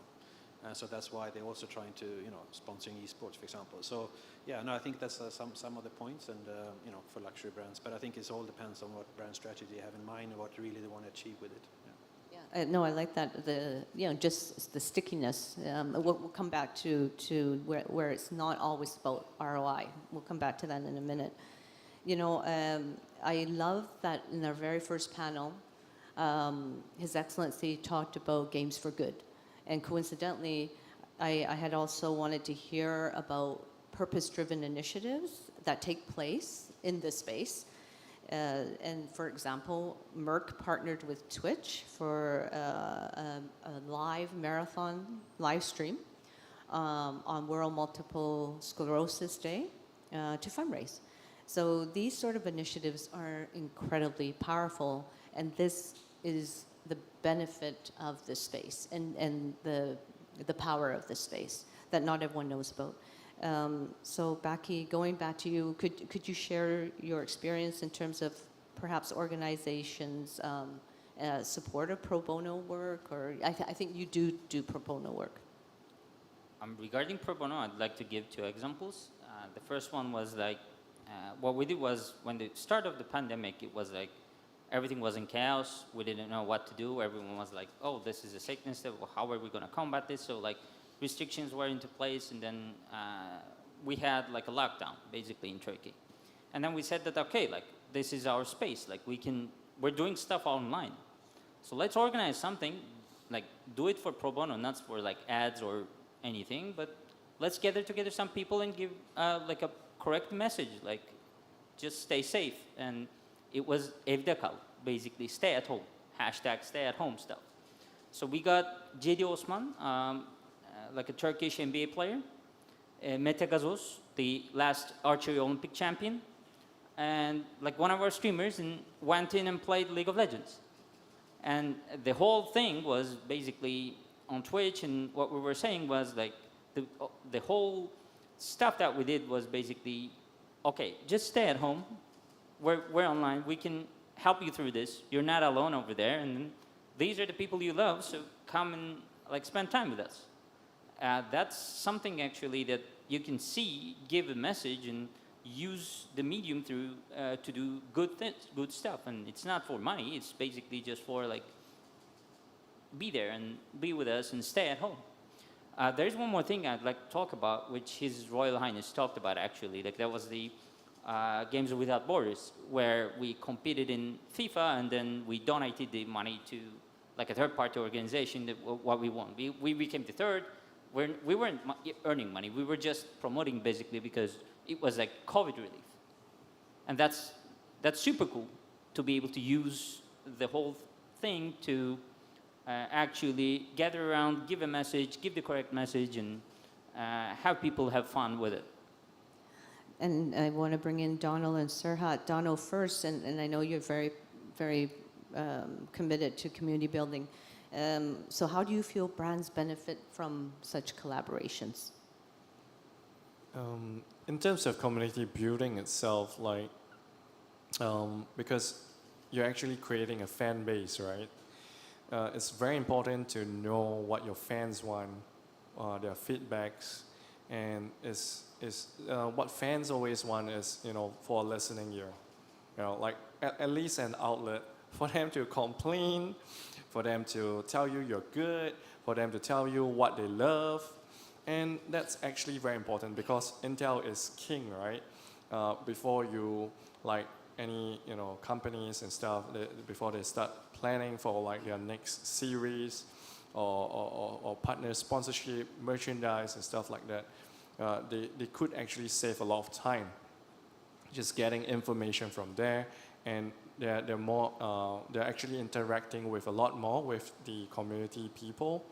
And at times, even like some of the community members will turn to like your ambassadors. They'll be very protective of your brand. They'll sing highly of you. And I feel that is one of the things that is very important that brands should actually look at. No, I love that because, the power of having millions, billions of ambassadors. And if you have, Games for Good, for instance, then that's the leveraging of that fan base. Serhat, do you have comments on this topic? I agree with everything Donald says, but I would like to put another perspective with the experience within the brands. If the company doesn't have a dedicated gaming team, it's a really sensitive subject to directly communicate with the public at that moment because we have, esports has dramas, right? We are the drama industry. And it is really hard to manage for big companies for PR. But if they have a dedicated gaming team, they know how to talk to the players. We have seen some companies engaging a lot with the gamers, getting feedback, as Donald says, and guiding the product towards it. Some companies are leaving that job to a third party or trusted partners to maintain the communication. So this is something I added. No, it's a very good observation. So you're saying, I think it's important that you're not too far away from your actual fan base. And at that point, it becomes not authentic an experience. Yeah, no, thank you. That's a very good advice for brands. And so I did promise we were going to go back to, I'd like to get the panelists' views on return on engagement versus return on investment. So Pele, this is a new growing area for brands, of course. So we're always looking at ROI, but I've read impressive returns on investing in the esports space, like we all have. But for many, it's still hard to quantify. So your thoughts on this, please. Yeah, no, I think for us, still ROI is something very important for our clients and the brands that we are working with. And if you look at esports, maybe, I don't know, let's say maybe 5 or 7 years ago, sponsorship was relatively cheap. But you still had very good viewership. So that obviously gave a very good return on investment, right? But now, of course, we know more about the viewership numbers, and it's getting more expensive as well to sponsor. So it has changed a lot, of course. And I think as well, what we see in our sponsorship and work with brands, it's really over time, that's when it starts to kick in some values, right? So normally like in year 3, that's when we start to see the real value of the sponsorship. So it's really about creating that partnership over a period of time. And I think it's the challenge for esports maybe is to make sure for brands that it's, an attractive, so make it sustainable investment, right, for the future. So I think that's going to be, that's some of the latest things that we can see at least. So it's still ROI is very important for our clients. Yeah. And so I want to take the contrarian view that, for brands that are new to the space, at some point you have to advocate for a percentage of your budget. And if you've never done it before, do one of the other panelists agree that measurement initially, maybe in the first 2 years before the 3rd year, should be on return on engagement? Does someone want to comment? Or I can try. you try. I'd mostly agree, but both have different powers. Like you can analyze a lot of stuff in a different way. And like this is my 3rd year in esports, and I was like, what I did was quantify stuff that were qualitative. And if you're trying to quantify what exactly you're trying to analyze is very hard in engagement, because you cannot quantify feelings. It's very hard. But then the stickiness that you were talking about, like if you start by engaging the right way and you observe very well, you know that after a while it's going to get you the best return possible, instead of like just quote unquote farming impressions, let's say. The most important thing is to be real and to be engaged in that space. But overall, I would agree that, he's the expert, right? So I would agree with the expert that makes a lot of sense. But in our field point of view, it looks like the same way. I think, yeah. Go ahead, Pelle. No, I think just maybe to add on that as well, like for sponsorship, it's really about understanding the target, right, and the audience, because there's so many different stakeholders within esports, right? You have publishers, you have the fans, you have the teams. So I think it's really like, what is that you want to achieve, and who do you want to target within the sort of ecosystem of esports? Yeah. No, thank you for illustrating that. Sir? Yeah, I would like to add that also we are seeing more and more the sales teams are engaging with the marketing teams now, trying to tie this sponsorship and media value into sales, and every quarter we're checking if it's really having an impact of the brand. For big brands, the logo placement exposure means very little within the full marketing campaigns, and we are trying to innovate the space, how we can use the chatbots, for example, to tie to a sales that at that moment online, can you order something that comes to your door, and bringing non-endemic brands like delivery companies into it, because most of the company is also working with the third parties, which is also creating possibility that those companies come into esports and gaming to see if there is something going on, and everything has to be measurable in order to create more budget for the following years, because still the big brands' budget are very limited to the games and esports. We are talking about a 1%, 2% of the whole marketing budget goes to the esports, which is not enough yet. No, thank you for bringing up that example, and I really appreciate, I think the audience appreciates the tangible examples coming out from this panel. So, a brand's role in sponsorship can be transformed from a simple media asset into a value-driving live experience where the majority of viewership is taking place on streaming platforms like Twitch or YouTube gaming. So, for example, the interactive nature can result in memorable, memeable content for each streamer's audience. So, Baki, I want you to talk about sharing an example, perhaps, of this. Sure, this is one of the ones that I had really fun with. So basically, it's very hard to explain to a payment service provider why they should be posting a red balloon in the Twitter scene. Basically, we had like another one of our lockdowns. We had a subathon with Tuna Yurdakular, one of our FIFA streamers, who were like doing quests for the brand during the subathon to earn stuff for his viewers. And his nickname was basically like a red balloon. You're a balloon, like you're a baloney, basically, right?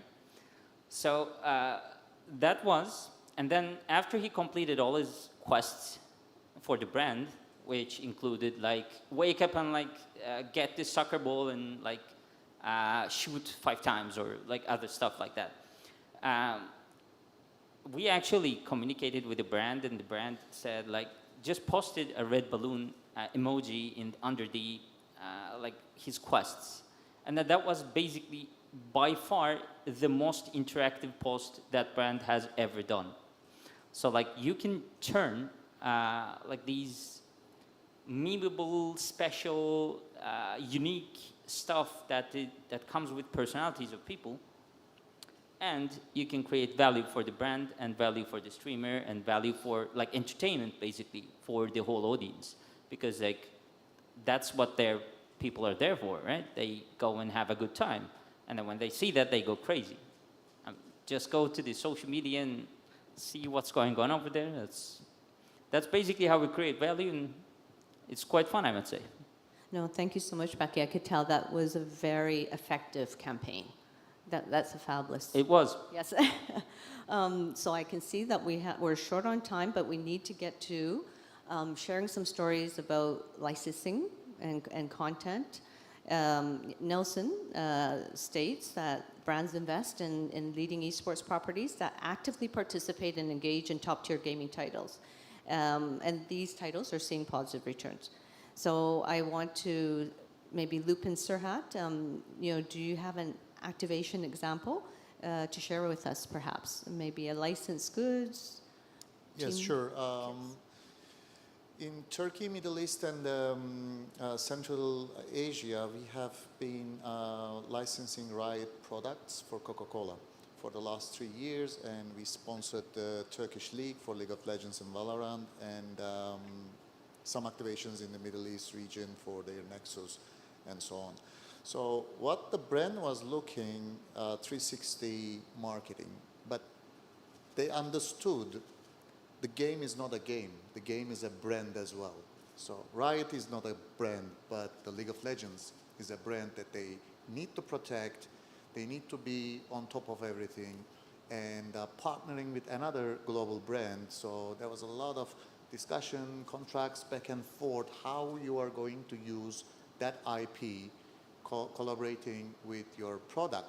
What we did was we selected, actually not us, the Riot Games selected some champions that can be used for marketing purposes, that including the can designing, including the what social media, and how their brand actually will be present in some other brands' media or marketing campaigns.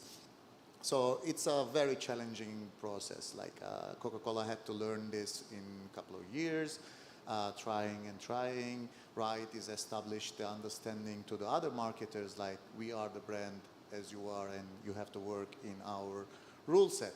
So of course the IP owning is a very strong hand when you're going into these type of deals, and they don't want to end up their protected IP to be shown in a bad manner on the market. So after years working together, now it's much smoothed. Riot knows what they want, and other big brands know how can they use those IPs in their own products. At the end, both companies are looking for the sales. If it really a good campaign, it ends up with strong results. No, Serhat, thank you so much. I really like that. One of the takeaways from that is that commitments like this are multi-year commitments. And you can't expect something like a campaign to be a home run the first time you do it. And when you have big brands coming together, even if you don't have, when you have just brands coming together, it is a longer term commitment. So marketing individuals need to know that. Donald, do you want to chime in here? Yeah, I'd like to add on, like, you know, what Siddharth shared was what worked as well for MasterCard is really great. Like, it's really not, you know, you're not here to just sprint, but you're running a marathon. And then, like, the recent League of Legends MSI, when it was happening on stream, and then they, you know, as soon as like a team purchase an Asian item or something like that, there will be a jingle that pops up on the stream. And everyone just type, you know, hashtag thank you MasterCard, you know, and they just flood the entire chat, and this goes on for multiple games. So to top up on that, MasterCard has already been involved with Riot Games for the past 5 years. And of course, moving forward, there will be an announcement that MasterCard will be doing in October. I can't say much, but look out for it. And yeah, it's really here for the long run, and brands should concentrate and look at something like this. And so they could really explore, like, along the way, and smoothen the processes, and of course integrate their brand into like the game itself. Because it's not, to a lot of like gamers who have been playing like League of Legends, been like, what, 12 years now? So it's no longer just like any games that you know, you just play and then you forget about it. It's something that part of our lifestyle, something that people talk about, you know, during their breaks, and on and off, like, hey, you know, you have time now? Shall we just go for a game? That sort of thing. Yeah, so it has gone way much further than that. Thank you so much, both of you, for your fabulous case studies. I want to open up the floor to the audience, both online and in person. We have time to take questions. And while we're waiting, I'm going to ask each of the panelists, if we have questions, have them please pop up and I'll stop talking. But while we're waiting, your views on what the future looks like in terms of brands in the esports space. Maybe, okay, hang on, we're going to go to the question. And I can't see the question because the clock is, okay, here we go. What are some of the more interesting or surprising areas where licensing has resulted in real marketing success? Great question. Who would like to take that? Okay, let's go back to the same example I gave with the Louis Vuitton. It was not expected, right? The big fashion brand, luxury fashion brand is coming into League of Legends. But when you look at the metrics, at the end of it, AMA is 23 million and 45 million visitors on the broadcasting. So Louis Vuitton was a brand already. But the League of Legends, great success on the 2019 finals as metrics that make it as a one-night success. Of course, they have prepared for many years, but this number actually brought other brands into it, because everybody knows Louis Vuitton. If you are not in the gaming, you are a marketer and you're still following the scene, and you see that unexpected brand is actually thriving with those numbers, and it opened the gateway for others to come in.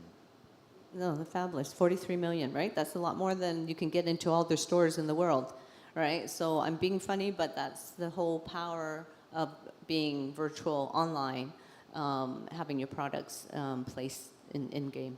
Question number 2, the panelists talked about how esports partnerships are revitalizing fashion brands. Oh, see, we're on fashion brands again. Are there other examples where older brands are benefiting from esports partnerships? And I suspect that I'm gonna assume and interpret older brands perhaps meaning an older demographic.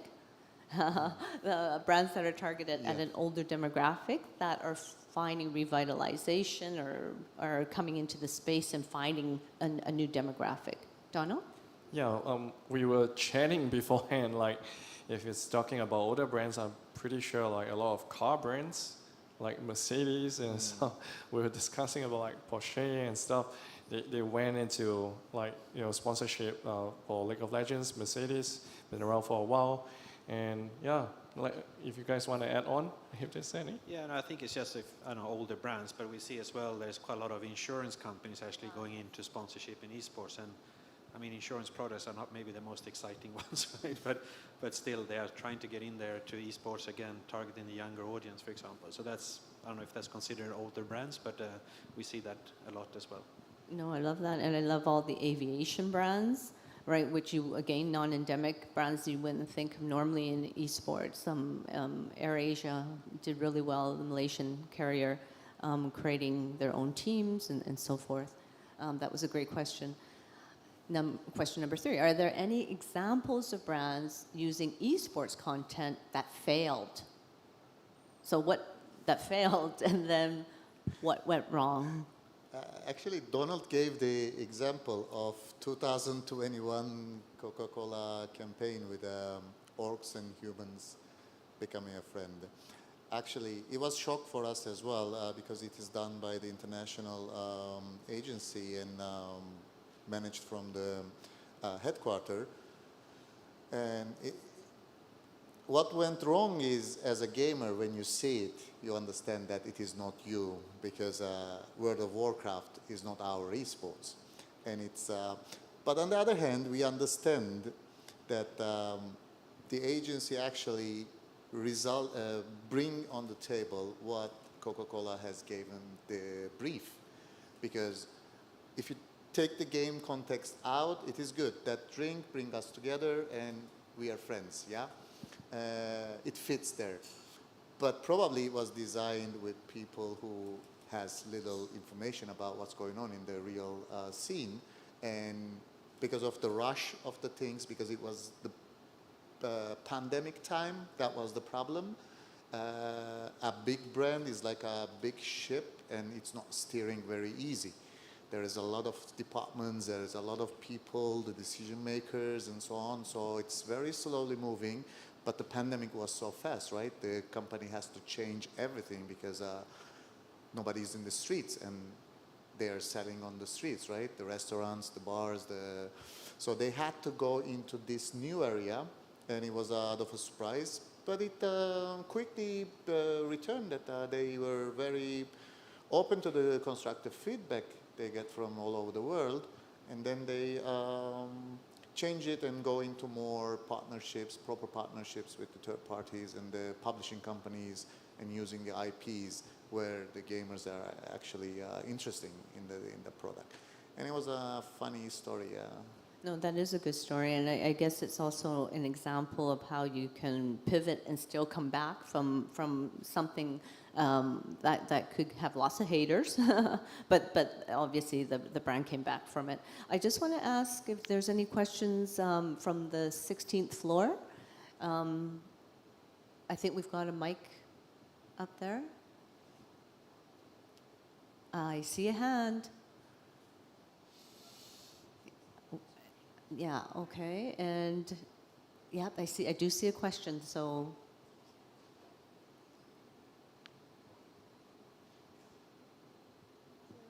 Hi. Good afternoon. I think my takeaway from what everybody said, Sahad mentioned that to go into this space, you need to have a dedicated team, preferably, to liaise with your partners. I think Baki mentioned that you have to understand the space very well, and Lucy, you emphasized that it's something that you have to be in for the long term. So my question is this a space that is reserved more for the big boys with big marketing budgets, which is what it sounds like to me now, or can smaller brands also make a foray into the space? Fabulous question, and I'm hoping we can hear that smaller brands can enter. Donald or Baki, who wants to take it first? Sure. Yeah, for me, the first thing that comes to mind is, yeah, of course, the bigger brands, the events that we're mentioning is like MSI, Worlds, or the larger events. But of course, there's always the community space where the clans, the teams, or the amateur players, and those casual players that wants to just meet up for gathering, have fun. In their own groups, brands could actually explore something like that, scale down, looking at like smaller tournaments, and also, you know, from there concentrate on community building, which is what I advocate for. But that has worked out for some of the smaller brands. And yeah, if you want to find out more than happy to share. That's fabulous. Yes, grassroots. Bucky? Let me chip in. Thank you for the excellent question. That's something we face a lot as well. I would like to advocate that it's actually the reverse. Like, it's not a league for big boys only, or like whatever there's going on. Because if you're willing to actually listen to field experts and like know what's going on and observe a bit, actually there's more value to you if you are like a small brand that would like to advocate locally, rather than if you're going to like a big spender and spend on a lot of stuff. Because it's very easy to community build. Like, that's very true what Donald said. I would like to like agree wholeheartedly, because the fact is, we're there to stay and we're there to play. And then if you want to be part of that story, it doesn't matter how big you are or what you're doing. People will identify with you very fast, especially if you're like working to get identified or working to be the part of the scene. And it doesn't take a budget, it takes more of an effort. So as long as you're, like everyone said, as long as you're set your priorities straight, you're a small brand, you're just as fine. I love it. Effort, not necessarily budget. Sir, I just want to add that I remember the days Razer was a small brand. And because of when was esports, that? yeah, 2004 Singapore. Yeah, way back then, Razer was trying to get into space, and there is Logitech and all those big brands making peripherals, and look at Razer right now. So it needs a longer strategy for small brands, but it's possible. It's not only the dollars that you put in the marketing, but also the passionate of your company into esports. Fabulous. Are we out of time, or 10 more minutes? Or okay, fabulous. Okay, then that means please, if there's any other questions, but if not, then we've got one from online. Is piracy or counterfeiting a problem in the esports space? Who has insight into that?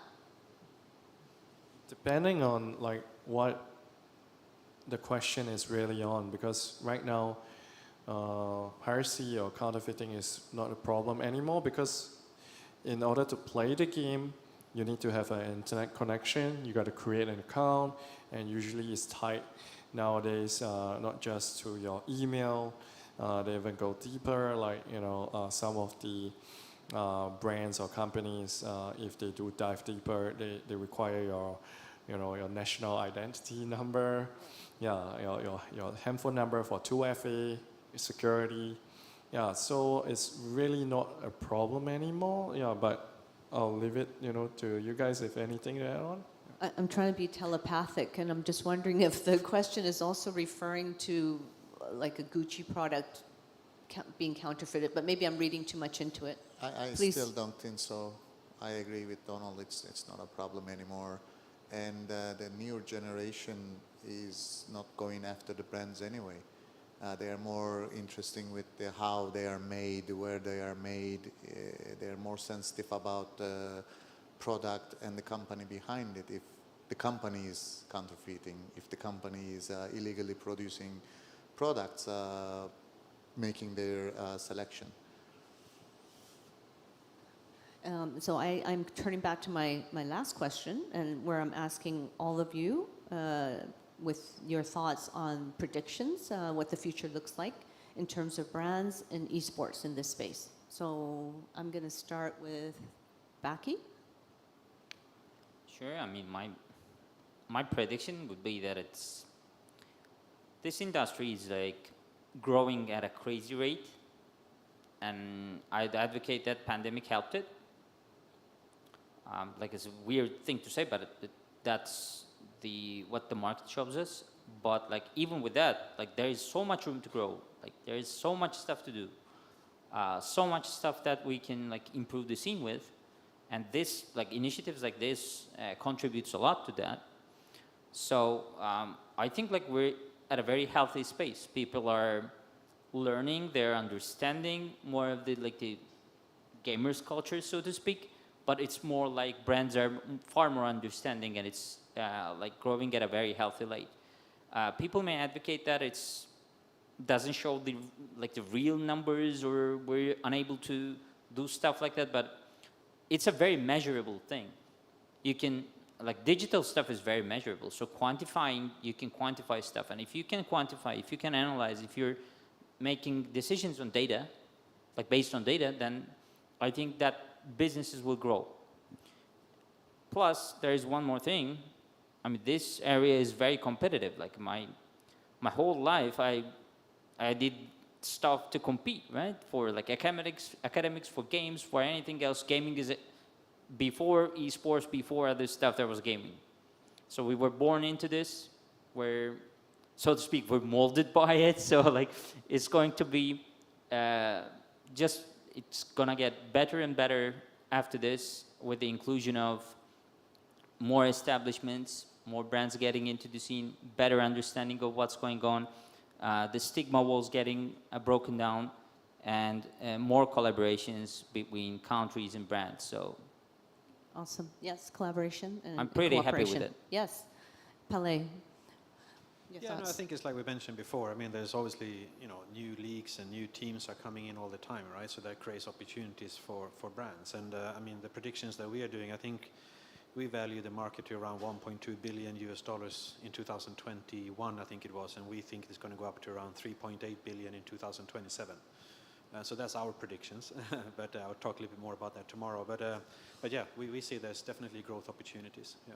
Yep, huge growth. Serhat. I believe the huge growth as well, but it will create problems for small brands to come in when it comes. Look at the World Cup, Football World Cup, or what the sports is right now.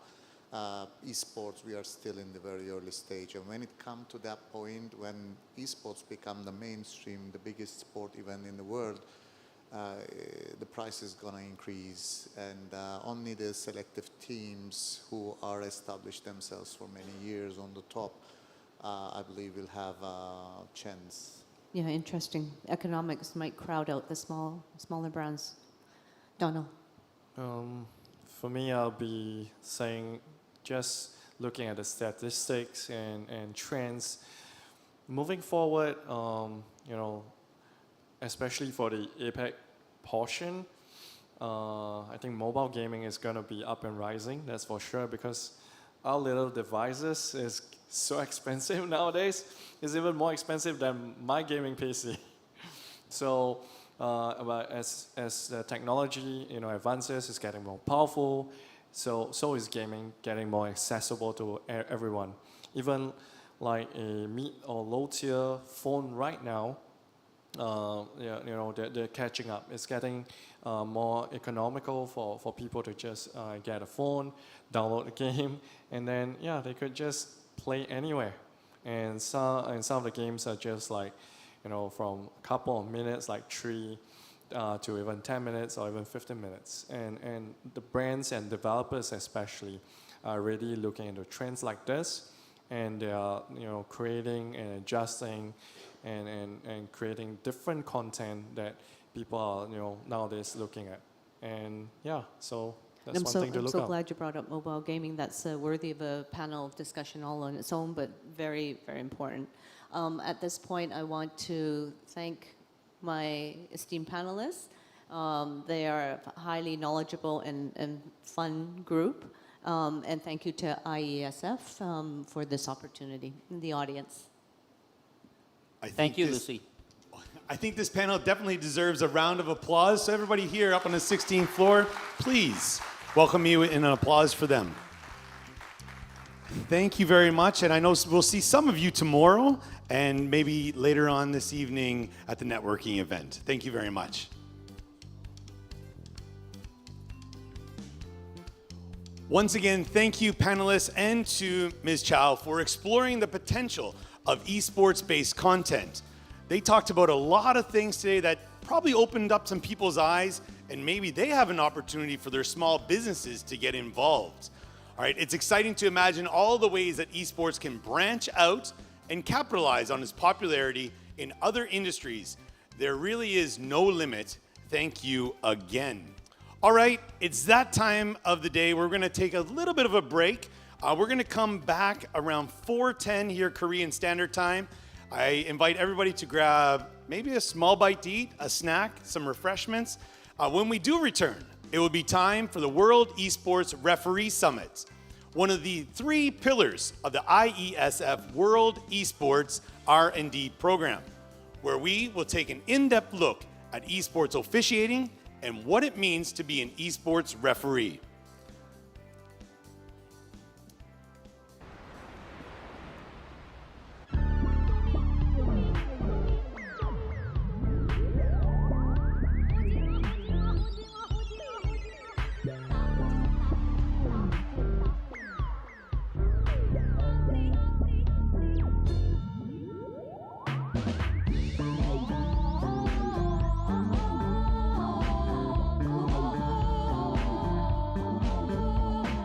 승상거 승진은 인도미 한섬이너 주서 오징어 할리 확대 대사 섬유목 방첨사 조개 해운군마 평산청어 군수 해구 현가몽어 조구장 조기 부별라 지장대 등대 청나리 가오리 좌우나졸 근근모조리 상어술 찌는 치준치 멸치 삼치 가재 개구리까지 영을 듣고 어전에 입시하여 대왕극의 절은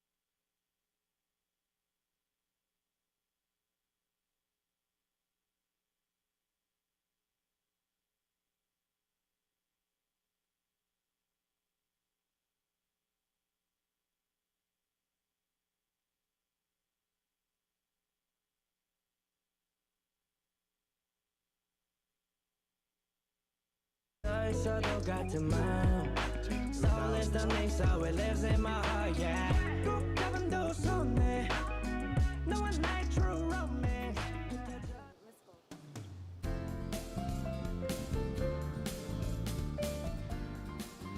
Welcome back, everyone. I'm Andrew Murphy, and we are back here again at the Busan Esports Arena, and it's great to have you back after hopefully a nice snack of refreshment, and everyone is ready for something that I'm very excited about myself. This is an integral part of WE Summit 22, the World Esports Referee Summit. It is one of the 3 pillars of the IESF World Esports R&D program, dedicated to developing standards and working to increase the expertise of national and international esports referees. The support of the City of Busan and the Busan IT Promotion Agency have been essential in advancing these goals. The World Esports Referee Summit will include a panel discussion and a Q&A period. So once again, get those questions in, but we'll also see the first keynote address of WE Summit 22. So without further ado, please let me welcome Sungwon Lee, manager of the World Esports League, as he takes a look at the world of esports refereeing, past, present, and future, in his presentation addressing the esports referee quandary. Welcome everybody, Sungwon Lee.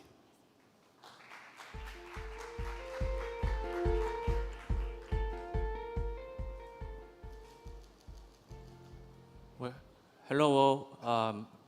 At first, I would like to thank you for all coming and attending and participating to World Esports Referee Summit. I'm very honored to participate in this meaningful event of the IESF and World Esports family in the Mecca city of esports. I'm Sungwon Lee, and I have various positions in esports industry. For over 10 years, I have been a referee at various esports events at home and abroad, including IESF's World Esports Championships. Also, I teach and train professional referees through IESF and Korea Esports Association referee programs. I expanded my career as an adjunct professor at a few universities to strive and cultivate grassroots currently. Today, I'm here as an international esports referee and would like to talk about very important topic about esports industry. I'd like to talk about why I am currently working on training professional referees, which is one of the esports grassroots. As most of you here know, the global esports industry is now interested in cultivating grassroots, and it is important in developing the industry. However, the reality is that most of them are limited to training players. For the smooth operation of the competition and the better performance of the players, it is important not only to train players, but also it is important to train professional referees who are the competition's management personnel.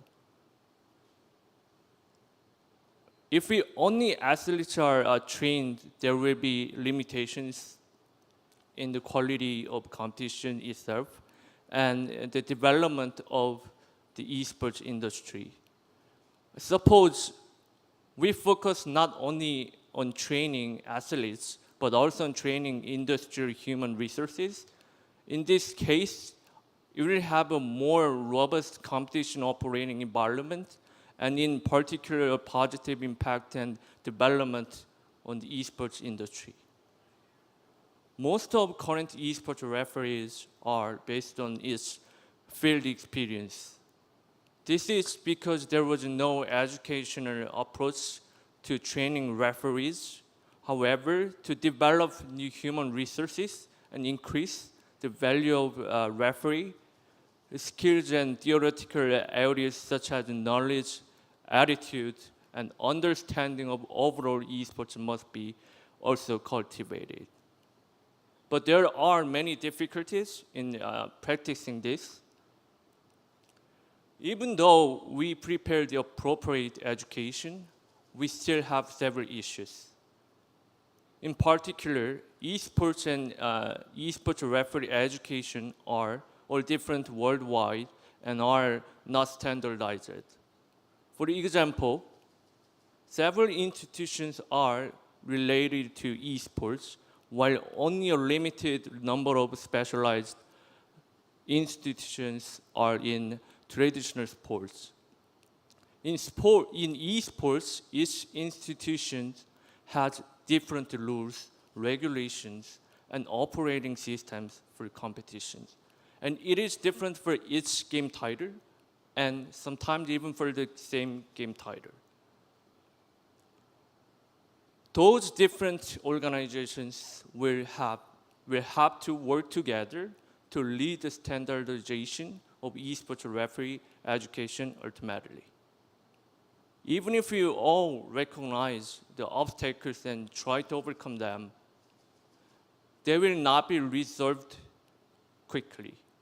Unlike traditional sports, esports is not public goods. Nevertheless, we must find a solution and move forward. I can be sure one thing we must do and what we can do.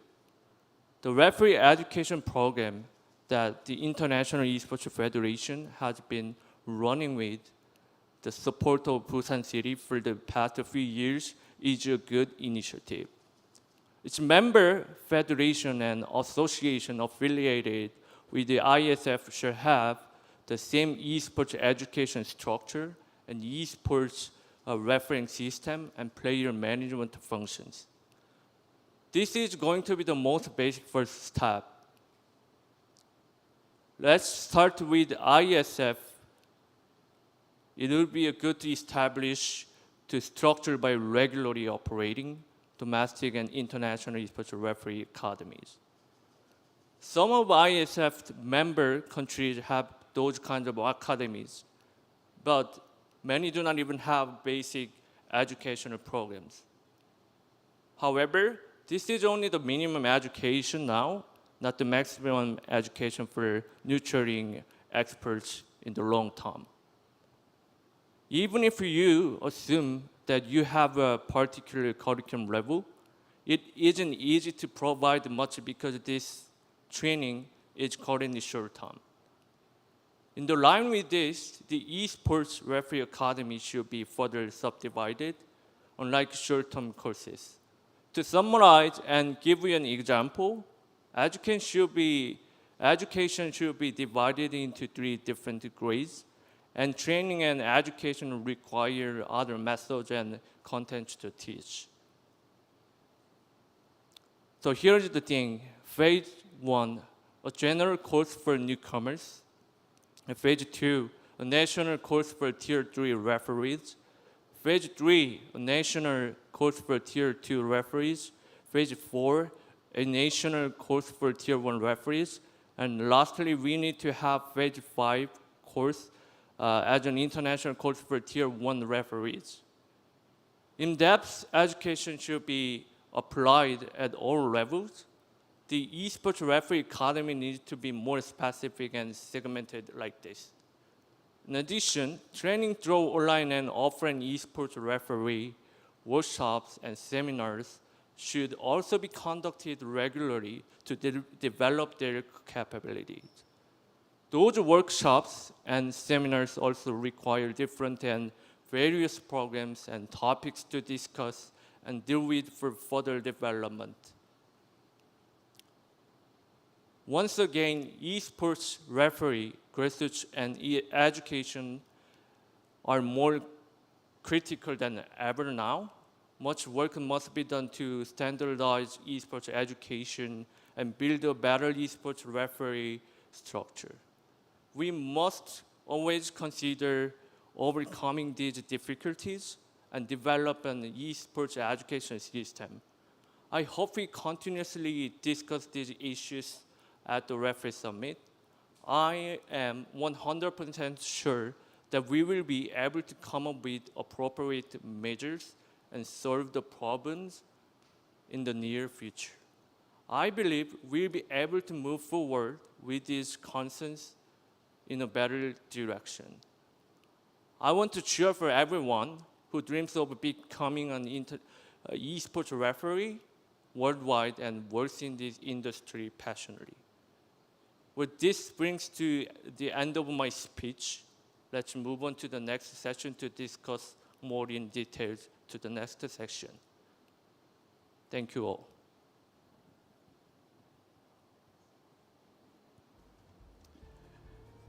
Thank you very much, Sungwon Lee, for your presentation. A round of applause for Sungwon Lee, everybody.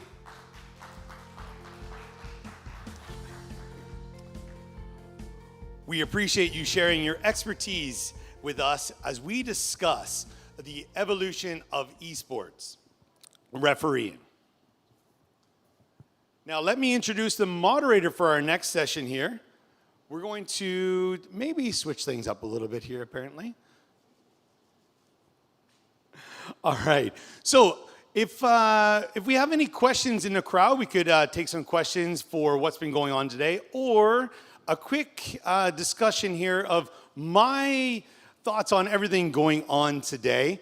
I feel that things have been quite fantastic, very insightful, and as well as insightful, kind of eye-opening to not just me, but the comments that we're receiving online have been fantastic. So following up with that, leading into our next session, if you have any questions, you're listening on YouTube, please smash those in the comments and let us know, and we'll get to those as quickly as possible. And with our next panel, we're going to be talking, again, diving into Sungwon's refereeing, I guess, quandary, and seeing how things are going to go with that. And also, we're going to be welcoming back some people who we've already had on the stage today for a second time. All right, so with that, we're going to get things going for the panel here. So we're going to get to our moderator for this session. She was a moderator for the derivative content session earlier today. And she's back to moderate some more for the World Esports Referee Summit panel discussion. All right, Nestle Kalishinli, consultant at the Advanced Learning Partnership. And let's welcome her back to the stage, please.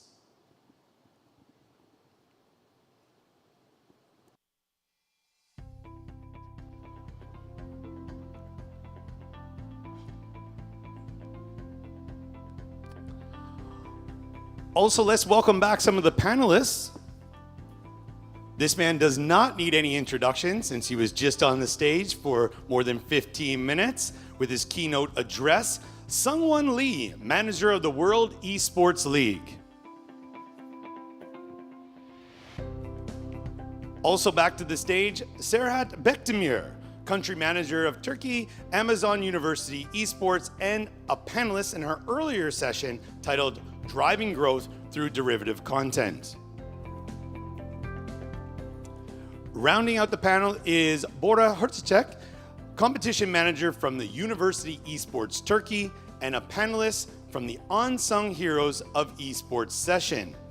Nestle, the floor is yours.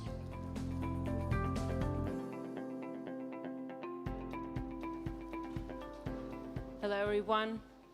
Good to be back on stage. I know two of our panelists and our keynote speaker has already spoken. So welcome to the World Esports Referee Summit, I guess we call it. I'm joined on stage with my good colleagues and friends. So a little round of introduction maybe from all of you. We can start with you, someone. Well, I'm an international esports referee as well as adjunct professor at esports department. Hello, Serhat Bekdemir. I was international referee back in 2000 and 2005. And now we are creating referee programs and education for the newcomers into the industry. Hello again, my name is Bora Erçek. I'm working as a competition manager at the University Esports Turkey and also working as a referee for the TFT Rising Legends AMA. So you have all worked as a referee at different regions of the world and different times of your lifespan. So would you mind talking about your own experiences as a referee from a personal standpoint? Well, as we already talked about, like on our pre-meeting, I would like to talk about like the system and the issue of esports referee, and particularly in Korea. Actually, I am a licensed referee of Korea Esports Association, and I've worked since 2009. But there are the issues that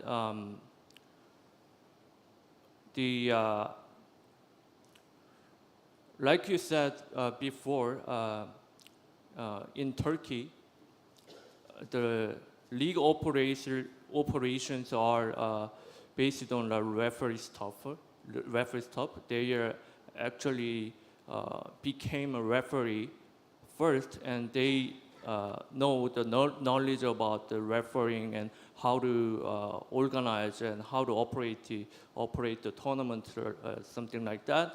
But here's the thing in Korea: if some of the operator and organizer they know how to operate and organize the tournament, but sometimes they don't know how to be refereeing and what's the good point of refereeing, important point of refereeing system. So I actually wanted to discuss about this problem. Maybe we can talk about with Sarat, with a lot of experiences in being a referee. Pointing out what Sangwon mentioning, like the Korea has a different system, and in our education models and the fundamentals of how you enter the esports, it started with a referee. There was time in Korea as well that the tournaments managed by the Korean referees, and back then the English was a biggest issue in Korea, and managing the tournament was definitely a different thing, but also communicating with the players, trying to solve the disputes when all the referees were Korean was actually a biggest problem back then. I'm talking about 20 years ago when everything started in Korea. And the international refereemanship is started in Korea as well because of the overcoming this language barrier. But today, the referees are much more knowledgeable about the topic and the specific game and the systems that we're using, separating from the tournament organizer, league operators, and so on. But we still, in Europe, use referee organization as an entry point of managing the tournament and taking those developed referees into other roles within the organizations. And Bora, you started off as a referee and then became a competition manager, like the perfect route to follow. So what's the difference maybe between some of the referees or competition managers that you met outside Turkey or who didn't follow the same path? What's the differences, or is it the best way to go, or the other way around? I think it depends to the people that we are sharing mostly the same experience, but different routes. I lived that route with about Mr. Sarah had mentioned that I followed the steps being a referee, being a tournament director, competition manager, etc. I learned that a lot in that route, but also another manager, another competition manager can follow the path in a differently way and get the same experience as well. I'm gonna mention another something like for something about the Turkey side. I was calling that starting as a referee in the Turkey is like playing on a game in a hard mode at the start. The attitude of the players can be very aggressive at the first, but you get used to it. You need to be prepared for everything as a referee, as usual.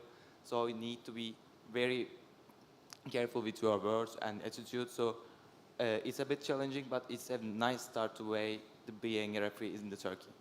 And is there like actual difference that you felt like refereeing in Turkey versus international competitions?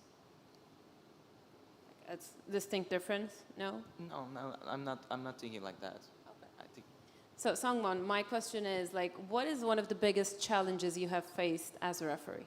Well, for the last over 10 years, I've faced a lot of challenges actually. But the only one thing I would like to share and talk and discuss, it is very important. Over 10 years of refereeing career, I've faced actually about the wage. It's because of that. I'm actually a senior referee in Korea.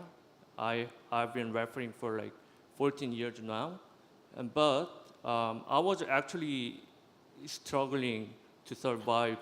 It's because of there are not many of the leagues that we can be refereeing, which means that we don't get paid a lot.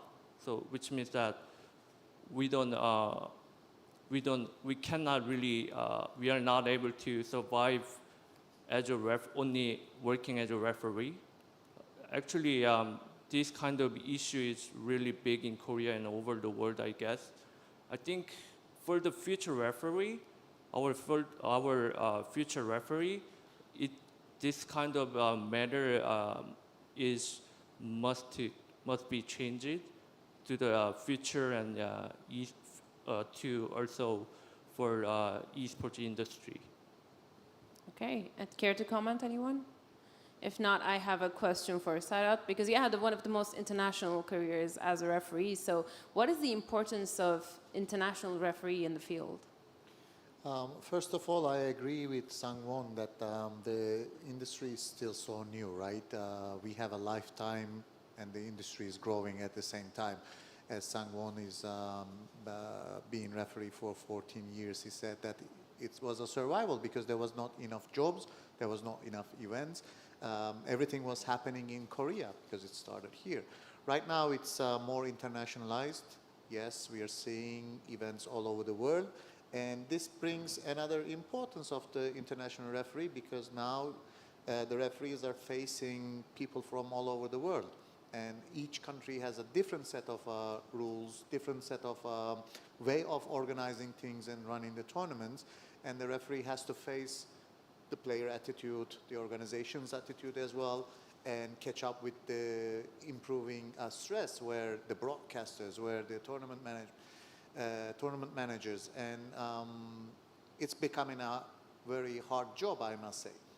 Not like where we started, there was no refereemanship because we had to do everything. We have to set up the computers, we have to check everything, we have to deal with the players, we have to do all these things,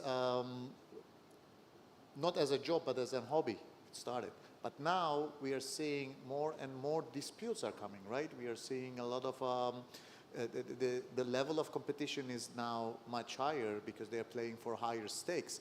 And as a referee, you are the front line. You are the first to decide that team's future in the tournament.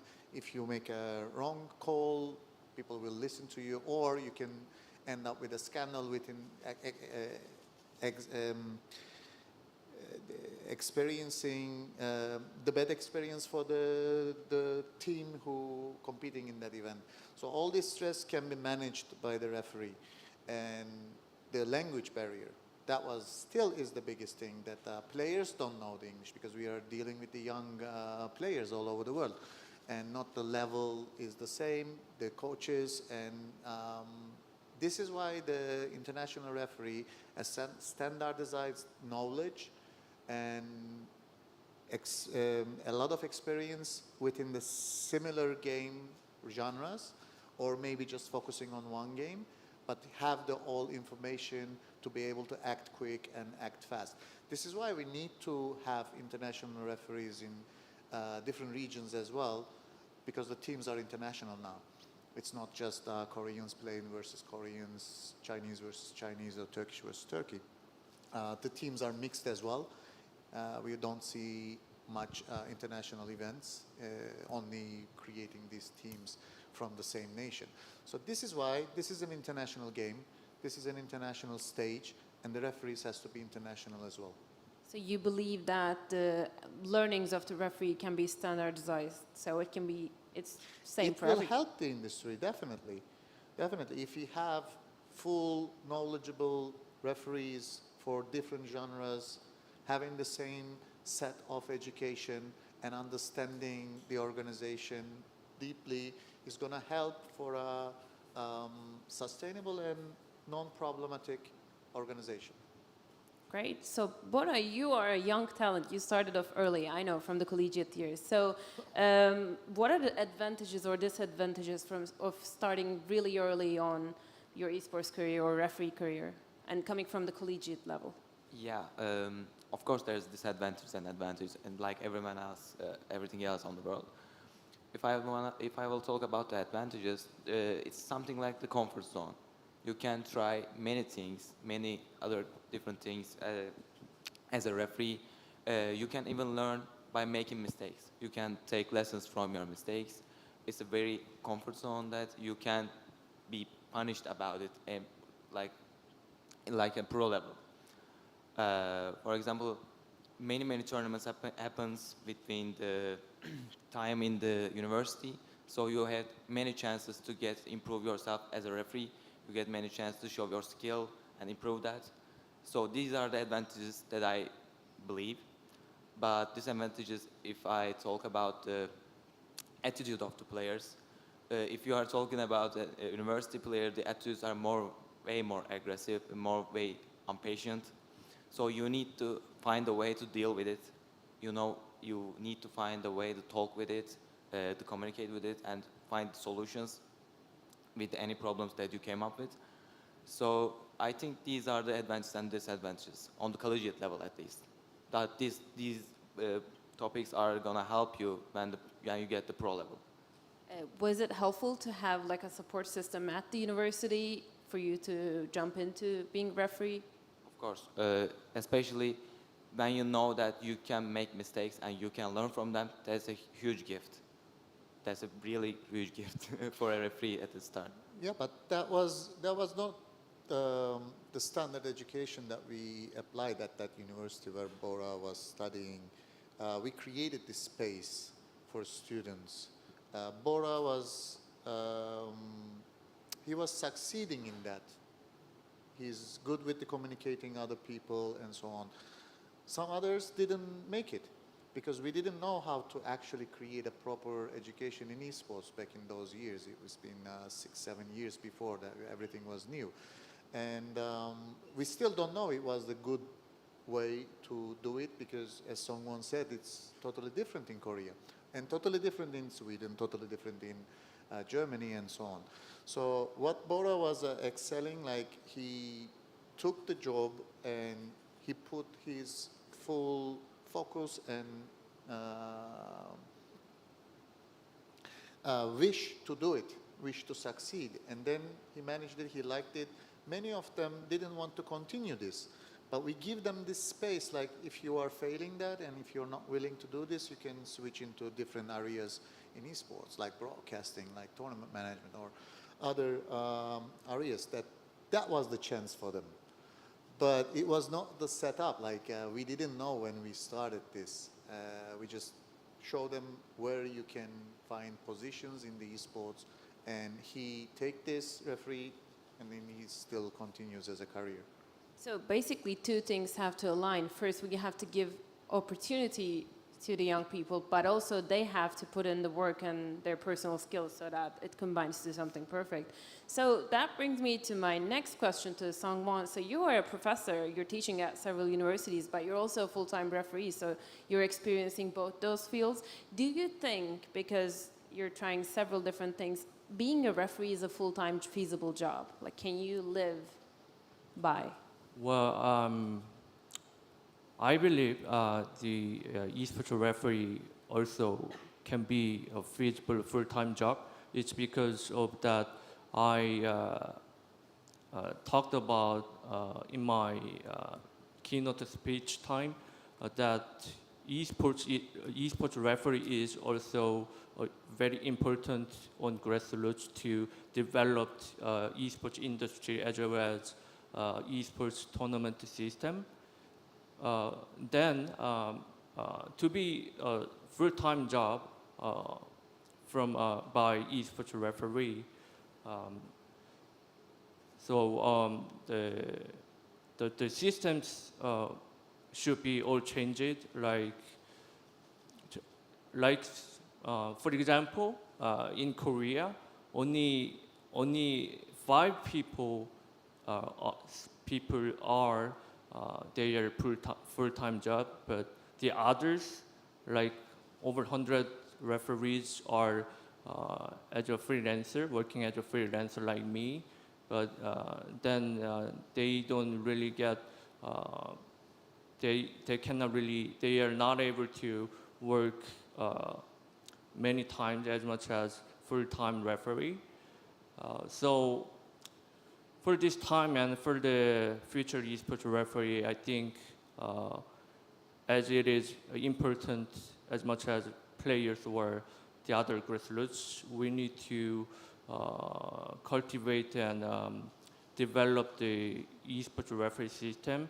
And for instance, let me talk about the traditional sports. Comparative soccer, especially in Korea, the soccer referees are also not. They are not a full-time job, but at least they get a certain amount of career and leagues and chances, and they get in pro leagues. At least they get 3 times or 4 times bigger payment compared to esports referee in Korea. And the thing is, being an esports referee as a freelancer, quite often the institutions and organizations, they don't think it's a right career because they didn't work in a full-time job, just as they just worked as a freelancer. So those kind of issues actually should be developed to the future esports industry and referee system, I think. So the job security is the biggest issue, I think. I fully agree with what Sangwon said, that there is not enough jobs for full-time referees all over the world. Even the competitions are coming and it's happening. And totally right comparison with the football. And definitely, if even it's a part-time job, the quality certified referees can make a living out of this as a freelancer as well. This is where we need to reach as an industry. But comparing to the sports, we are very new, right? We are talking about the 20 years history started. It's still young industry, and the needs are just coming out. 20 years ago, there was no position for a university as a referee to become a professor, right? But today is happening, and only few people achieve this because of Sangwon's 14 years of experience needed at the university. So you cannot find these people in the academy in total. So we're going to see in the future, I believe, that the competitions are going to increase.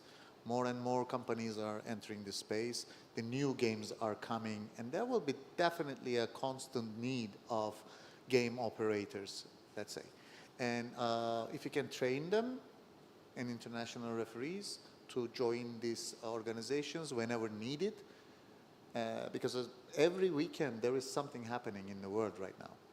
And when it becomes like every weekend in every country happening something, that we need those people. And if the pay is good, definitely there will be a full-time career. Even they have the other jobs, doesn't matter, because like the football referees, some of them are doctors, some of them are lawyers, but because of the love of the game, they go and do sports. And it's very similar to the esports, in my understanding as well. I completely agree with him. So, Bora, before becoming a operations manager, tournament manager, I know you meddled in very different fields, broadcasting, team management, all of that. But what was the motivation behind you getting interested in being a referee at the young age? Being as a referee, it depends on my social skills as well, like Mr. Sarah had mentioned. And also we had a system at the university that the system was encouraged us to try anything possible at the moment. The social media management, the team management, broadcasting operations, being as a referee, being a team operator, many things that we can try that time in the university. So I tried all of them, at least 1 month at least, or more than that. After that, I decided that I need to be part of the tournament lively. I need to be on the stage. I need to be communicated with the players and the other stuff. So yeah, I took that moment and I realized that I need to be a referee. I need to be on the stage. I need to communicate and use my skills as much as possible in a good way. So for people like Bora, like motivated people, this goes for Serhat, like do you think there's a need for a structural learning program to become an international referee? I think we established that it is needed, but from your experience, what does it look like? I think it's the time. It's the time that when academia is now more interested in esports, referee training is part of it. Also the other fields as well. We need this structured education, because if you're becoming a, I don't know, doctor, you study similar things wherever you are, right? Doesn't matter which country you're coming in, and you study in mostly Latin, because you need to understand the terms and everything. So very similar to me, like the industry is growing. There will be enough jobs in time. There will be enough pay in time. Not today maybe, but there will be. And this certified, knowledgeable persons will be needed from the industry. And the only way we know as the academia that we need to create a standardized, structured learning. And then the students or the referees had to develop themselves as well, because the new games are coming. And it has to be a live organization, continue with the new games, new genres. Maybe in the next 10 years, we're going to play in a new genre. 10 years ago, we didn't know about the Battle Royale type of games. But when it comes, when the people are demanding for it, we design the tournaments, we design the structure, we design everything. So industry is already practicing it. We need to bring it to academia and put it into a certification process, which those certificates opens new jobs for these people all around the world. This is a wish right now. So Songwon, I know you studied Esports and Sports Management at university, which is, you're super lucky. Not many countries have those as undergraduate or graduate majors. So how did that academical approach affected your professional life? Well, for my professional career, it affected very well. It's because I had a chance to learn the base stuff and knowledge of esports and sports together, and I could find the differences and similarities. Those things are very helped me to develop myself, and as well as I have been to several countries, and I've studied in America before. Back in America, I learned the cultural differences and also the esports cultural differences. And I through the academy, sports and esports academies, I was able to develop myself, as well as I could have been experienced so many times. So those experiences helped me to develop myself and to be a very professional esports career. Maybe Serhat, you can chip in, because you started the esports program that Bora always mentions at BAU. So how was it like, not maybe opening a major, but how was it like in an academic environment before we had a structured program or plan about esports? I would like to add first that when I started doing referee, because nobody was doing it, there was a necessity. We needed to run the tournament, design the tournament, and we had to learn ourselves or exchange information with our international network and friends. And then personally, I liked it. As Bora said, that being on the stage, managing the teams, communicating with the internationals and so on, it was a encouraging experience. And after that, we started to think how we can actually structure it for the people to come because you cannot do this as a full-time job. And then we entered the academia because there was an interest from the universities. Universities wanted to understand the gaming space and esports space. And one of the programs we created born this way, like how it should be, all my personal experience as a international referee, 5 World Championships at World Cyber Games, how we were doing, because we had the international group of people, mostly passionate people, enjoying the same thing, like we love to manage the tournaments on stage. And then all this experience, I tried to bring it in the school with the workshops, because you cannot theoretically explain what's going to happen within the tournament. For me, it was much easier to create the opportunity, and then they go in, they experience themselves, and if they learn it, they can continue. So this is how it began with us for 6-7 years ago at the university. And Bora and many other friends are successful results of that program, managing the tournaments, creating their own companies, and so on, coming from the same road. So refereeing is one of the underrated maybe professions within esports, maybe not the first one that comes to mind. But Bora, I know you are in contact with a lot of college students because of University Esports Turkey. So do you think there's a growing interest from the young people about becoming a referee, or are they aware that this is a feasible option to see? Yeah, absolutely. There's an increasing rate of the interest about the referees.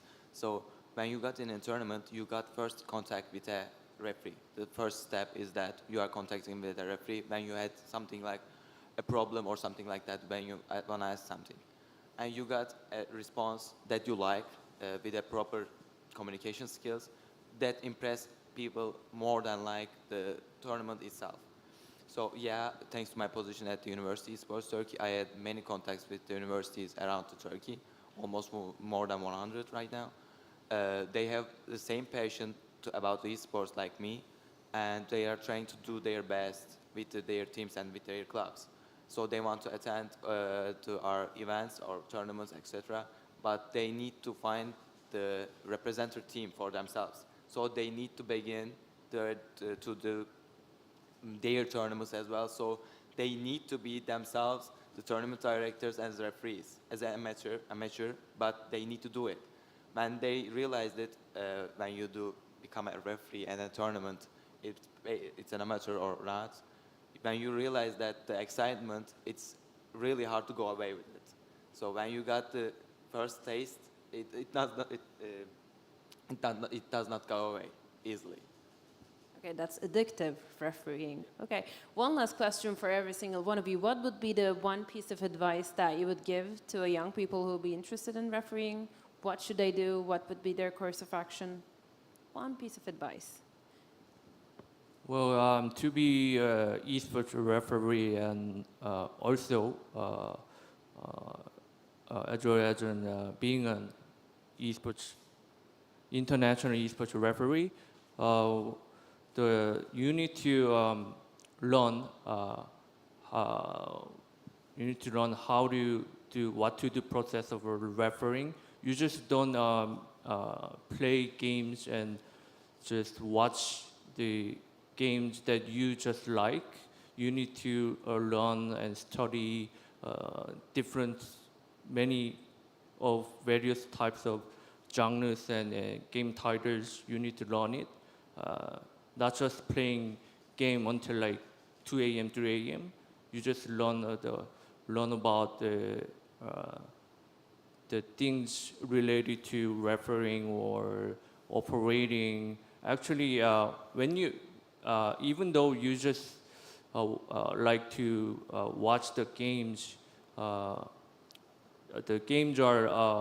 normally streamed to the audience. Which means that you can find there is that thing also working, or something also happens around the stage. You need to think about that. And when something happens in the league, you need to, and you can think how you can fix this problem, how you can, and how you, if you are a referee, how do you communicate with the people with this issue? Those kind of things you need to constant every single time and every single day. You just don't play game, you learn the game and you learn the esports is very important part of refereeing, I think. Sarah? Yes, definitely. The ones who want to become a referee must study the game in and out. You have to know everything. You have to know the exploits. You have to think about the other player if they're going to, I don't know, cheat or use the exploits for their own behalf. So you need to study. You cannot just do it by watching the game or just playing a little bit. You need to understand in and out everything. On top of it, they have to improve the skills of communication, how to handle the crisis, disputes, and how to keep calm themselves and be mindful about the whole organization. They also have to understand how a tournament operations run, the broadcasting run, because the delays and the disputes are going to affect the whole quality of the organization. So they are actually having a very important role, and the quality of the organization depend on most of the referees, even they are the, as you said, unsung heroes of the organization for me. So I suggest them to study the game, study the esports, as someone said, and also improve their person skills, communication skills, and things like crisis management and dispute resolving issues. And then they can be ready for that. So it is an analytical career path, but it also needs a lot of interpersonal skills to be successful, I assume, Bora? Yeah, I can agree with both of these ideas. They are really important. I can add that as a referee, you need to be ready as a team worker. Because in an event like huge events, in huge tournaments, you're not going to be alone. You're going to work as a team, and you need to know how to handle with the issues with the team. You need to be. It's going to sound wild, but you need to be cold-blooded.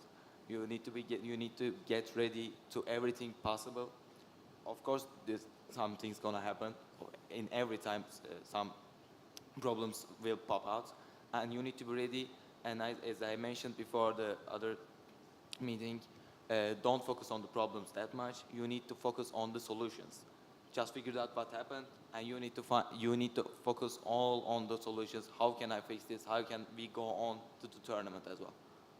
Okay, we can get some questions if someone has any from the audience. If not, oh, we have it. We have a hand. And someone's running with the microphone, Wolf.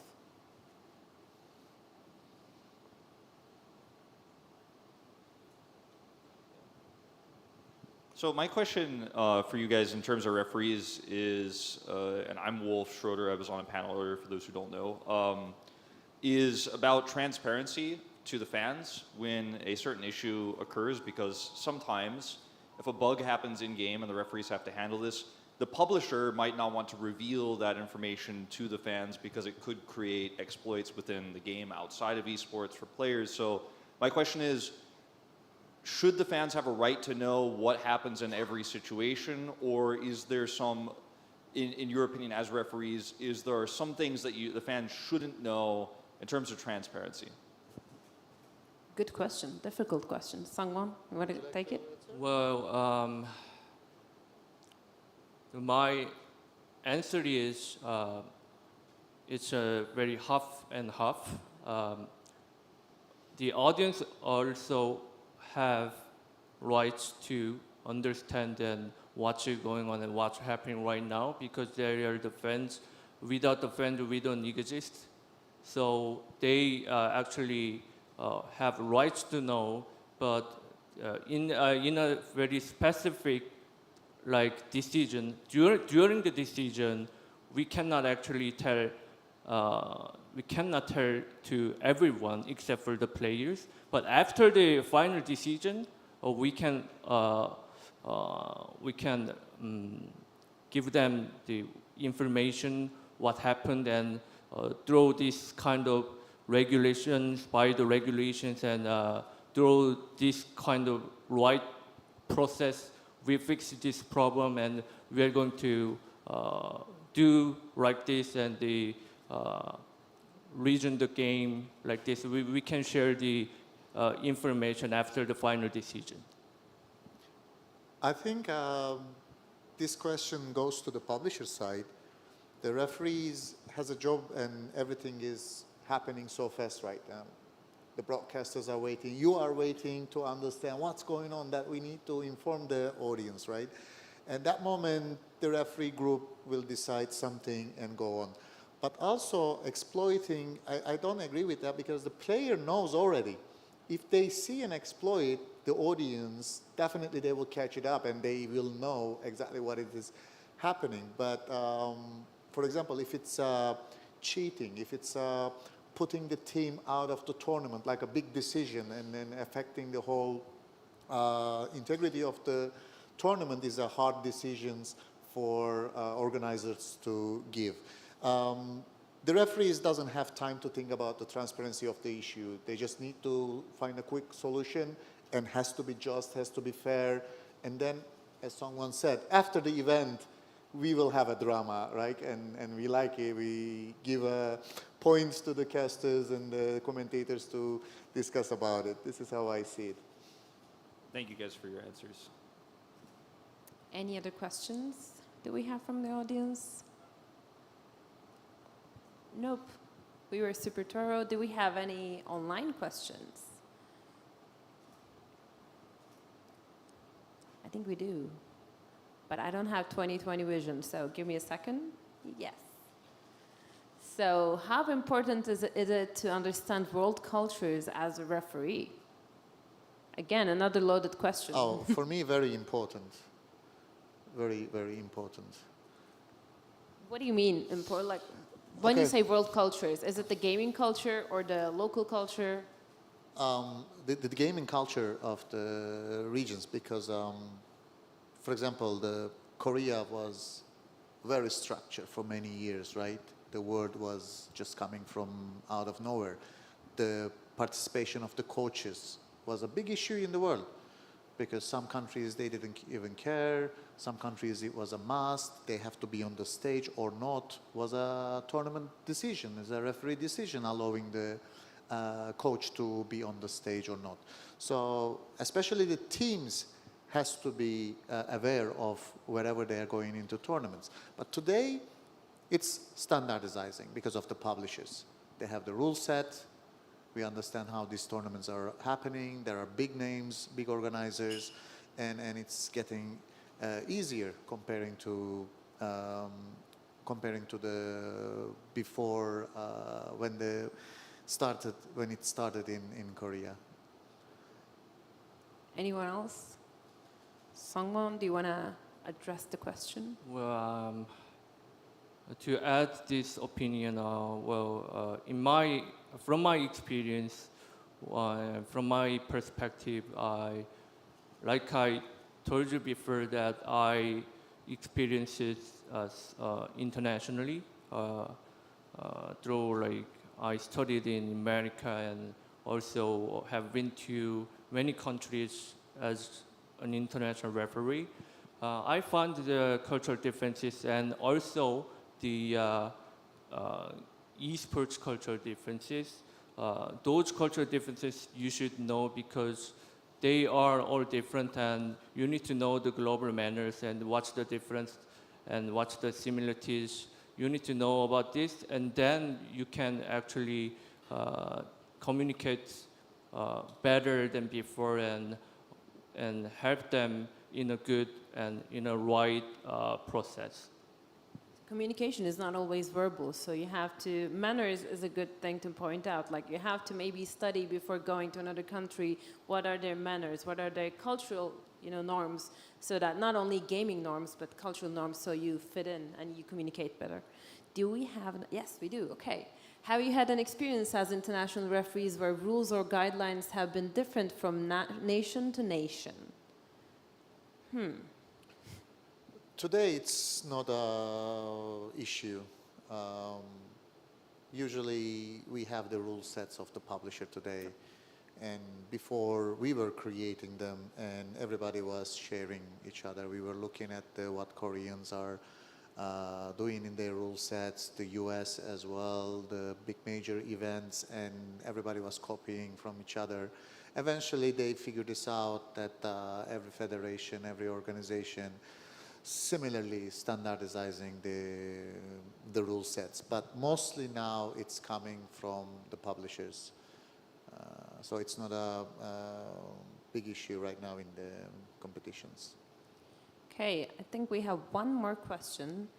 No, okay. Excuse me, can I address please do. the last question? Well, the rules of international league and also in Korea, like I said in my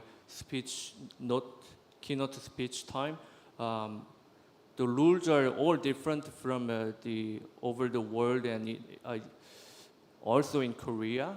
And normally publisher and organizer or operator build the general regulations of each titles. But like I said before, those people are also experts, but most of them are not licensed referee and doesn't have the refereeing experiences. And sometimes these kind of regulations are normally and generally it's okay, but some parts and sometimes I cannot actually apply this regulation because in the reality it doesn't really help, or it's sometimes very confusing what to do.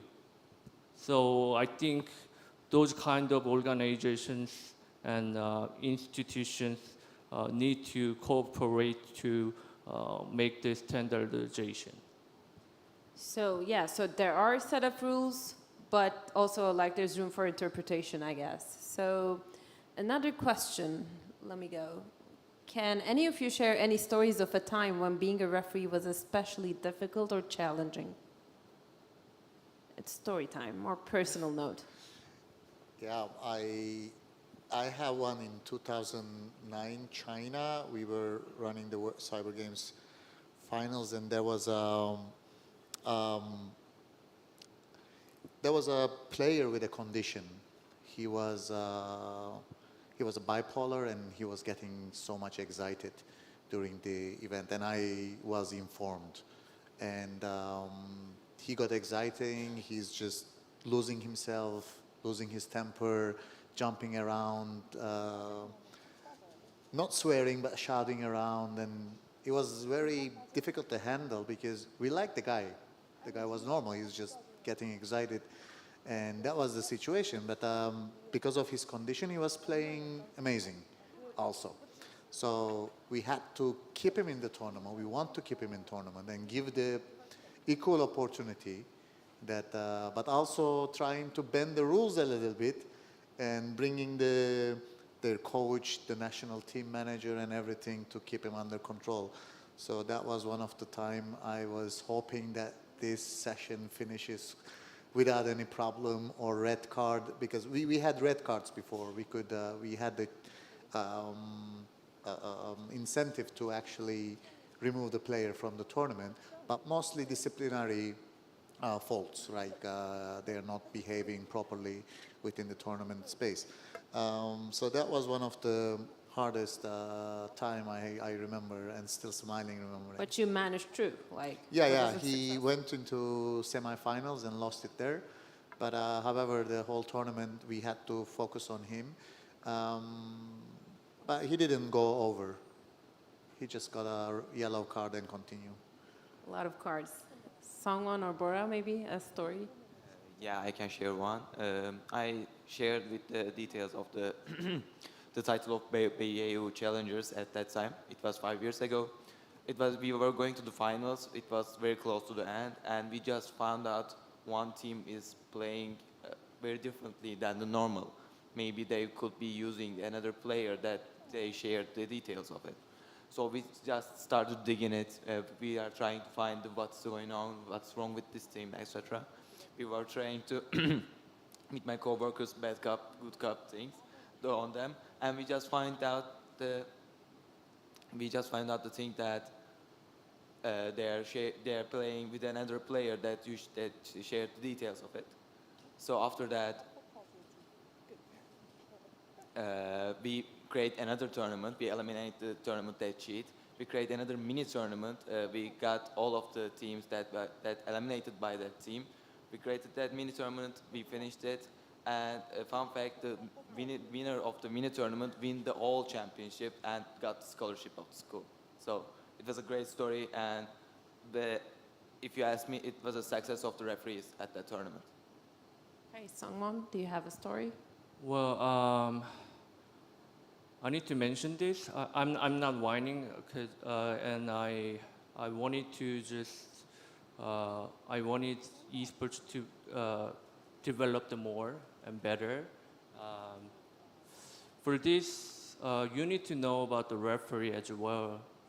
Being a player or coaching staff, whatever, or maybe producer as well.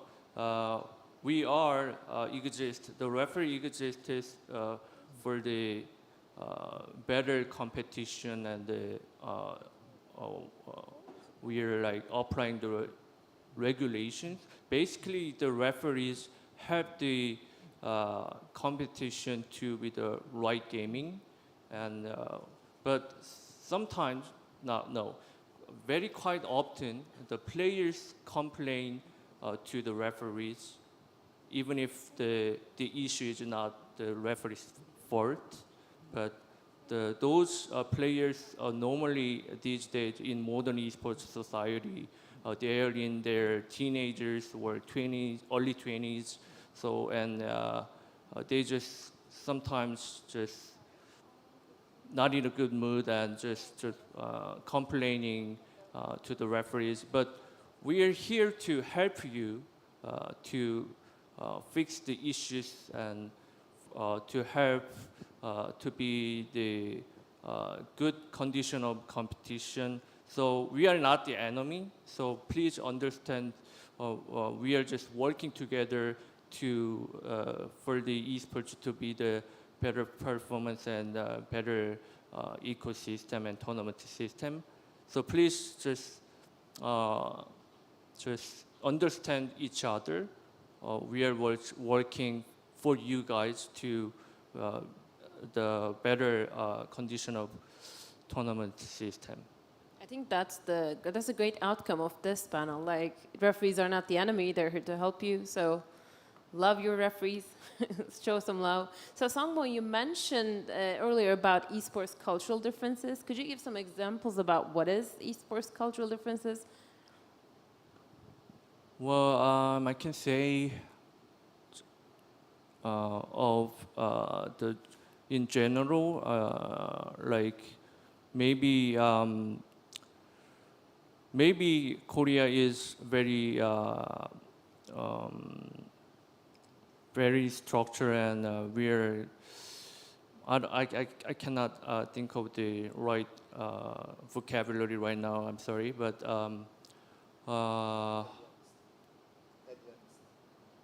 Advanced for like Advanced? This is the praise the Korea time.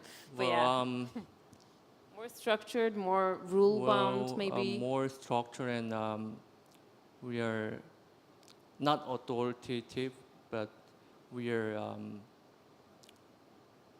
very passionate, and we need to like the Korean players are actually always want to like win, but like in America, pro players and even amateur players, they also actually wanted to win the game, but mostly they are focused on like we are enjoying games and the league.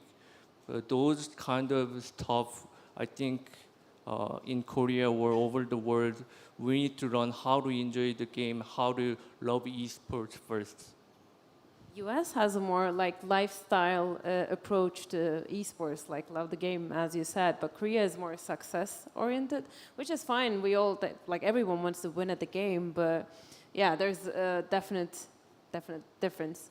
Yeah, but we see it everywhere. the players has to win, and if they lose, it's us problem, okay? They lose it because of some sort of mistake in the tournament, and they go and dig for it. I've been dealing disputes a lot, and they all come after they lose because they don't want to accept. This is our game. This is esports. Like, we have to win all the time, and the referees are taking the big hits all the time. When they lose, it's the referee's fault, but when they win, it's their success, right? So how much of a barrier language is in esports competitions or being a referee, for example? Because you need to talk a lot to the players, and as Sungwon said, they come to you complaining a lot, so maybe you have limited time to explain yourself. How much of a barrier language is? I think it's a challenging situation that you need to explain something very specific. You can't use your own language to explain it very carefully, but you can use the terms like that's coming from the game itself. You can explain yourself very quickly to the player, and they can understand what's going on and what can do about it. So it's challenging. I think it's a huge thing, and it needs to be covered up very well in the tournament if you are planning on it. So even if you can't use your own language to explain yourself, using the terms of the games may help you. I was doing that a lot back in the time, and I was working in the Europe tournaments. So yeah, I think it's a huge problem if you can't get it. It's a good closing point, the internationality, or like the community feeling of gaming. We're all gamers, so we have our own language, sub-language. So thank you very much for coming to the Referee Summit. I can say thank you very much to everyone joining us and asking questions. It was a pleasure. Thank you.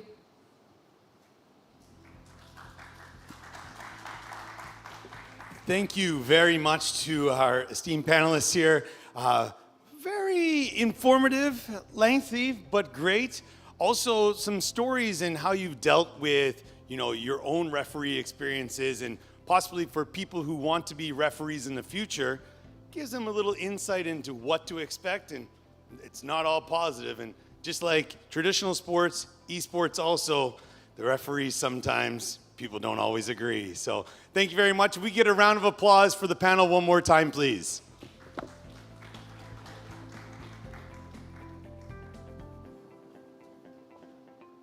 Definitely challenging being an esports referee, and someone really touched on a lot of that in his keynote and what he's looking forward to go into the future, all right?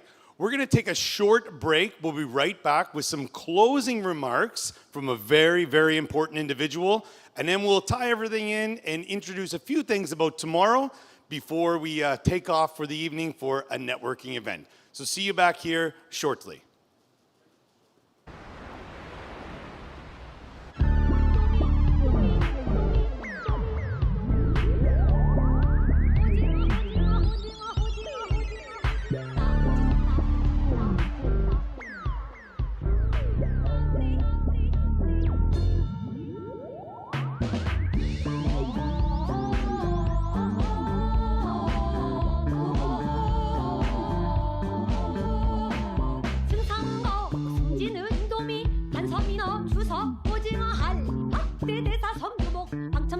사족의 해운군마 평산 청어군수 해구 현가몽어 조구장 중기 부별나 지장대 등대 청다리가 우리 좌우나졸 근근모조리 상어술 치는 치준치 멸치 삼치 가재 개구리까지 영을 듣고 어전에 입시하여 대왕극의 절은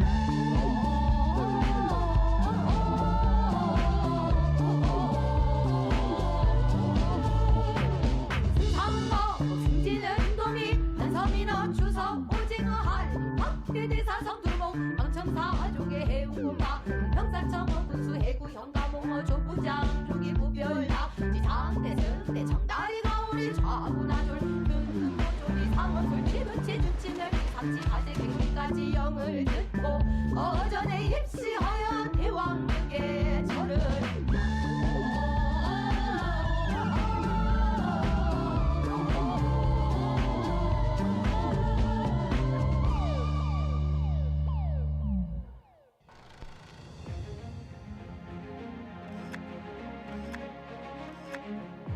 13 series have taken place.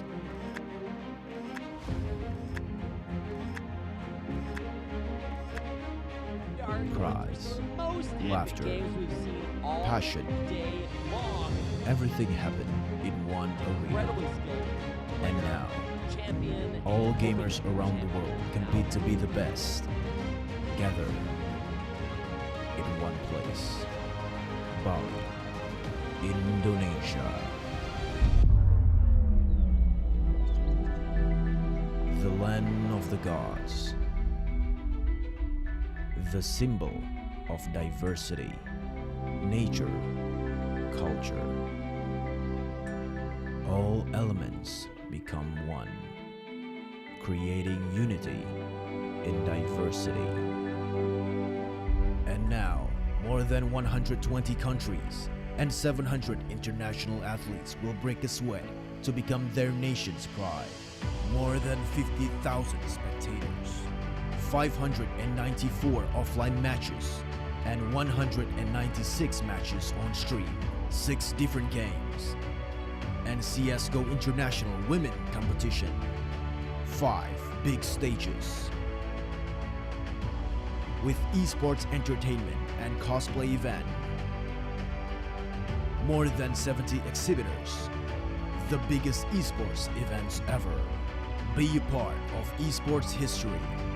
14th IESF World Championship, Bali 2022.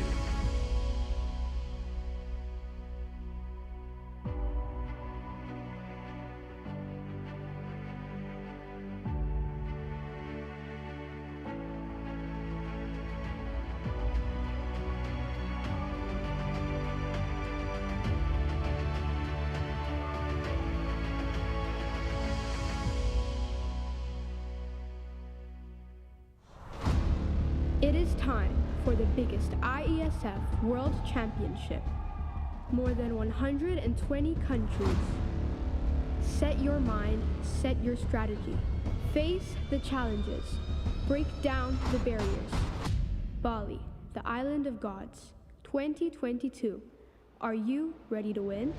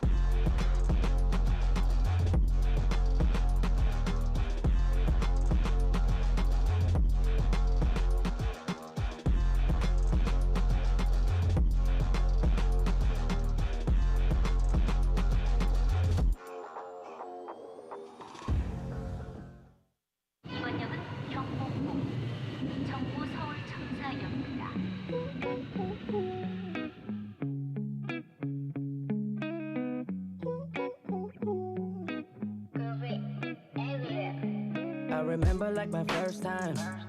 잊지를 못해 우리 처음으로 만난 그날은 내게 마치 환상.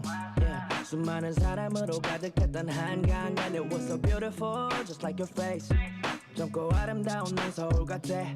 난 아주 trendy하지만 너만의 이야기가 있어 너를 내게 말해줘. I'm just trying to love you better. So many stars like a big universe. 별빛이 담긴 길거리들 꺼내고 싶어 너와 둘이서 Fall in love with the city 매일 새로운 느낌이 yeah. C-L-O-V-E come ride with me on my city love yeah. C-L-O-V-E come ride with me on my city love You're so different 누구와도 비교할 수 없는 개성이 있어 그래서 어디서나 받지 동경 어린 시선 무엇을 하든 top class 너는 남기지 이름 쉽게 만족 못해 널 향해 보다 더 위를 You take it higher back to sun 어떤 일을 하든 최선 다해 100% yeah. 어렵게 찾은 너는 내 사랑이구나 이리 와서 업고 놀자 함께 사랑갈 부르자 꼭 잡은 두 손에 너와 나의 true romance 흩어져 있어도 같은 마음 Soul is the name so it lives in my heart yeah 꼭 잡은 두 손에 너와 나의 true romance 흩어져 있어도 같은 마음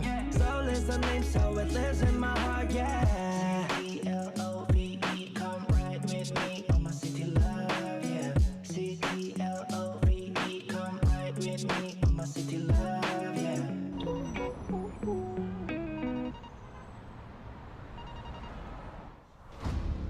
It is time for the biggest IESF World Championship. More than 120 countries. Set your mind, set your strategy. Face the challenges. Break down the barriers. Bali, the island of gods, 2022. Are you ready to win?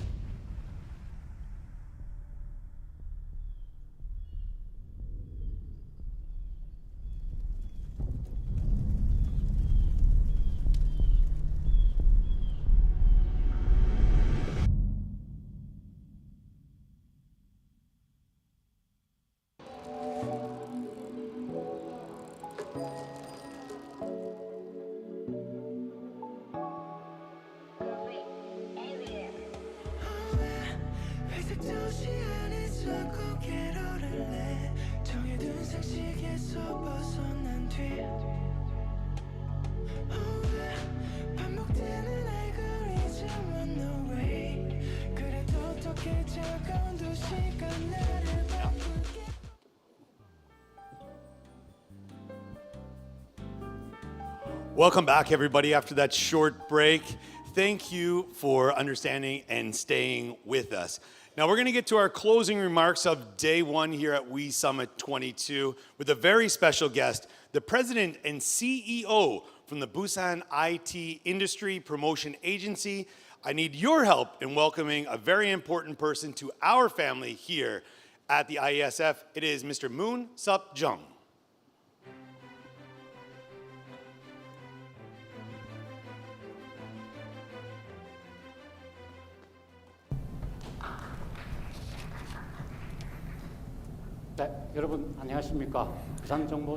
Good afternoon. I am Jung Moon-sup, President of BIPA. First of all, I would like to deliver my thanks to the panel members who shared the precious insights, and all of you who are gathered online and offline, thank you very much. For those of you watching us online, thank you very much. I'd like to deliver my thanks especially to the President of the IESF. Thank you very much. Vice President Kim, President Vlad Marinescu, and Minister Park, and also Mayor Park Hyung-jun of the Busan City. Thank you very much for your efforts. Thank you very much for making this event possible. Because of the COVID-19 pandemic, in the past we had the online events only, but now we have the face-to-face meeting in this Busan Esports Arena. It is a great pleasure for me to see you in person. We talked about the success factors of the Asia's esports. Now, this concludes the day one of the WIS Summit 2022. here in the esports arena and also via online. We're gonna have the day 2 event. In the day 2, we're gonna cover the legislation, structures, and there will be various topics that's going to excite you. Thank you very much for your passion and for your support all the time. And please join us tomorrow as well. Busan, as a city of the game, will be the hub of the networking for all the people who are engaged in the esports and gaming. Thank you very much.